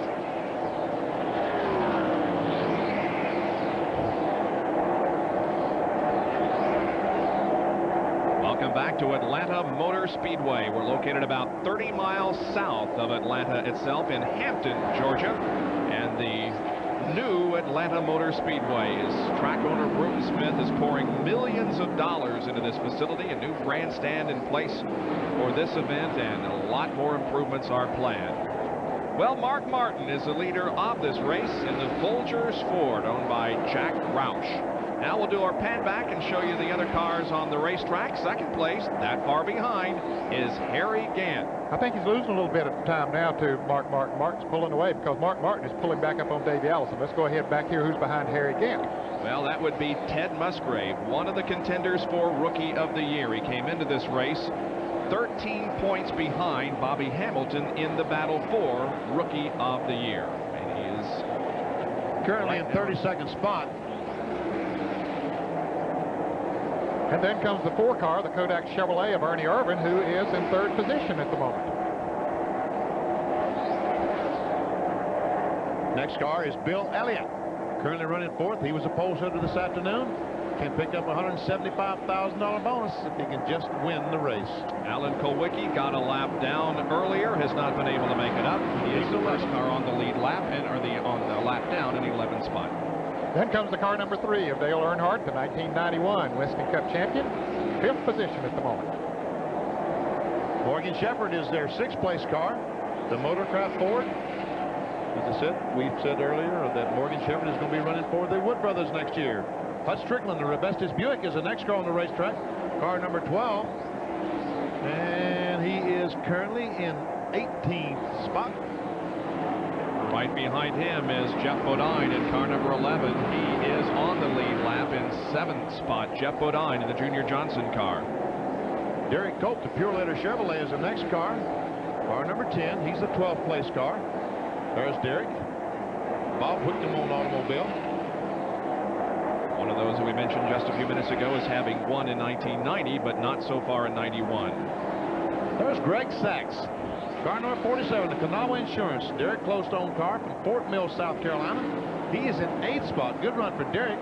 And then I hear that he's going to run for the Hedrick team next year. That's my understanding. The Kellogg Cornflakes team of Larry Hedrick that Larry Pearson has been driving for. And then, of course, here comes the Sterling Marlin car, the Maxwell House Junior Johnson car in 9th position at the moment. Good run for Sterling Marlin again. He's been very, very competitive in the second half of the season. Now there is the number 5 car, Ricky Rudd. 10th position in the race and does stand a chance at least of moving into 2nd place in the point standings. There's Kenny Wallace in the 24 car, and he finds himself in 27th position. And he's going to drive this car the entire season in 1992. Bobby Hamilton, the Country Time Oldsmobile, currently 22nd, leader of the Rookie of the Year award. And Brent Bodine. Here's Bill Elliott taking over the 3rd position from Ernie Irvin. And we'll go back to Brent Bodine in the Kenny Bernstein Quaker State Buick. That'll become a Ford next year in 13th position as he moves around Kenny Wallace. We've already talked about Wallace. Here is Darrell Waltrip in 14th position, showing that damage on the right front of the car when he collided with Kyle Petty on pit road.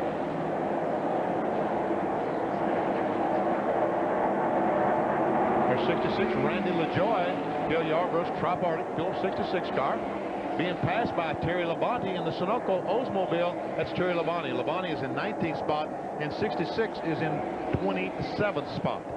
Couple of laps difference between those guys. There's the 66 car again, driven by Randy LaJoy.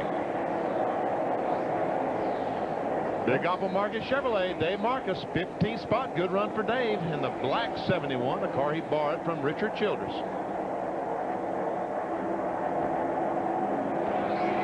And we'll let Ned talk about his son. Well, Dale Jarrett, 2 laps down, being shown in 20th position, an unscheduled pit stop for a flat tire.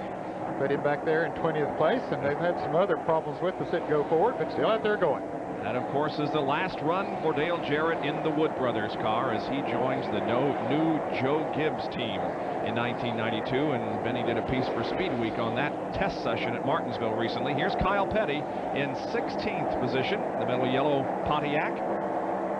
There's Larry Pearson in the Kellogg's Cornflakes Chevrolet we talked about a moment ago that Greg Sachs is going to run next year. He's 17th. And Rick Mast in a Skoll Classic Oldsmobile, number 1. Now here's a battle, fellas. He's trying to stay in the top 20 in the Winston Cup point standings coming into this race. I think he only had about 4 points over Joe Ruttman coming in, so that's a good battle. They're trying to stay in there to get some of that money. And of course the king, Richard Petty. There's Davey Allison, who now is 4 laps down in 25th after experiencing an electrical problem. There's the leader, Mark Martin. We're going to let him go, and we'll talk about Joe Ruttman now, who, as Ned mentioned, is in a battle to stay in 20th position and be the final one that earns bonus money. Ruttman in 21st right now. 95, Eddie Beers Wall, San Antonio, Texas. And we go back to the lead and Mark Martin. And there is Mark approaching some slower traffic. Here in the closing laps of the Hardee's 500 from Atlanta Motor Speedway. Back in a moment.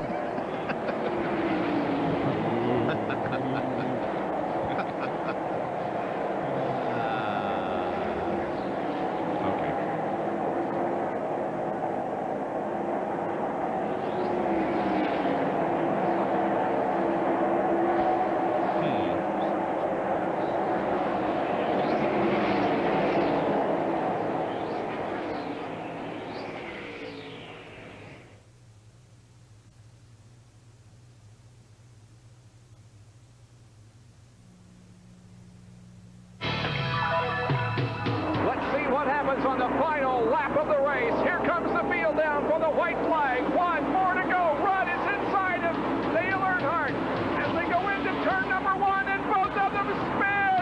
And Jeff Bodine takes the lead. Earnhardt spins along with Ricky Rudd. Here comes Jeff Bodine, who'll come down and win the Holly Farms 400. Bodine wins. And all of that will be replayed on Friday night, December 6th at 7:30, part of our Decade of Excellence show as we recap our coverage of Winston Cup racing in the last 10 years. Jenkins, that's the obvious call I've ever heard. Why did I get so excited?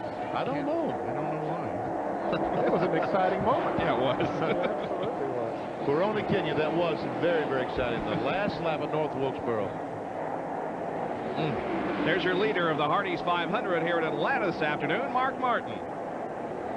And the leader is pulling away from the second place car. Harry Yen, a little bit ago, was about a half a straightaway behind. He's almost a full quarter mile behind Mark Martin now. And then about a half a straightaway behind Harry is Bill Elliott. Here's the interval. First. And back at the very end of that pack is the 33 car. Is along with Larry Pearson and Kenny Wallace.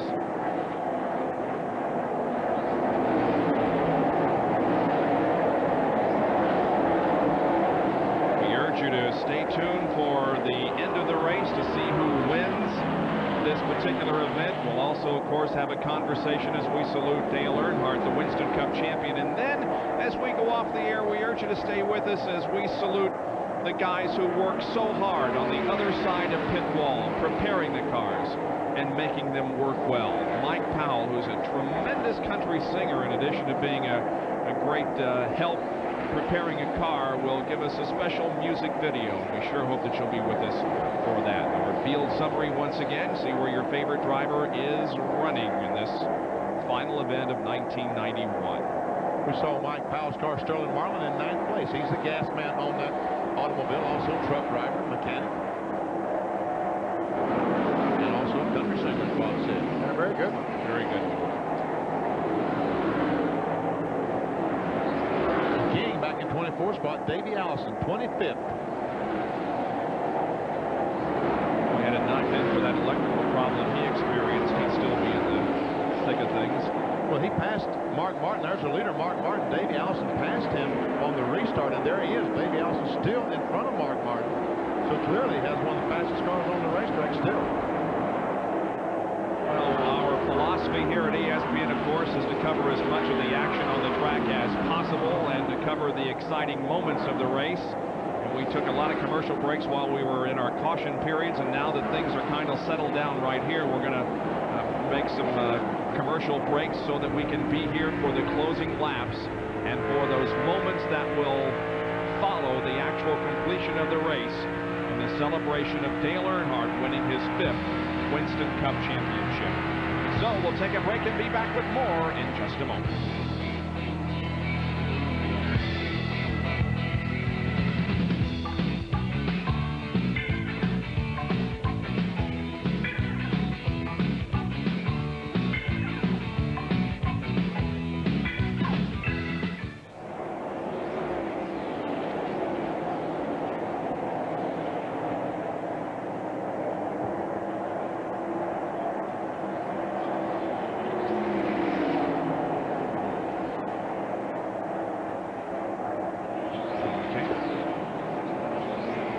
Get a shot of that 4-car, Neil. We get a shot of that 4-car. We're talking about Tony's grandfather. Oh yeah, we need to do these get wells here.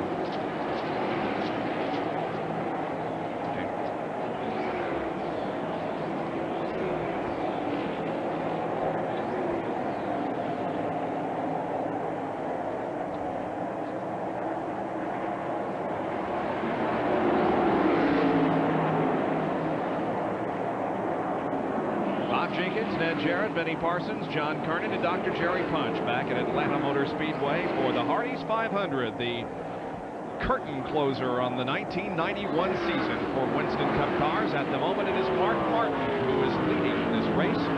Harry Gant running in second. Bill Elliott is third, fourth is Ernie Irvin, Dale Earnhardt fifth. Mark Martin with the year that he's had, and it's not been a good year. Been so many disappointments for Mark Martin and the entire Folgers team. He has to feel awfully good right now, and I just hope that the car stays together. If he does lose, I hope that he loses on the racetrack, that it's not a mechanical problem, because if it is, he might go jump off a building someplace. The year he's had. Man, it's been tough. This is his 11th start here at Atlanta Motor Speedway, and his best finish was in March of 1990, a 5th. There's the number 4 car driven by Ernie Irvin to the right of your screen, currently in 4th place. And we'd like to take this opportunity to wish a very big good get well to Tony Glover's grandfather, Tony the crew chief on this car. His grandfather, James Walter Gilliam, is ill in the hospital. Big Winston Cup fan, of course, and we wish him a very speedy recovery. A couple of other people that we'd like to say get well to. Jeannie Metcalf, who offers us so much assistance as far as timing and scoring is concerned on a Winston Cup telecast, is not with us today. She's not feeling well at home. And Kevin Nichols, one of our own crew members here at ESPN, had an appendicitis earlier in the weekend, and we wish him a recovery. Jerry Punch has more. You know, it's got to be awfully tough for Tony Glover to be able to do his job, and he's doing an excellent job today, knowing that someone he's very close to, like his grandfather, suffered a heart attack just 48 hours ago up in Tennessee. And this gentleman, James Walter, Dr. Gilliam, is a big race fan and a big ESPN fan. And he was asking the doctors to please let him watch today's race. He probably is watching right now. And for James, Tony will be on a charter plane headed back to Tennessee as soon as this race is over to be at your bedside. So we all at ESPN wish you a speedy recovery. Back upstairs. All right, Jerry, and one other person we'd like to mention, Dave Campanella's son, Jerry. He's another one of our ESPN employees. His son, Jimmy, is under the weather, and we wish him a very speedy recovery. I know you're watching us, and get well very soon. There's the third place car, Bill Elliott. Started on the pole. Thought he might make a move up towards the front, but he just hasn't been able to get back up there after he got a lap down. Now here's the green car right there of Brett Bodine down on the inside. Fellas, he has slowed the last 3 or 4 laps. He's been running on the low side of the racetrack. Apparently he has lost a cylinder on the Quaker State Buick and just trying to ride it out. Yeah, we can see. Uh-oh. Yeah. Might have been fatal right there. That big puff of smoke came away from that Buick. They'll change the Fords next year. Brett Bodine and Kenny Bernstein and the whole crew will be switching to Fords for 1991. And Ernie Elliott is going to be the engine builder for the 26 Quaker State team next year with their Fords. Brett staying out there, although the smoke becomes more evident now from the back of the Quaker State Buick. They've got to make more pit stops, don't they, Ned? Yeah, they'll have at least one more stop to make. There's the other green car, but this one is very much in contention. That is Harry Gant, and here's Jerry Punch. Just answering your question about pit stops, guys, we would expect to see Mark Martin, our leader, come in at about 5 laps, around 275, 276. Dale Earnhardt will probably go to about 277 or 8. And remember, that should be their final scheduled stop. Now Mark Martin has radioed to his crew and said, guys, get ready. So he may come in even earlier. We're watching for the Folgers crew now getting ready on pit wall to bring the lead car in. Remember, mentioning the Earnhardt pit stop, this is their final time to make one more chassis adjustment. Earnhardt has still said the car is way too tight. He cannot stay with Mark Martin. Back upstairs. So this last set of pit stops will be very crucial for some cars in their effort to pull off a victory. There's a good look at Mark Martin. Best finish this year at Pocono. He was second. Let's say congratulations to Mark and Arlene. They're expecting a child January the 1st. Here's some cars that are out of the race.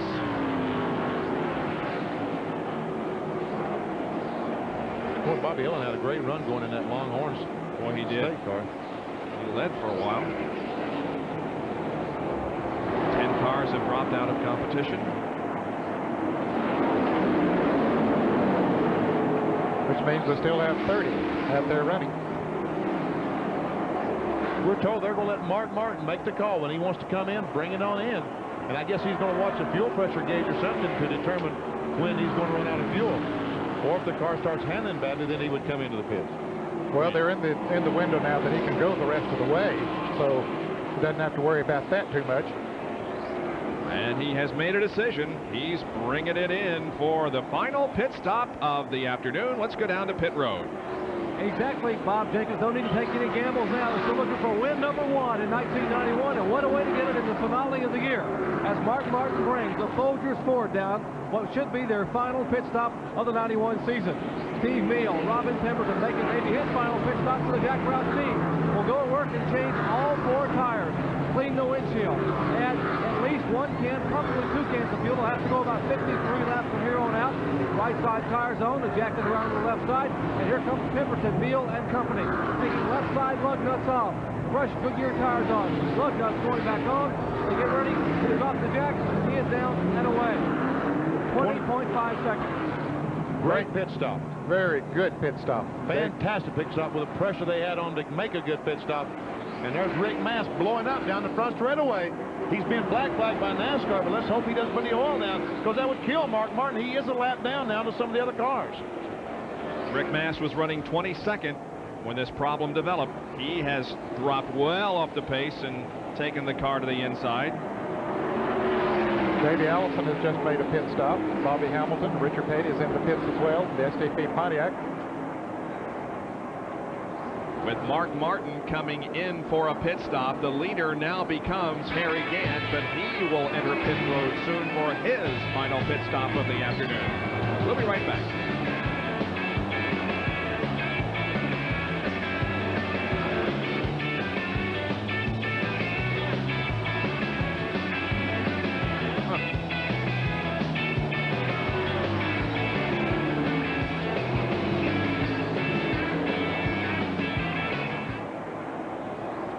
They held him?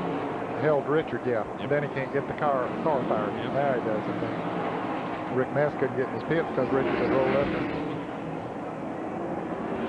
his pits. Here comes Earnhardt.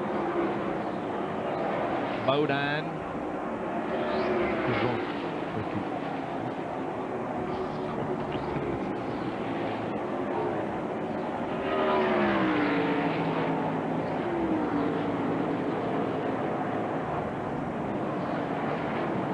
Got him too. Yeah. They got him.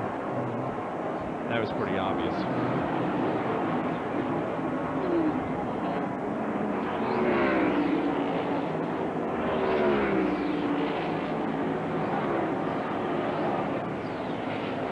Okay. Okay.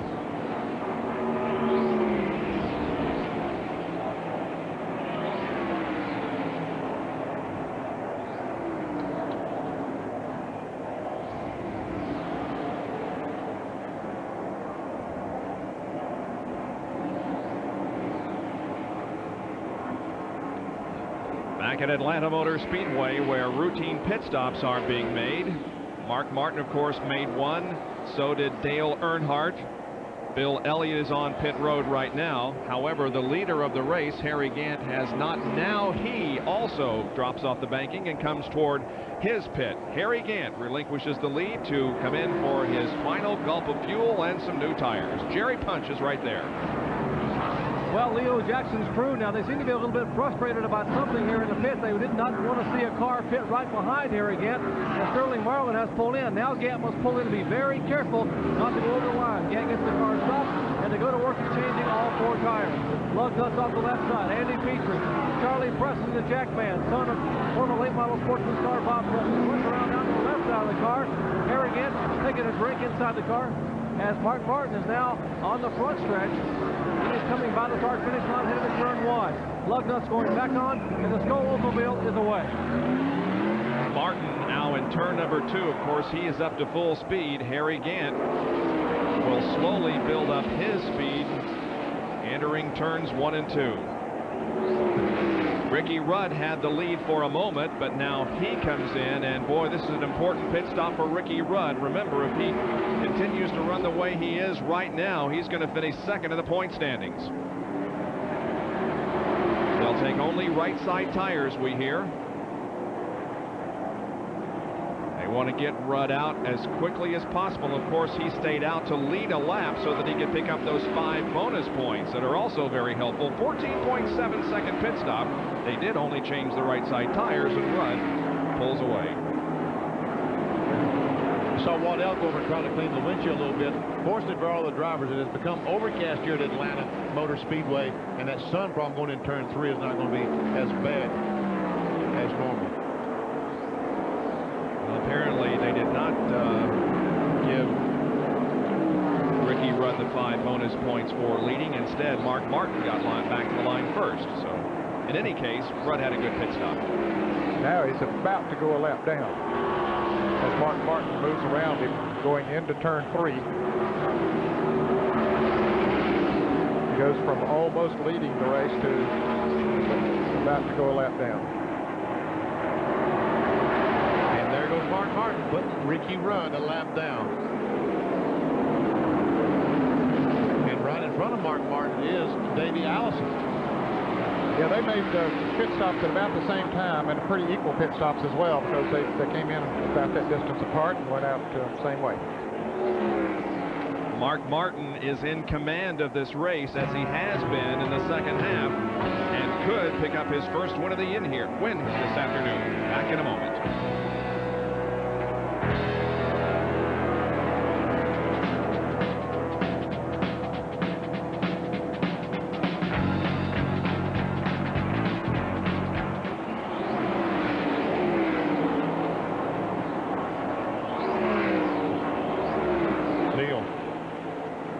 To stroke Bob Martin a little bit, you know.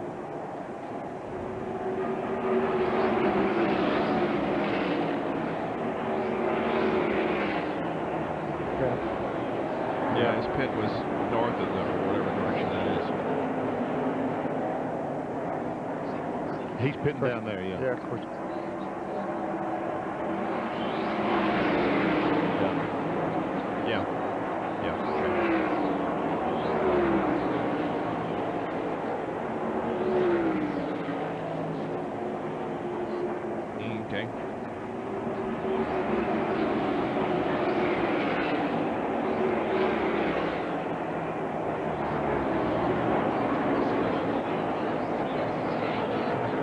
Waltrip? Yeah. Okay. We got 8 cars on the lead lap, right?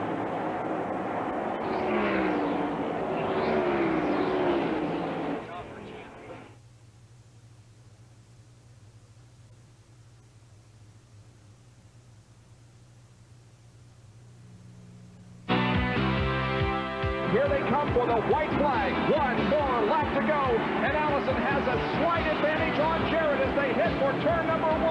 But remember, Dale's been going well on the inside. And doesn't he have the right line, though, Bob? Davey Allison keeps his car in the middle of the racetrack. Dale Jarrett's car is on the low side. Off the 18 degrees of banking, they go down on 5 degrees of banking, and Dale Jarrett wiggles a little bit as they come out of the second corner. They bump, they touch, they rub, going down the backstretch, side by side, wheel to wheel. Who is it going to be in the Champions Kart Club 400? Jarrett has the slight advantage as they go into the third and fourth corners. Davey Allison battles back on the outside. It's going to be a photo finish. They touch coming down through the tri-oval at the line. Who wins it? I believe Jarrett. Relive the decade of excellence. ESPN's coverage of Winston Cup racing, Friday, December 6th at 7:30. Ned, you're a little more calm now than you were when Dale took the checker flag. I'd say so. I'll tell you, every time I see that, Bob, I wonder if he's still going to do it. Well, it was certainly one of the most memorable moments of 1991 for me, and possibly of all time here on ESPN. That was in Michigan, of course, earlier this year when Dale Jarrett won his first Winston Cup race. Field summary for you again, 289 laps complete out of 328.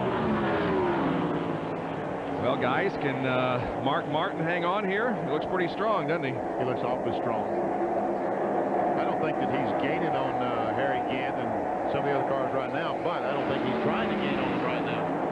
No, he has a good enough lead now that he doesn't need to just push it all out. He can just sit there and ride in a good, comfortable position. While we watch Mark Martin, we'd like to salute the Phillips 66 people. In-car cameras are so much a part of coverage of Winston Cup racing these days, and the Phillips 66 people have been so cooperative with us. They've carried the camera for every race this year. Now, they're out of the event right now with Randy LaJoie, but I know that they have great hopes for 1992. And our thanks to the Citgo people. They have also been with us on many of our races. Dale Jarrett has carried that camera for us, not only inside the car, but on top of the car. And we thank them also for their support and in-car camera coverage of our races. Jerry Punch is with Robin Pemberton. We mentioned about what an emotional day it was with a lot of drivers moving on to different teams next year. Robin, after 4 years here with the Roush team, this is your final race. It has to give you a boost knowing that the car is running so well to be able to go out on top. Yeah, this is just an example of this race team. I mean, it's a great race team. They never quit, never say die. I wish them well next year and hope that I can be the biggest thorn in their side that they'll ever have next year. It's got to be like losing part of your family. You and Steve Mill have been like brothers for a number of years. Yeah, Steve and I have been real close, and we're still close. This is a good relationship between Jack and Steve and myself, and it's going to remain that way, even though I'm going to another team. This is just one big family, and not just this race team, but all the teams combined. It looks like your driver, Mark Martin, has got him pretty well covered. Yeah, he's having a little fun out there right now. You should listen to him on the radio. If everything goes all right, it should be an emotional victory lane. Indeed, he's trying to hold back the emotion right now. They have been choking it back all afternoon here in the Jack Roush pits. Robin Pemberton's last race here in this crew. Back to the Martin is the leader at the moment, and we are nearing the 300 lap mark. I'll show you an interval between first and second position. Second place car remains Harry Gant. There he comes. There he is. Pretty far behind. Yep. And fellas, you know, how long has it been since they made green flag pit stops? Darrell Waltrip is just now making his. He had gotten back in the lead lap, so he takes on the right side tires and gets back out there. But that is the second place car right there of Harry Gant. Ever see Chad's little motion to Harry Gant? Says go on the inside because I'm going up high. Harry Gant goes on the inside. Chad's in 24th position. While we're doing thank yous, the NASCAR people are always very cooperative with us, and we thank them for their support, as Ernie Irvin also passes Chad Little, Bill France Jr., Dick Beatty, Les Richter, Chip Williams, David Hoops, Jim Hunter, Morris Metcalf, and of course Jeannie. Thank you to your help in the 1991 racing season. Ernie Irvin, boy, he started things off with a bang at Daytona, winning the 500.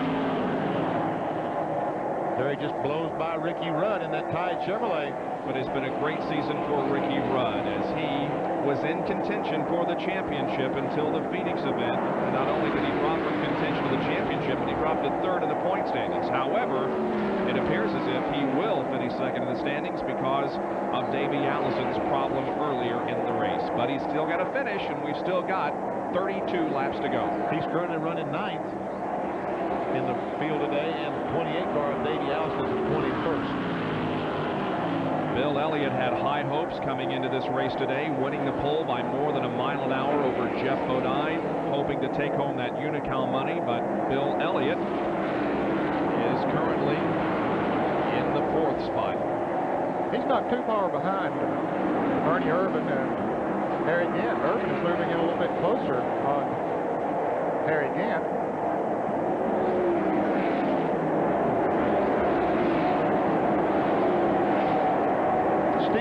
Been announced as the mechanic of the race, and he's down with Jerry Punch. Jerry? Thank you, Benny. Steve, congratulations on being chosen the mechanic of the race. You certainly have done a well of a job here today. Well, it's not got a whole lot to do with me. All these boys work real hard on the race car. We stressed the motor a whole lot today. We worked real hard to get the, we needed to win this last race. We haven't done that yet. I don't want anybody to think we have, but we're real proud of what's happened so far. You guys are really going to try to go out on top. What an extra effort put in by Robin Pemberton and all the crew. Now, losing Robin this year looks like losing a part of the family. Yeah, me and Robin have been like brothers since about 1967, and it's not like he's going away. It's a real small crowd we operate in here in Winston Cup racing, so I'll see him about as much as I ever did, but I will miss being with him all the time. Now, Robin said a minute ago he wants to be the biggest thorn in your side in 1992. He's got a lot of talent. He just might do it. He's awful tough. He learned real well. Gary Nelson's laid good groundwork over there on that car. I'm real nervous about trying to beat Robin, but I got to beat a bunch of people too. So we'll have a lot of fun. We'll race each other to death. Steve Bill, the mechanic of the race, and the team manager for the Jack Roush Folgers Ford, which currently right now is 28 laps away from their first win in 1991. Back up there. And of course, the mechanic of the race award is sponsored by the Western Auto people, and we thank them for their participation in the series and for their help in our televised events. Mark Martin, the leader of the Hardee's 500, with now just 28 laps remaining. We'll be right back.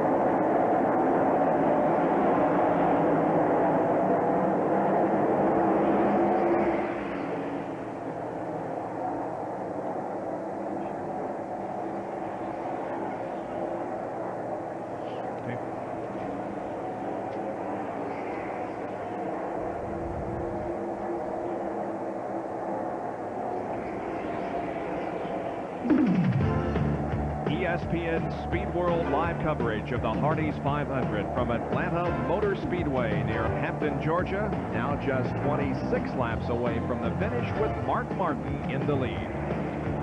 Our Speed World coverage is being brought to you by Hardee's, by Budweiser, the king of beers with that clean, crisp, cold taste. Nothing beats a Bud. And by Quaker State, the Big Q is one tough motor oil. Oh, here's a battle for position. Ernie Irvin and Harry Gant. Ernie has just taken over that second spot from Harry Gant.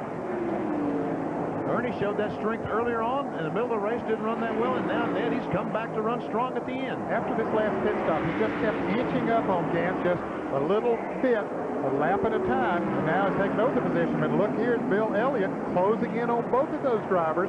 We mentioned not too long ago that Elliott wasn't far behind Ernie Irvin, who at that time was running in third place, now has moved to second, but Elliott moving closer on both of them.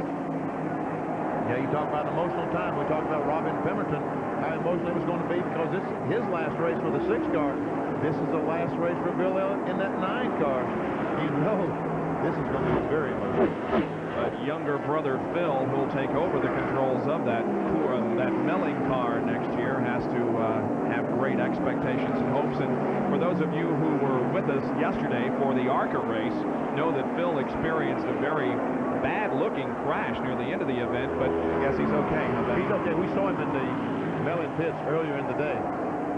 You know, we saw those condos a little bit ago. We talked about owner Bruce Smith and what he's done here. I think we ought to give a call for Bob Martin, the president and general manager of the racetrack here at Atlanta Motor Speedway. Somebody's got to get all this stuff done, and Bob has done a super job in getting the racetrack ready for the event today, the Hardee 500.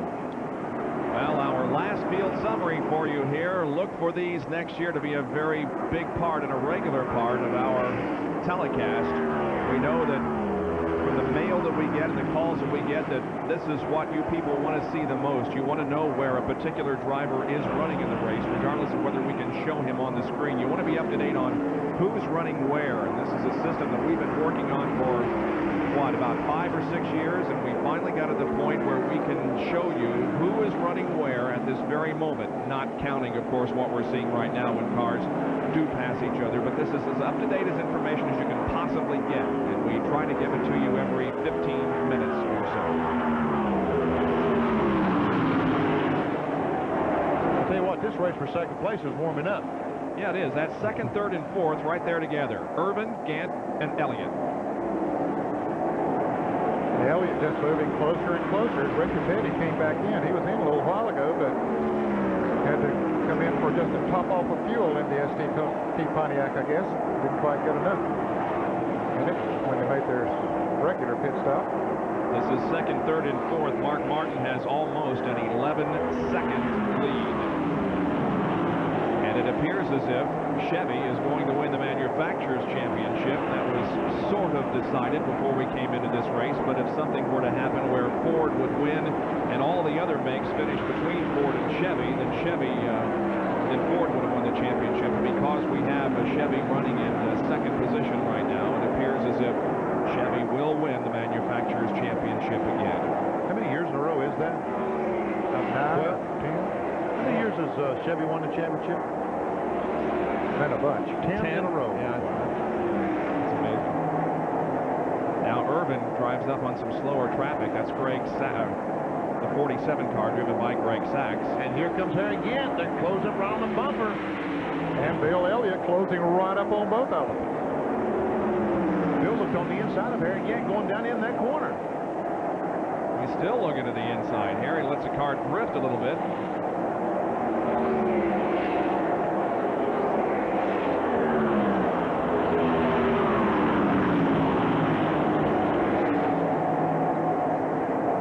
Clean racetrack. Ernie Irvin pulled out to a 5 or 6 car length advantage over Harry. They go about 170 miles an hour, building up to about 180 at the end of the straightaway. And Greg Sachs, the 47 car they just passed, is blown upward and slow going down in turn 1. And Benny was running 8th place, having a good run here today for Greg Sachs. Best run we've seen that car have in quite a while. A very close car. Too bad to see him have a problem here so near the end of the race. There he is down on the apron of the racetrack, headed for the pits. He's coming off turn 2. I don't know if he's going to make it back.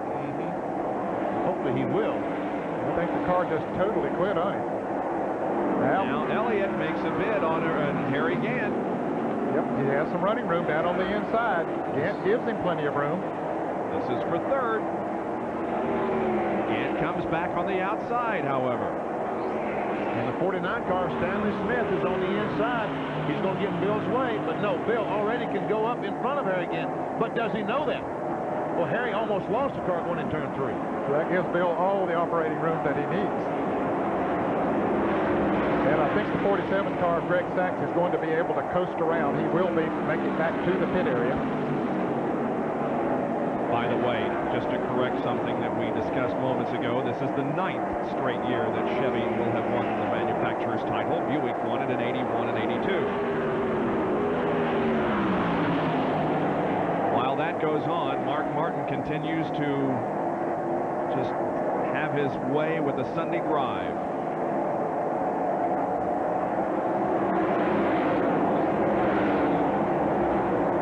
Young man has to be thrilled to death with just the possibility that victory is about 14 laps away. The Motorcraft balloon hovers over Atlanta Motor Speedway. They're watching their driver, Morgan Shepherd, the winner of the race last year, continue to run in 5th spot. He's running 6th right now. Dale Earnhardt is a 5th place runner. Our computer scoring there has left Earnhardt off of it momentarily, but he's still out there. Passing Bobby Hamilton.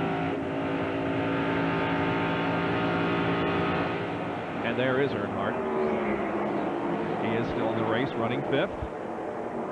And Jerry Punch is with Richard Childress. Indeed, a very proud man. Richard Childress, congratulations. Dale Earnhardt's 5th Winston Cup title. Now, 4 of those have come with you.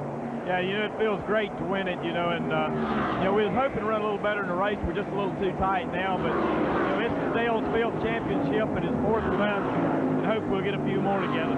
Now, you've been together 7 years, and you've won 4 titles. What about the future? What's down the road between you and Dale? How many more years? Well, you know, we got 2 more years. The GM Goodrich is our sponsor, and hopefully we win them 2 more championships. You know, we just want to keep winning and keep doing as good as we can. One of the reasons these crews work so hard is every year you win a championship, you take the crew, their wives, everyone in New York City, they have a whole week up there touring the city, and these guys really enjoy it. Yeah, you know, it's an extra incentive for all those guys and their wives. You know, the wives have to put out a lot of extra, you know, with them being gone a whole lot, so it's good to let them feel they're part of the winning the championship. Richard Childress and this Goodrich crew getting set to make a presentation at the Waldorf Astoria on ESPN for that championship trophy. Back upstairs. The next time we see Richard Childress, he'll be in tuxedo at the Waldorf Astoria, live on ESPN at 8:30 Friday night, December the 6th.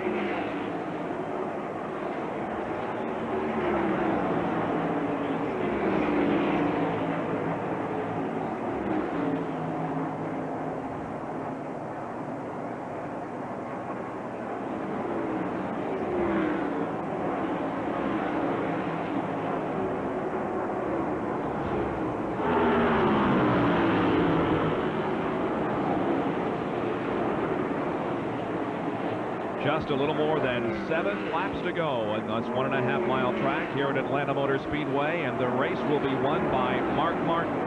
And Dale Earnhardt will officially begin to celebrate his 5th Winston Cup championship. Average speed of the race has moved back up to 134.841.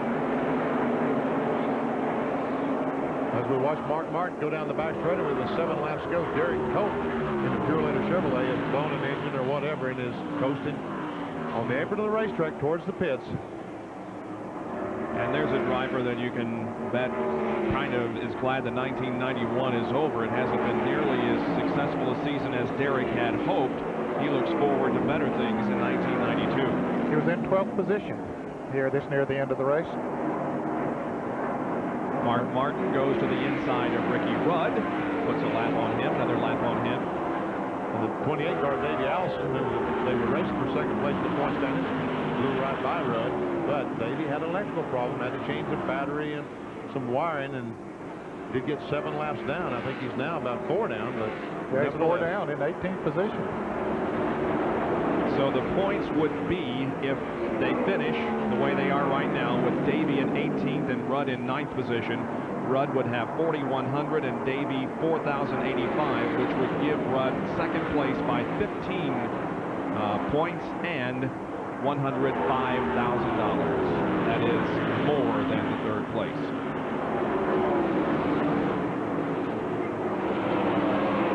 Closest battle on the racetrack is this one for second position. Ernie Irvan has it right now with Elliott, Bill Elliott in third.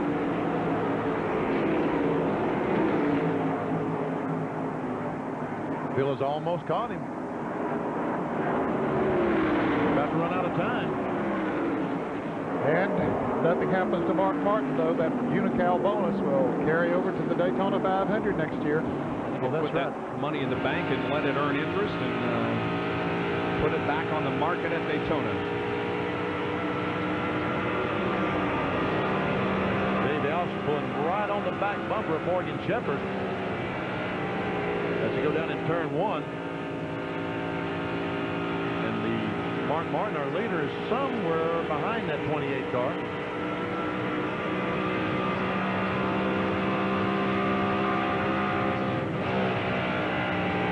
There he is. He's been behind that 28 car for a long time this afternoon, fellas. Just keeping him in sight. 2 more laps to go when Mark hits the line. 2 to go. You know, he doesn't have to run too hard right now. Now Mark Martin is right behind Morgan. Just take it easy, Mark. As a record crowd has turned out here at Atlanta today to watch the final race of the 91 season, and we're glad that you could join us as we conclude our coverage of this season. With Morgan Shepherd off the gas, back on the throttle.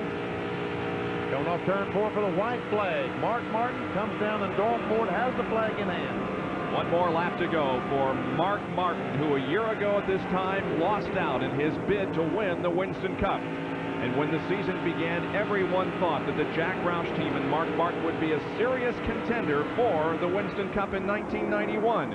But it hasn't happened that way. Mark came into this race today 6th in the Winston Cup points without a victory. He is, however, now within about a half a lap, less than that, a quarter of a lap from his first win of 1991. Here he comes off the corner. The checkered flag waves, and Mark Martin wins the Hardee's 500. Now here's the battle for second position as they come to the line. Ernie Irvan and Bill Elliott. Elliott pulls alongside. It's Irvan, however, at the line, finishing second. There's the Jack Roush crew celebrating Mark Martin's victory here in Atlanta today. I talked to Jack Roush, the owner of this car, down in the garage area this morning, and he said, we desperately want to win this race today. Of course, there were a lot of other people that did, but I don't think there was anyone who wanted to win it more than this team. And he has done it. Mark Martin pulls out a victory and makes it the first win of 1991 in the very last race of the season.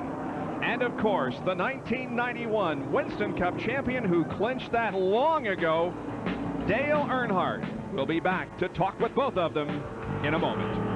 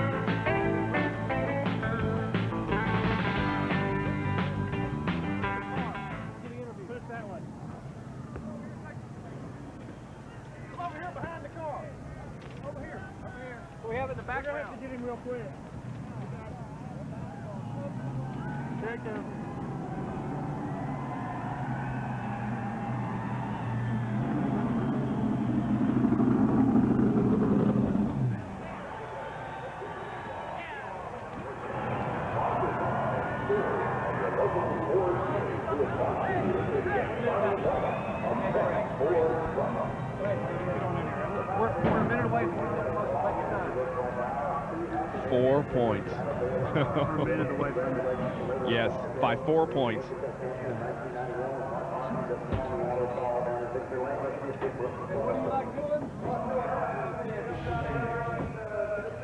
Yeah, give me one of those right here. Bring the thumbs up right here. How much time?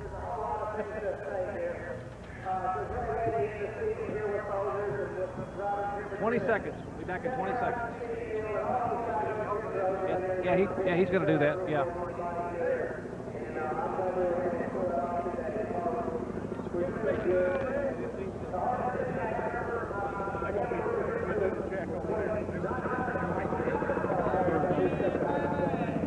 Okay, Dale, anytime. Welcome back to Atlanta Motor Raceway. Just about to step out of the car is the 1991 NASCAR Winston Cup champion, Dale Earnhardt. As he climbs out and pats that Goodrich Chevrolet. Behind him here, Wade Robertson, Senior Vice President of R.J. Reynolds, Sports Marketing. Dale, congratulations on championship number 5. I'd like to thank R.J. Reynolds. You know, they keep putting that up there, and we keep working to try to win it. This Goodrich Chevrolet racing team is after them championships. They've been consistent in racing for them, and this is a little bit off year for us, but still it's a great year for us to win a championship. And, you know, we're tickled to death. Richard and all the guys and everybody back home, you know, thanks for the help this year. It's been a great year for us. Now, you struggled early in the year. Did you ever have your doubts that you might not be able to get back here on that stage at the Waldorf? Well, you never know. You just do it race to race, and that's what we've been doing here lately. We had the car just right. About the middle of the way of the race, but then it got tight, and I got a little off, and Mark and them got better, and they got away from me. So it's just one of them days we was just a little off. We got beat. Well, they got beat here in the battle, but he won the war. The 1991 Winston Cup champion. He get that $1 million coming up in a couple of weeks. Let's go in and see another driver who's got to be awfully happy standing by with John Kernan. Jerry, if you could only see the smile on Mark Martin's face. And Mark, you guys, great pit stops today. The car just worked well all day long. Yeah, the longer it run, the better it got. You know, I got a lot of things to say here. First of all, I really wish Arlene could have been here to celebrate in this. You know, she stood behind the hard times. She really knows what it's like to go through what we've gone through. And, you know, I really wish she could have been here. It's really a special way to end it here with Folgers, you know, to end the season with their colors and get this win for them. And like I said before, there's nobody here that deserves to win more than Jack Roush and Steve Meal. And it's a way to end it here with Robin and everything. And I just couldn't be happier. We've got an awful lot to look forward to. This is really, honestly, what I live for. I mean, what we did there, the last 50 laps, or last 150 laps of that race, I mean, that's everything to me. And I know it is to Jack Roush, and it is to Steve, too. And all the guys put their heart into this thing, and it was our turn today. There you have it, Mark Martin, the winner today. First win since last year at North Wilkesboro. Congratulations to Mark Martin and Dale Earnhardt. Well, pit road is now becoming rather vacant as the celebration is on in victory lane, and Dale Earnhardt makes his victory lap around this racetrack. The men who work behind the scenes are putting the equipment away, and as we conclude another year of Winston Cup racing, we depart from our normal salute to the season and the drivers. ESPN, in cooperation with Richard Carpenter Publications and Polygram Island Publishing, and Mike Powell, who is a longtime crew member, who's also a very fine country singer, salute in this music video the men behind the wheel.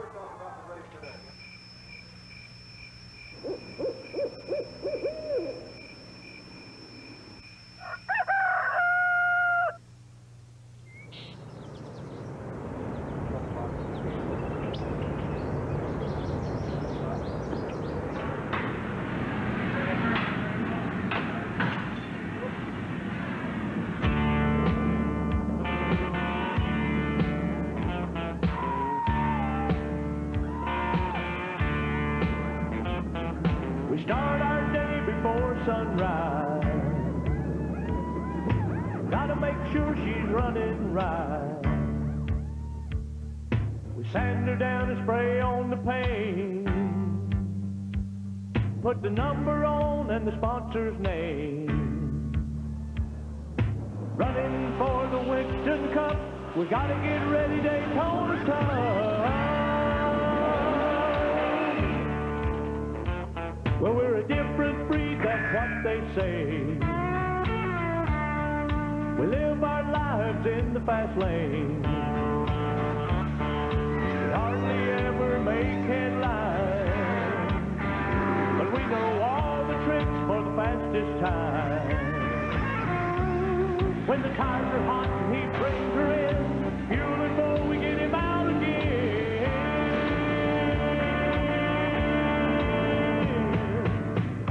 We're the men behind the wheel, the hands that build those raging horses made of steel. We're the ones behind the wall, keep him running through it all. We're the men behind the wheel.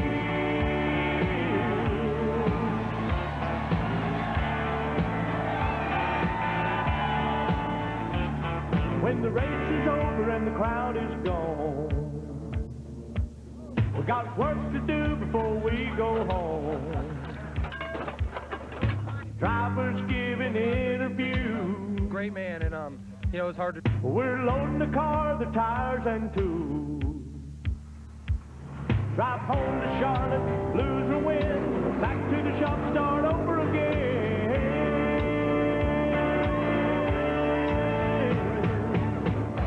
We're the men behind the wheel, the hands that build those raging horses made of steel. We're the ones behind the wall, keep them running through it all. We're the men behind the wheel.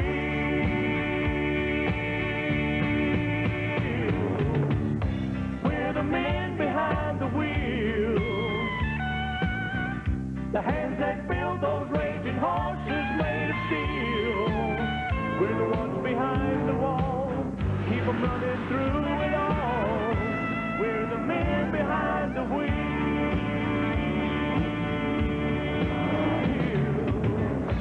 We're the men behind the wheel.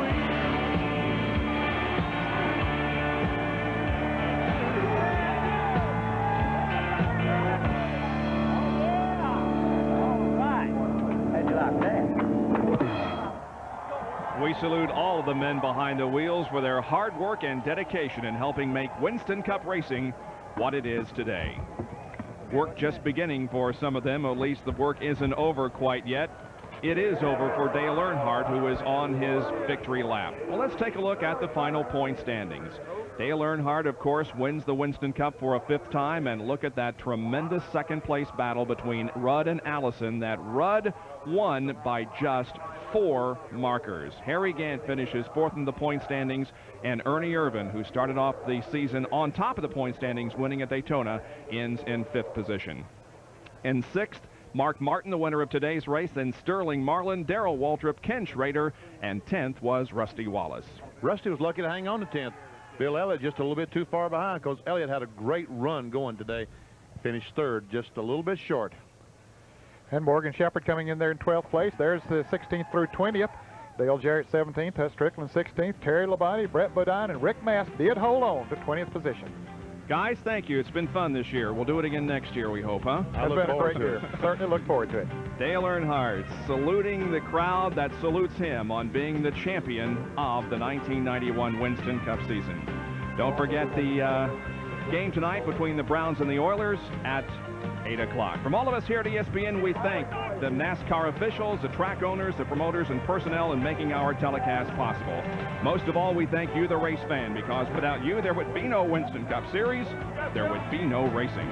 Until we meet again for another ESPN Speed World telecast in 1992, we wish you happy holidays and a very safe winter. Congratulations to Mark Martin, winner of today's race, and to Dale Earnhardt, the champion. For Benny Parsons, Ned Jarrett, Dr. Jerry Punch, and John Kernan, this is Bob Jenkins. So long, everyone.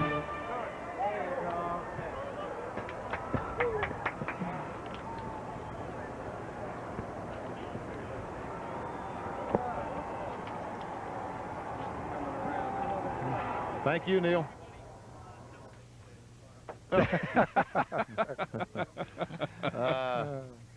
Thank you.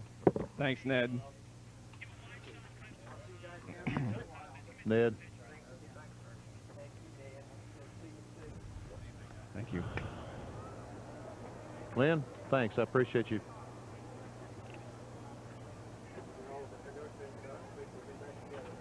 Well, let's hope so. Let's hope so. Yeah, that's right.